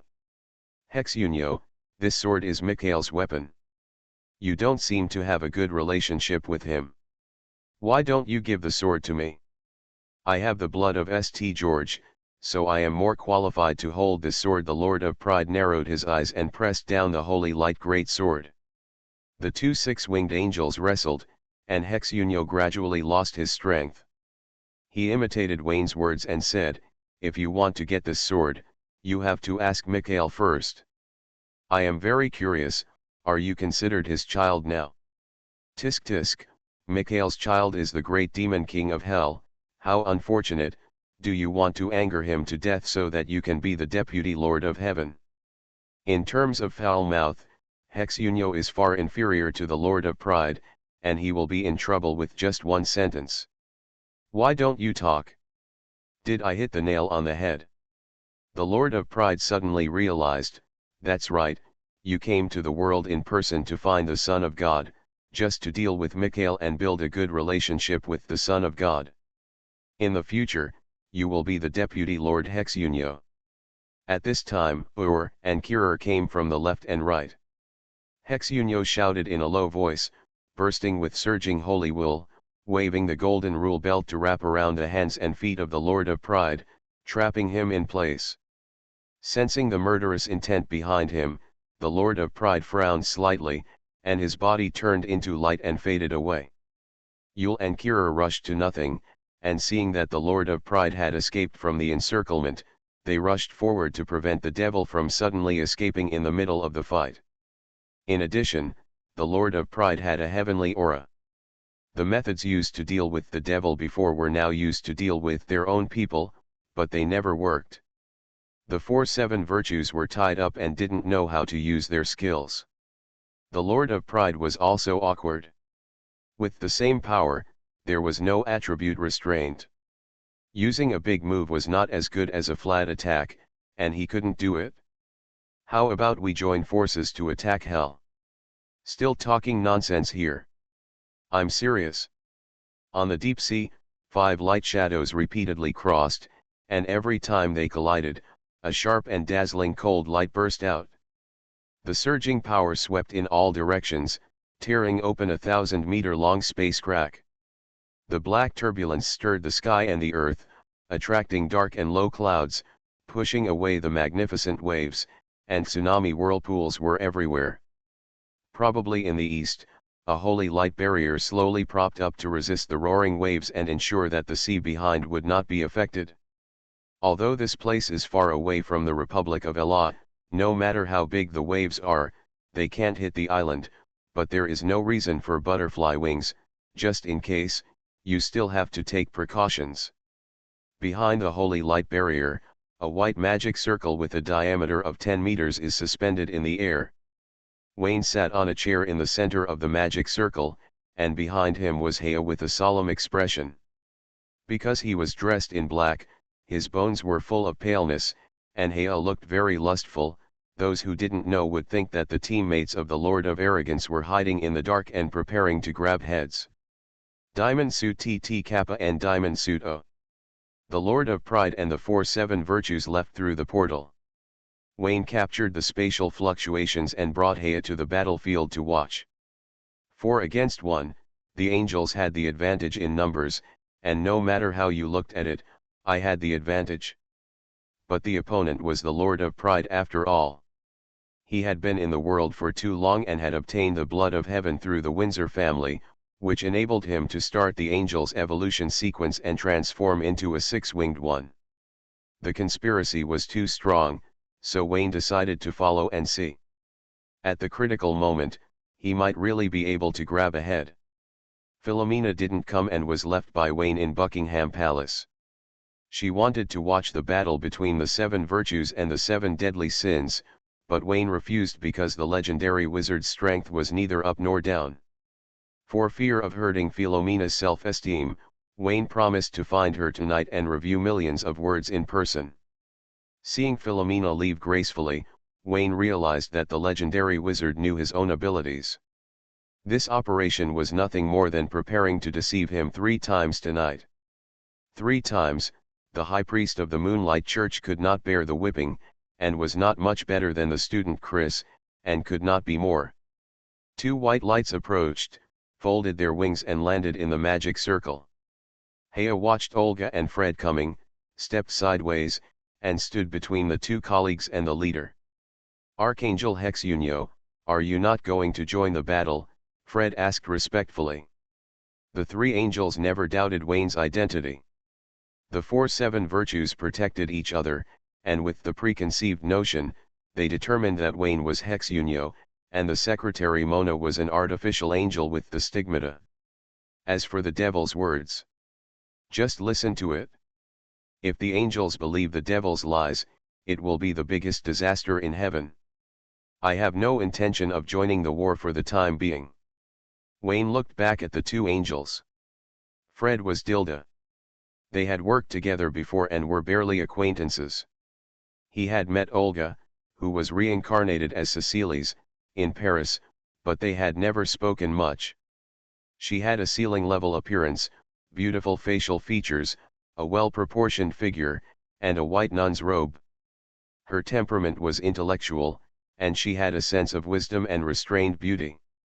She was completely different from Hea. According to Hea, Olga was Mikhail's subordinate. Because Ur and Mikhail were in the same boat, he temporarily obeyed Ur. Archangel Heshino, is there anything wrong with me? Olga asked cautiously. Nothing is wrong, I'm just worried that a demon might sneak in. I knew Dilda before, but I'm not familiar with you. Wayne frowned. Let me see your stigmata and confirm your identity, so that you don't pretend to be a reincarnated angel. Olga was stunned when she heard this, and felt helpless in her heart. There was a grudge between the superiors, and she was being bullied. Please wait. Olga took 2 steps forward, lifted the hem of the nun's robe, straightened the waistband, and wanted to show the stigmata on her lower abdomen. The shameless Juno once said that Olga was wearing a pair of golden woolen trousers. At that time, she was looking at the threads and did not notice the appearance of the stigmata. Wayne wanted to see what the mark of the Michelangelo Legion looked like. Soon, Wayne saw the thread, which was indeed gold. Phew, he meant that he saw the cross mark of the Michelangelo Legion, which was indeed golden. The holy mark consists of a holy spear and 2 holy swords, standing in a patch of golden grass. Although the grass and trees are sparse, they are often taken care of. It can be seen that the owner's love for life is a person who respects nature. Bang! A golden light flew backwards, broke through the holy light barrier, and hit Wayne, who was sitting on the chair. Wayne is studying the stigmata of Mikhail's angel legion, analyzing in detail what kind of angel Mikhail is, and whether, as arrogance said, he is a humility that is even more arrogant than arrogance. When he heard the sound of breaking wind coming, he raised his hand to catch it without looking back. The momentum was so great that he retreated 2 meters with the magic circle. Hexuno sat in Wayne's arms with a confused look on his face. He was about to say something to ease the embarrassment when he looked up and saw Olga's stigmata. Hexuno was so angry that he almost exploded on the spot. He raised his hand to straighten Wayne's face, his eyes blazing with anger. Hexuno, I'm fighting life and death in the front, and you're playing shameless game here. Do you know who she is? She's a subordinate of my mortal enemy. Wayne, yes, I am you now, and there is nothing wrong with you putting on small shoes for your enemy's subordinates. Shameless. Hexuno wanted to slap Dunn on the face. When Philomena sat on Wayne's lap, she wanted to do just that. Due to the crowd at the time, she wanted to give Wayne some face. There are few people now, there is no one around, it's a great time to get slapped in the face. Hexuno raised his hand, not wanting to blame the Holy Sun, so he picked a soft persimmon and pointed at Hea. What are you doing? Let this shameless angel pollute the archangel's eyes. What are you protecting? What's wrong with this angel? Who are you looking down on? Hea snorted coldly and talked about the 3 views that were rebuilt in the ruins. Where is this? The archangel has experienced so much, what else can't be seen? What she said made sense, and I couldn't refute it. Agia Shiran put down the hem of his robe and said slowly, Little nun, Archangel Ur told me that Archangel Hexuno gave you power in order to attract the attention of the devil. He is not really greedy for pleasure. Beauty, please realize this and don't use your narrow thoughts to evaluate us angels. What you said makes sense. Also, your feelings for Archangel Hexuno are not pure. Most of them are possessive. You worship and desire him. This is the sin of greed. I hope you can wake up in time and don't make the same mistake again and again. Agia shook his head slightly, not bothering to take another look. Angels are so annoying. When people are at high places, they are surrounded by good friends who can talk. When people are at low places, they are always acrimonious. This is the case on earth, and heaven is no exception. In the past, Hexuno felt that these angels worked hard and spoke very nicely, but now he just wants to kill them all. Soon, they expanded into them. Fred frowned and looked at Hexuno. Little nun, get off Archangel Hexuno's lap quickly. His favor is not your arrogant capital. Your actions will only embarrass him. Hexiunyo rolled his eyes. In order not to embarrass Hishiunyo, he stood up and jumped out of his seat. Was dragged back again. Wayne grabbed Heshino's chin, lowered his head and kissed him, and said incoherently, "This arrogance is too powerful. Except for the most thoroughly awakened killer and Vekel are no match for him. All the stigmata are handed over to you. You continue to impersonate me and don't let the name Heshino be shamed." Hexiuno struggled twice, then took back his strength. Sensing 3 disdainful glances, she put her arms around Wayne's shoulders and became more enthusiastic. "Okay, don't kiss me anymore, I give you all the power." Wayne struggled to retract his mouth, patted his butt and asked Heshino to quickly remove the demon. If he couldn't defeat it, he would just shake him off. Although his ability was average, he was still very good at dealing with demons. Hexuno wiped off the lipstick mark on her mouth, and seeing the 3 angels still staring at her, she kissed Wayne again with a snap. "I just humiliate my purity, what can you do?" Snored. Hexuno flapped his 6 wings and left, eating tea and burning. Heya couldn't bear it, and Olga and Fred also shared some of the same hatred. "Archangel Hexiuno, you are too doting on this little nun. This is not good and will encourage her pampering temperament. Today she dares to show her teeth to an angel, and tomorrow she dares to show her face to Seraph. If she offends the Holy Sun in the future, you will also be punished. It's really time to take care of it." The 3 angels expressed their dissatisfaction with the little nun. "You 3, couldn't you be jealous?" X3. "I'm not. I don't. Absolutely impossible." "That's it?" Wayne shrugged, then became jealous, and his words became more pungent. "The louder you are, the faster Heshino will fall. Hell will reward you based on your merits, and the 7 demon kings will take the lead in giving you medals." Boom. Boom. Boom. The battle on the sea lasted for 2 hours. The Lord of Pride challenged for 7 virtues alone, and the fight was evenly matched. However, because 2 fists could not defeat 8 hands, he gradually fell into disadvantage, and finally had no power to turn over. The golden beam rushed up into the sky, cutting through the night sky, and blooming with extremely bright and gorgeous light. The sea was foggy, and the storm stirred the sea surface up and down. Among the endless waves, the Lord of Pride was covered in blood and stood in a mess with a sword. The 6 wings behind him were all chopped off, and the area below the waist and abdomen disappeared, not to mention the kidneys, even the fish roe bag was taken off. At this point in the battle, the Lord of Pride had no hope of winning. He looked up to the sky and laughed, "Although I didn't find the Son of God, I saw the 4 of you appear in the world. Heaven is short of troops, and it is the best time for hell to counterattack heaven. Wait for me to open the door of hell, and swear to make heaven a river of blood." The 7 virtues were panting, looking at the immortal Pride, and their hearts were heavy.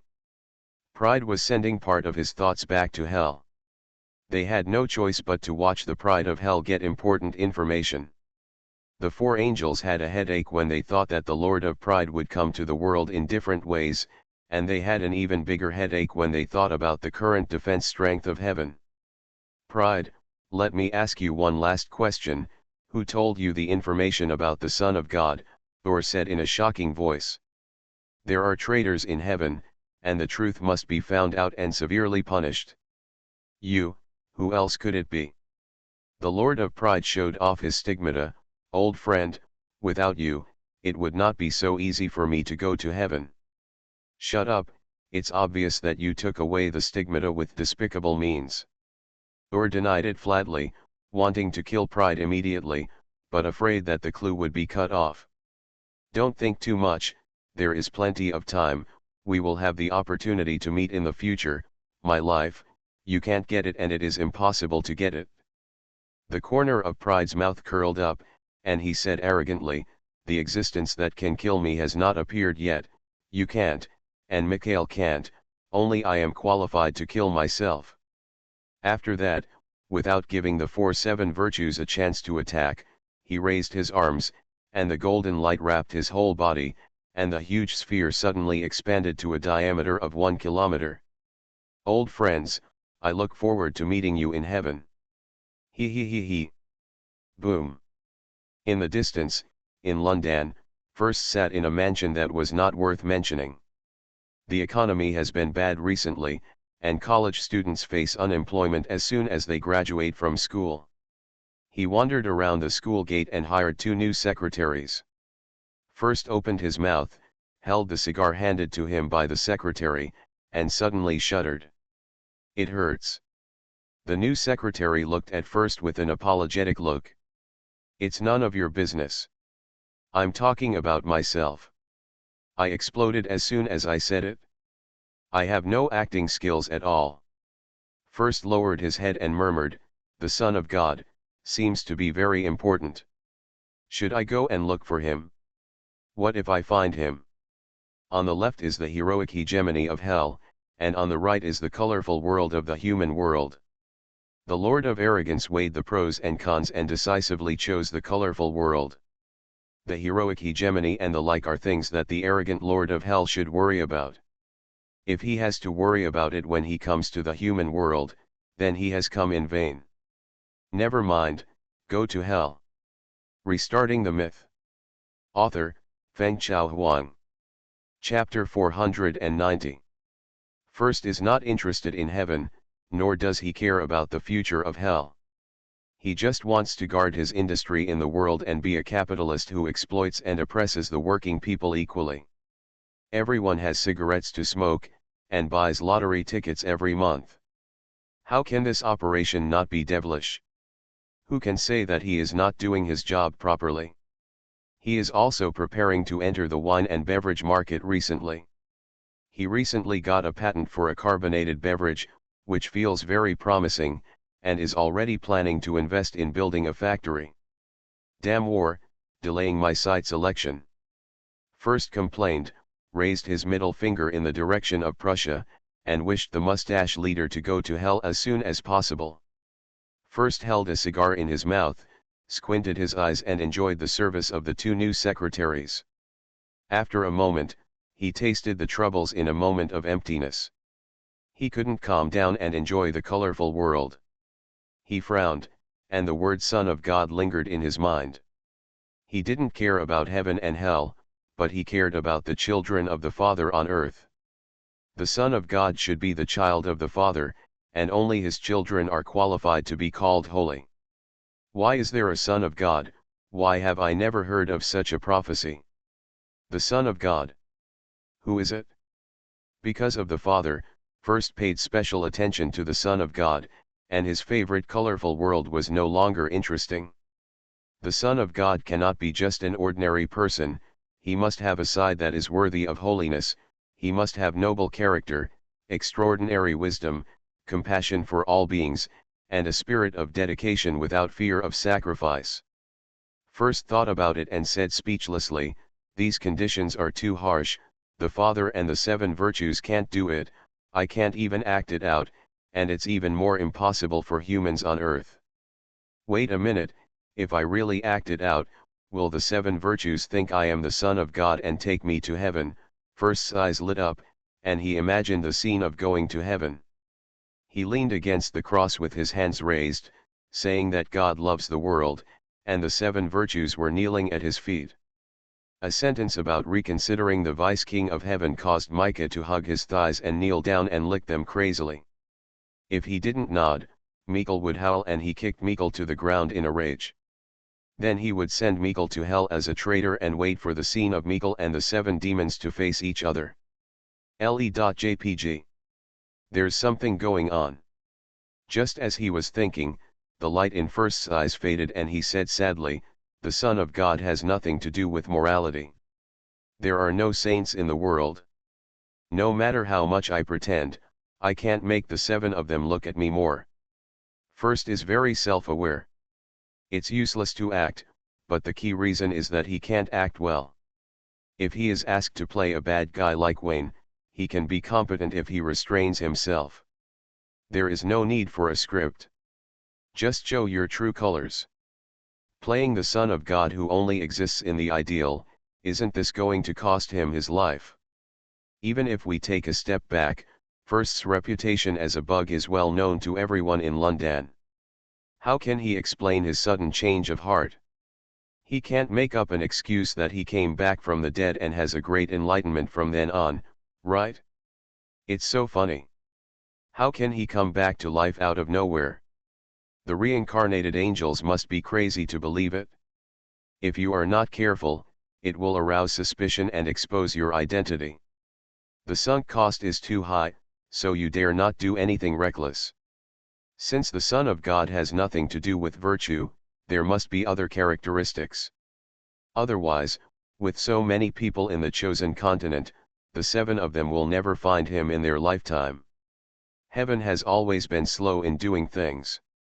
The 3 angels probably don't know the characteristics of the Son of God. The 7 virtues each represent the interests of one side. I understand, so 4 of them came at once, and there are 2 archangels. First analyzed and speculated, first arrogantly praising his wisdom as unmatched, and then continued, it is unrealistic to ask the characteristics of the Son of God from the 4 of them. Because of the seal of hell, Hexunio cannot fight against himself in the human world, and the little nun is obedient to Wayne. Wayne must know who the Son of God is. If he is captured and brought back to hell, and a few succubi are found to seduce and interrogate, he will definitely be able to get detailed information about the Son of God. Not appropriate, I will be exposed, it is not worth saying goodbye to the human world for a Son of God. First analyzed and finally decided to wait. It doesn't matter if he doesn't know what the Son of God looks like. The 7 virtues know that he knows. Under the pressure of hell's desire for the Son of God, they will definitely speed up the pace of finding the Son of God. He continued to play music and dance. He thought that he would see who the Son of God was if he lived a messy life. That makes sense. It seems that I have to give up. First grinned, and suddenly realized something was wrong. These idiots, they know that I know, and they also know that I have been looking for the Son of God for a long time. Will they misunderstand that I have been staying in London because the Son of God is in London? This misunderstanding has caused a lot of trouble. I should have explained it clearly before the self-destruction. Oh, the angels who lie all the time don't believe the honest devil. The more I explain, the more they think I am covering up the truth. It's me who blew myself up in time and didn't give them time to misunderstand. Thinking of this, First was no longer panicked. London was full of insects and gays. The Son of God would not be in London no matter where he was. This broken place would only attract devils. The reincarnated angels would leave after wasting some time. This is safe. What does the Son of God look like? I have to wait again. The devil is so anxious. Bang. Look at what you have done. The devil is almost laughing to death. Buckingham Palace, banquet hall, reincarnated angels gathered together, gentle Vikul angrily slammed the table, scolding 3 useless colleagues. Hexunio lowered his head, or looked up at the sky, and Kirer was sleepy, looking like he had indulged himself too much. If it was another cherubim slamming the table and knocking the bench, the archangel would have slapped him long ago, but Vikul was different. He was one of the 7 virtues and was qualified to give the archangel a cold shoulder. Besides, Vikul was right, because of the outrageous actions of the 3 of them, the Lord of Arrogance left with a smile. The voice and smile were still in front of us. They defeated and exiled Arrogance, but Arrogance was the big winner tonight. On a table not far away, Wayne set up a game and asked 3 angels to play cards with him. Archangel, are you really not going to attend the meeting? Hea was envious and jealous. She didn't understand what was so good about the little nun, why the leader favored the little nun but ignored her. Whatever the little nun can do, she can do it. If you don't believe me, you can try it. You will die if you try it. For the sake of Hayes' life, Wayne ignored her. 9 consecutive wins, I won again. Fred, you have lost everything this time, show me your last bit of golden rule. Olga, you have lost everything, keep a record first, and pay me back with interest another day. Archangel, I have lost everything too, I can. Well, I will punish you to guard the door tonight. The camera returned to the 4-7 virtues. Vikal roared angrily for 5 minutes and finally calmed down. He sat down on the chair and returned to his usual gentle indifference. Archangel Ur, there is indeed a demon king in London, do you believe it now? Ur hugged his shoulders and nodded, looking arrogant. So Archangel Ur still wants to help the Windsor family regain power now, he asked with a sneer. Ur made too many mistakes tonight, each of which was a serious crime. He was not confident enough to mention the Windsor family. He just glossed over it with vague words. Under the pressure of Hexunio, he reluctantly praised the Landau family.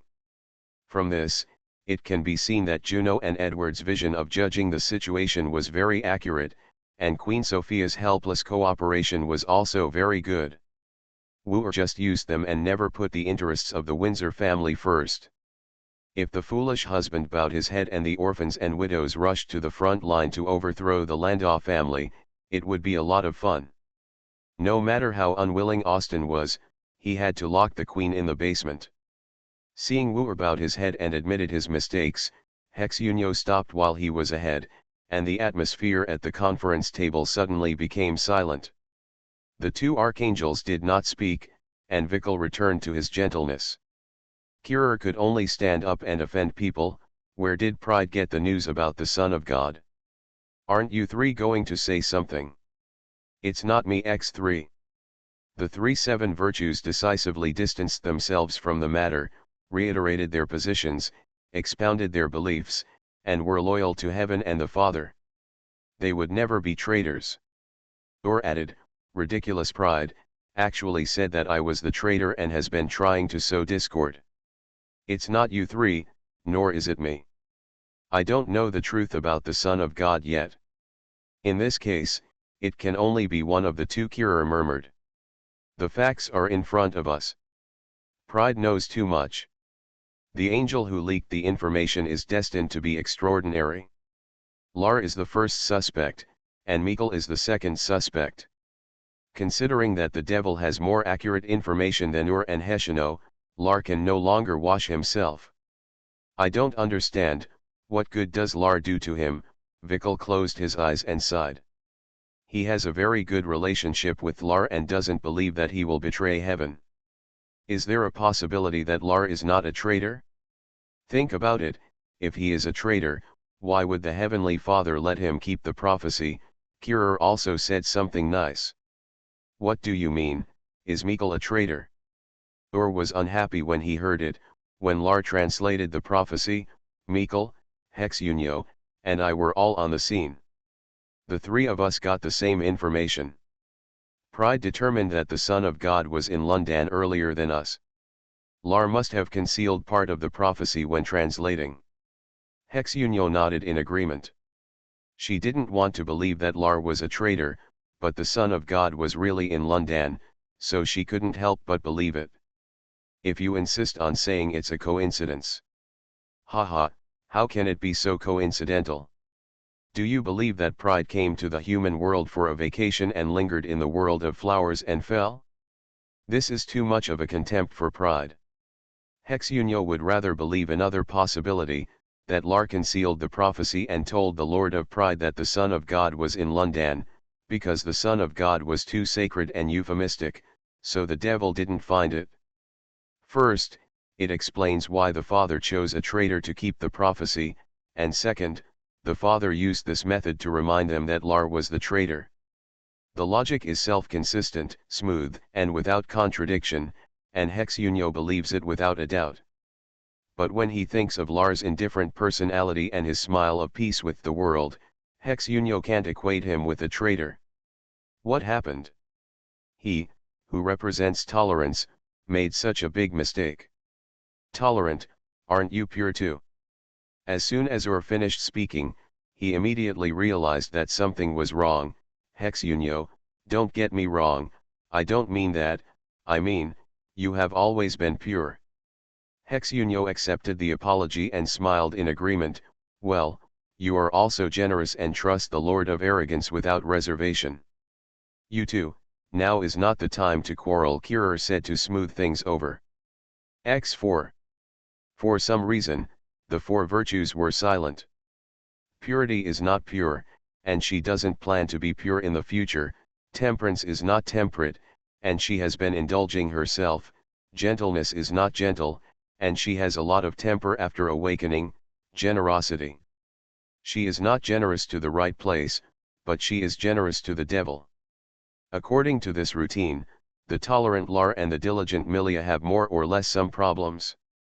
What? Why don't you mention the humble Mikhail? The Lord of Arrogance said that humility is arrogant. Although the four of them didn't say it, they agreed in their hearts. Excessive humility is arrogance. Mikhail has always been like this. He didn't even need to reincarnate. He committed the sin of arrogance in heaven.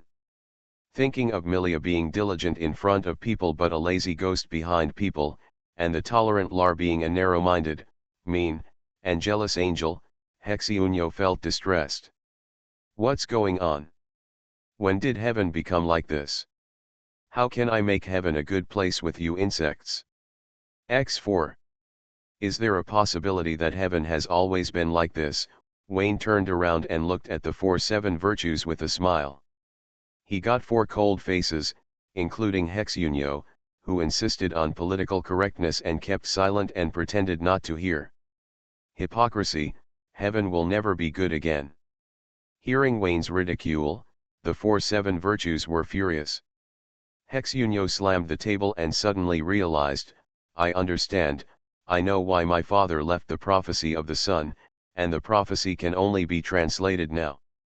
What do you mean? Wuorki said. The 7 virtues are sick. After losing my father, all of us are sick.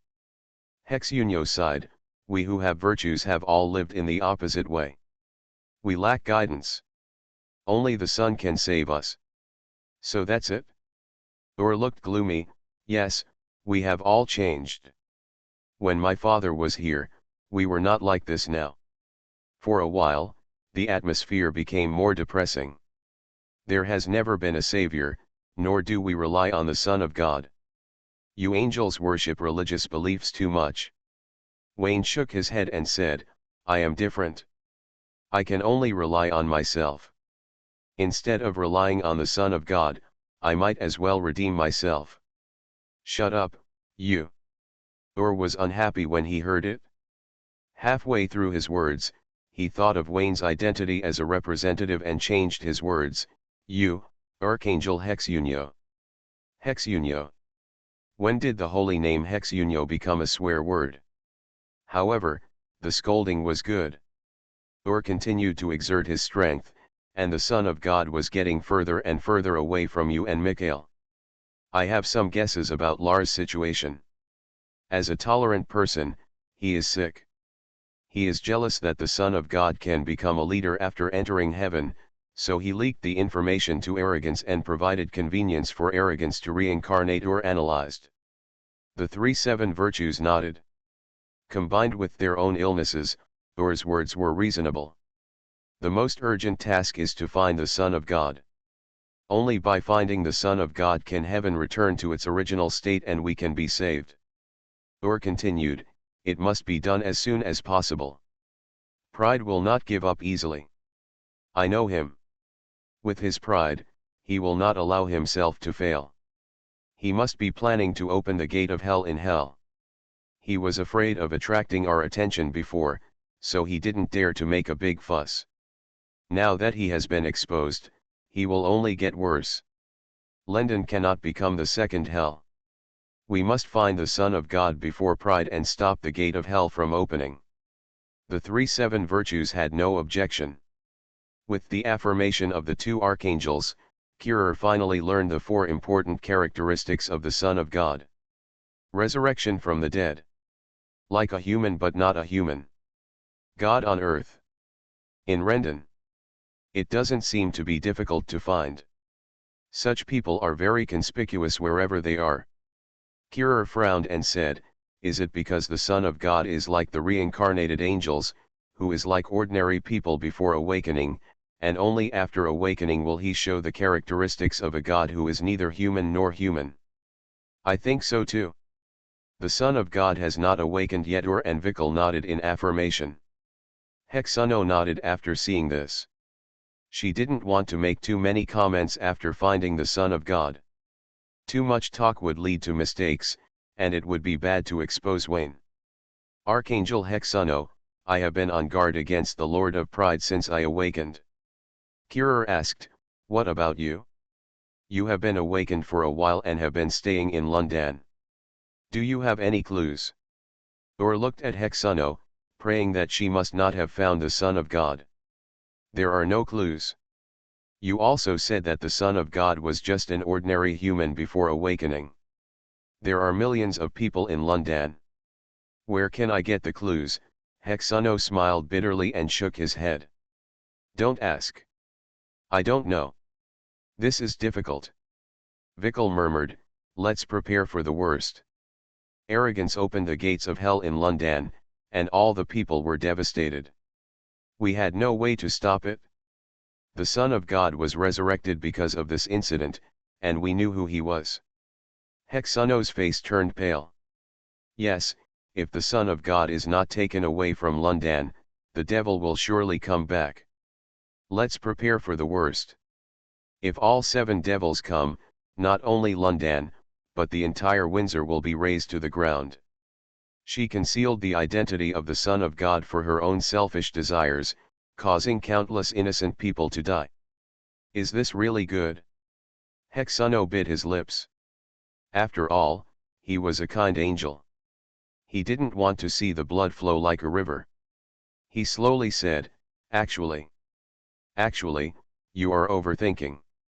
Or spoke first, it's not that easy to open the gate of hell. Even if it is opened, the devil can't break through the seal of heaven. His strength has declined significantly. He can't be our opponent. It takes a long time to prepare for the opening of the gate of hell, enough for us to take back the power of heaven. In the world, the devil is not our opponent. Hexuno opened his mouth and felt that Ur's words made sense. But we must do a good job of prevention. There is one thing I care about very much. Ur glared at Hexuno. Our Archangel Hexuno exposed the loophole of the seal of heaven when repelling the Lord of Jealousy. In order to cover her lover in the world, she freely entered and exited hell in front of the Lord of Jealousy. Is there such a thing, X2? You two don't know, this is the qualification of the Archangel, and it is a strategic means to bury the next time hell comes back. Ur said regretfully, Jealousy is not a fool. He will figure this out sooner or later. By then, the 7 demons will know, and London just happens to have the blood of heaven that meets the conditions. What do you mean? Kirer asked. I came to London not to compete with Hexuno, but to guard Mikel's bloodline in the world. Ur raised his voice very high, firmly sitting on the moral high ground, and said righteously, angel blood can weaken the seal imposed by heaven on hell in a short period of time. The higher the level, the more obvious the weakening, making the gate of hell temporarily open, and the Archangel can ignore the seal and enter and exit hell freely. The Windsor family is very dangerous. We can't kill Mikel's bloodline descendants. We can only keep a close eye on them. Your statement is far-fetched and standard nonsense. X2. Even if the queen, prince, and princess awaken their bloodline, they are not real archangels. You and Hexuno just need to avoid being bled. X2. Hexuno did not participate in the discussion. He mustered up the courage to explain the identity of the son of Wayne, but was interrupted by Wooer. He lost his temper and could not continue. The Son of God is the future of heaven and the successor appointed by the Father. whoever can find the Son of God will be the great contributor to heaven and the confidant of the Son of God. The two archangels came for this reason. They didn't want the other to get the Son of God. Whether there was an idea of holding the Son of God hostage to the archangel, Hexunyo felt that she should not have it, but she felt that Michael had it and had to be on guard. Of course, if she could get the favor of the Son of God and continue to be the most favored seraphim, it would be great. Hexunyo felt that she was very sick. Not only was her body impure, but her mind was also extremely dirty.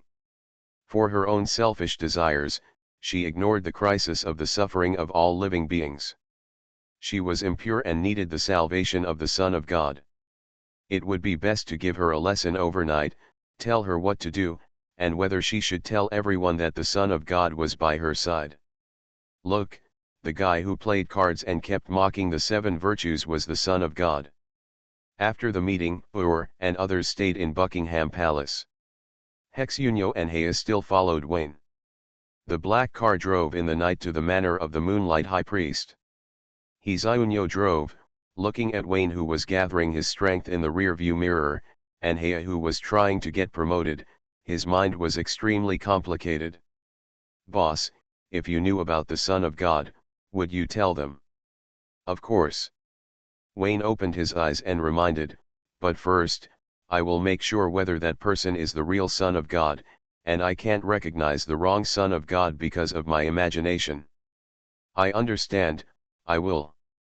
You'd better think it through before you say it. Let's talk about it tomorrow.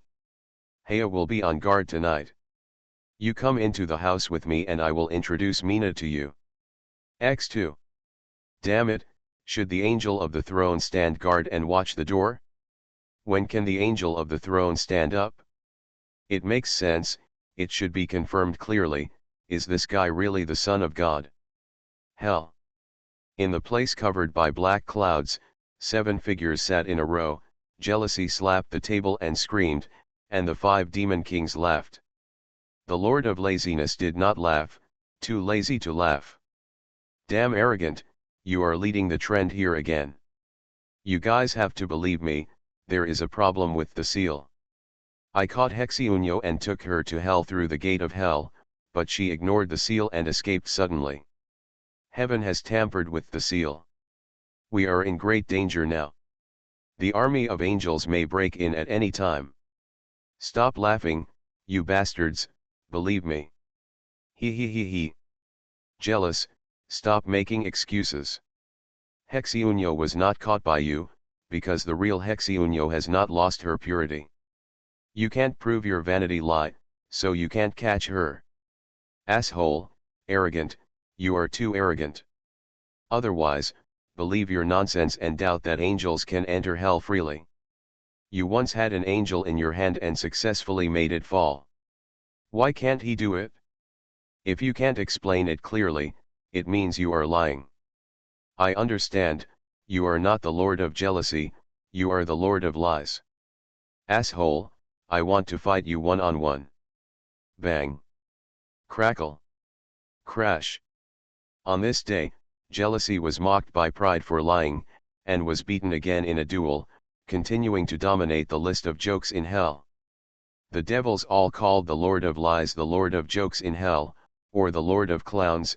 Anyway, everyone's happiness depends on him.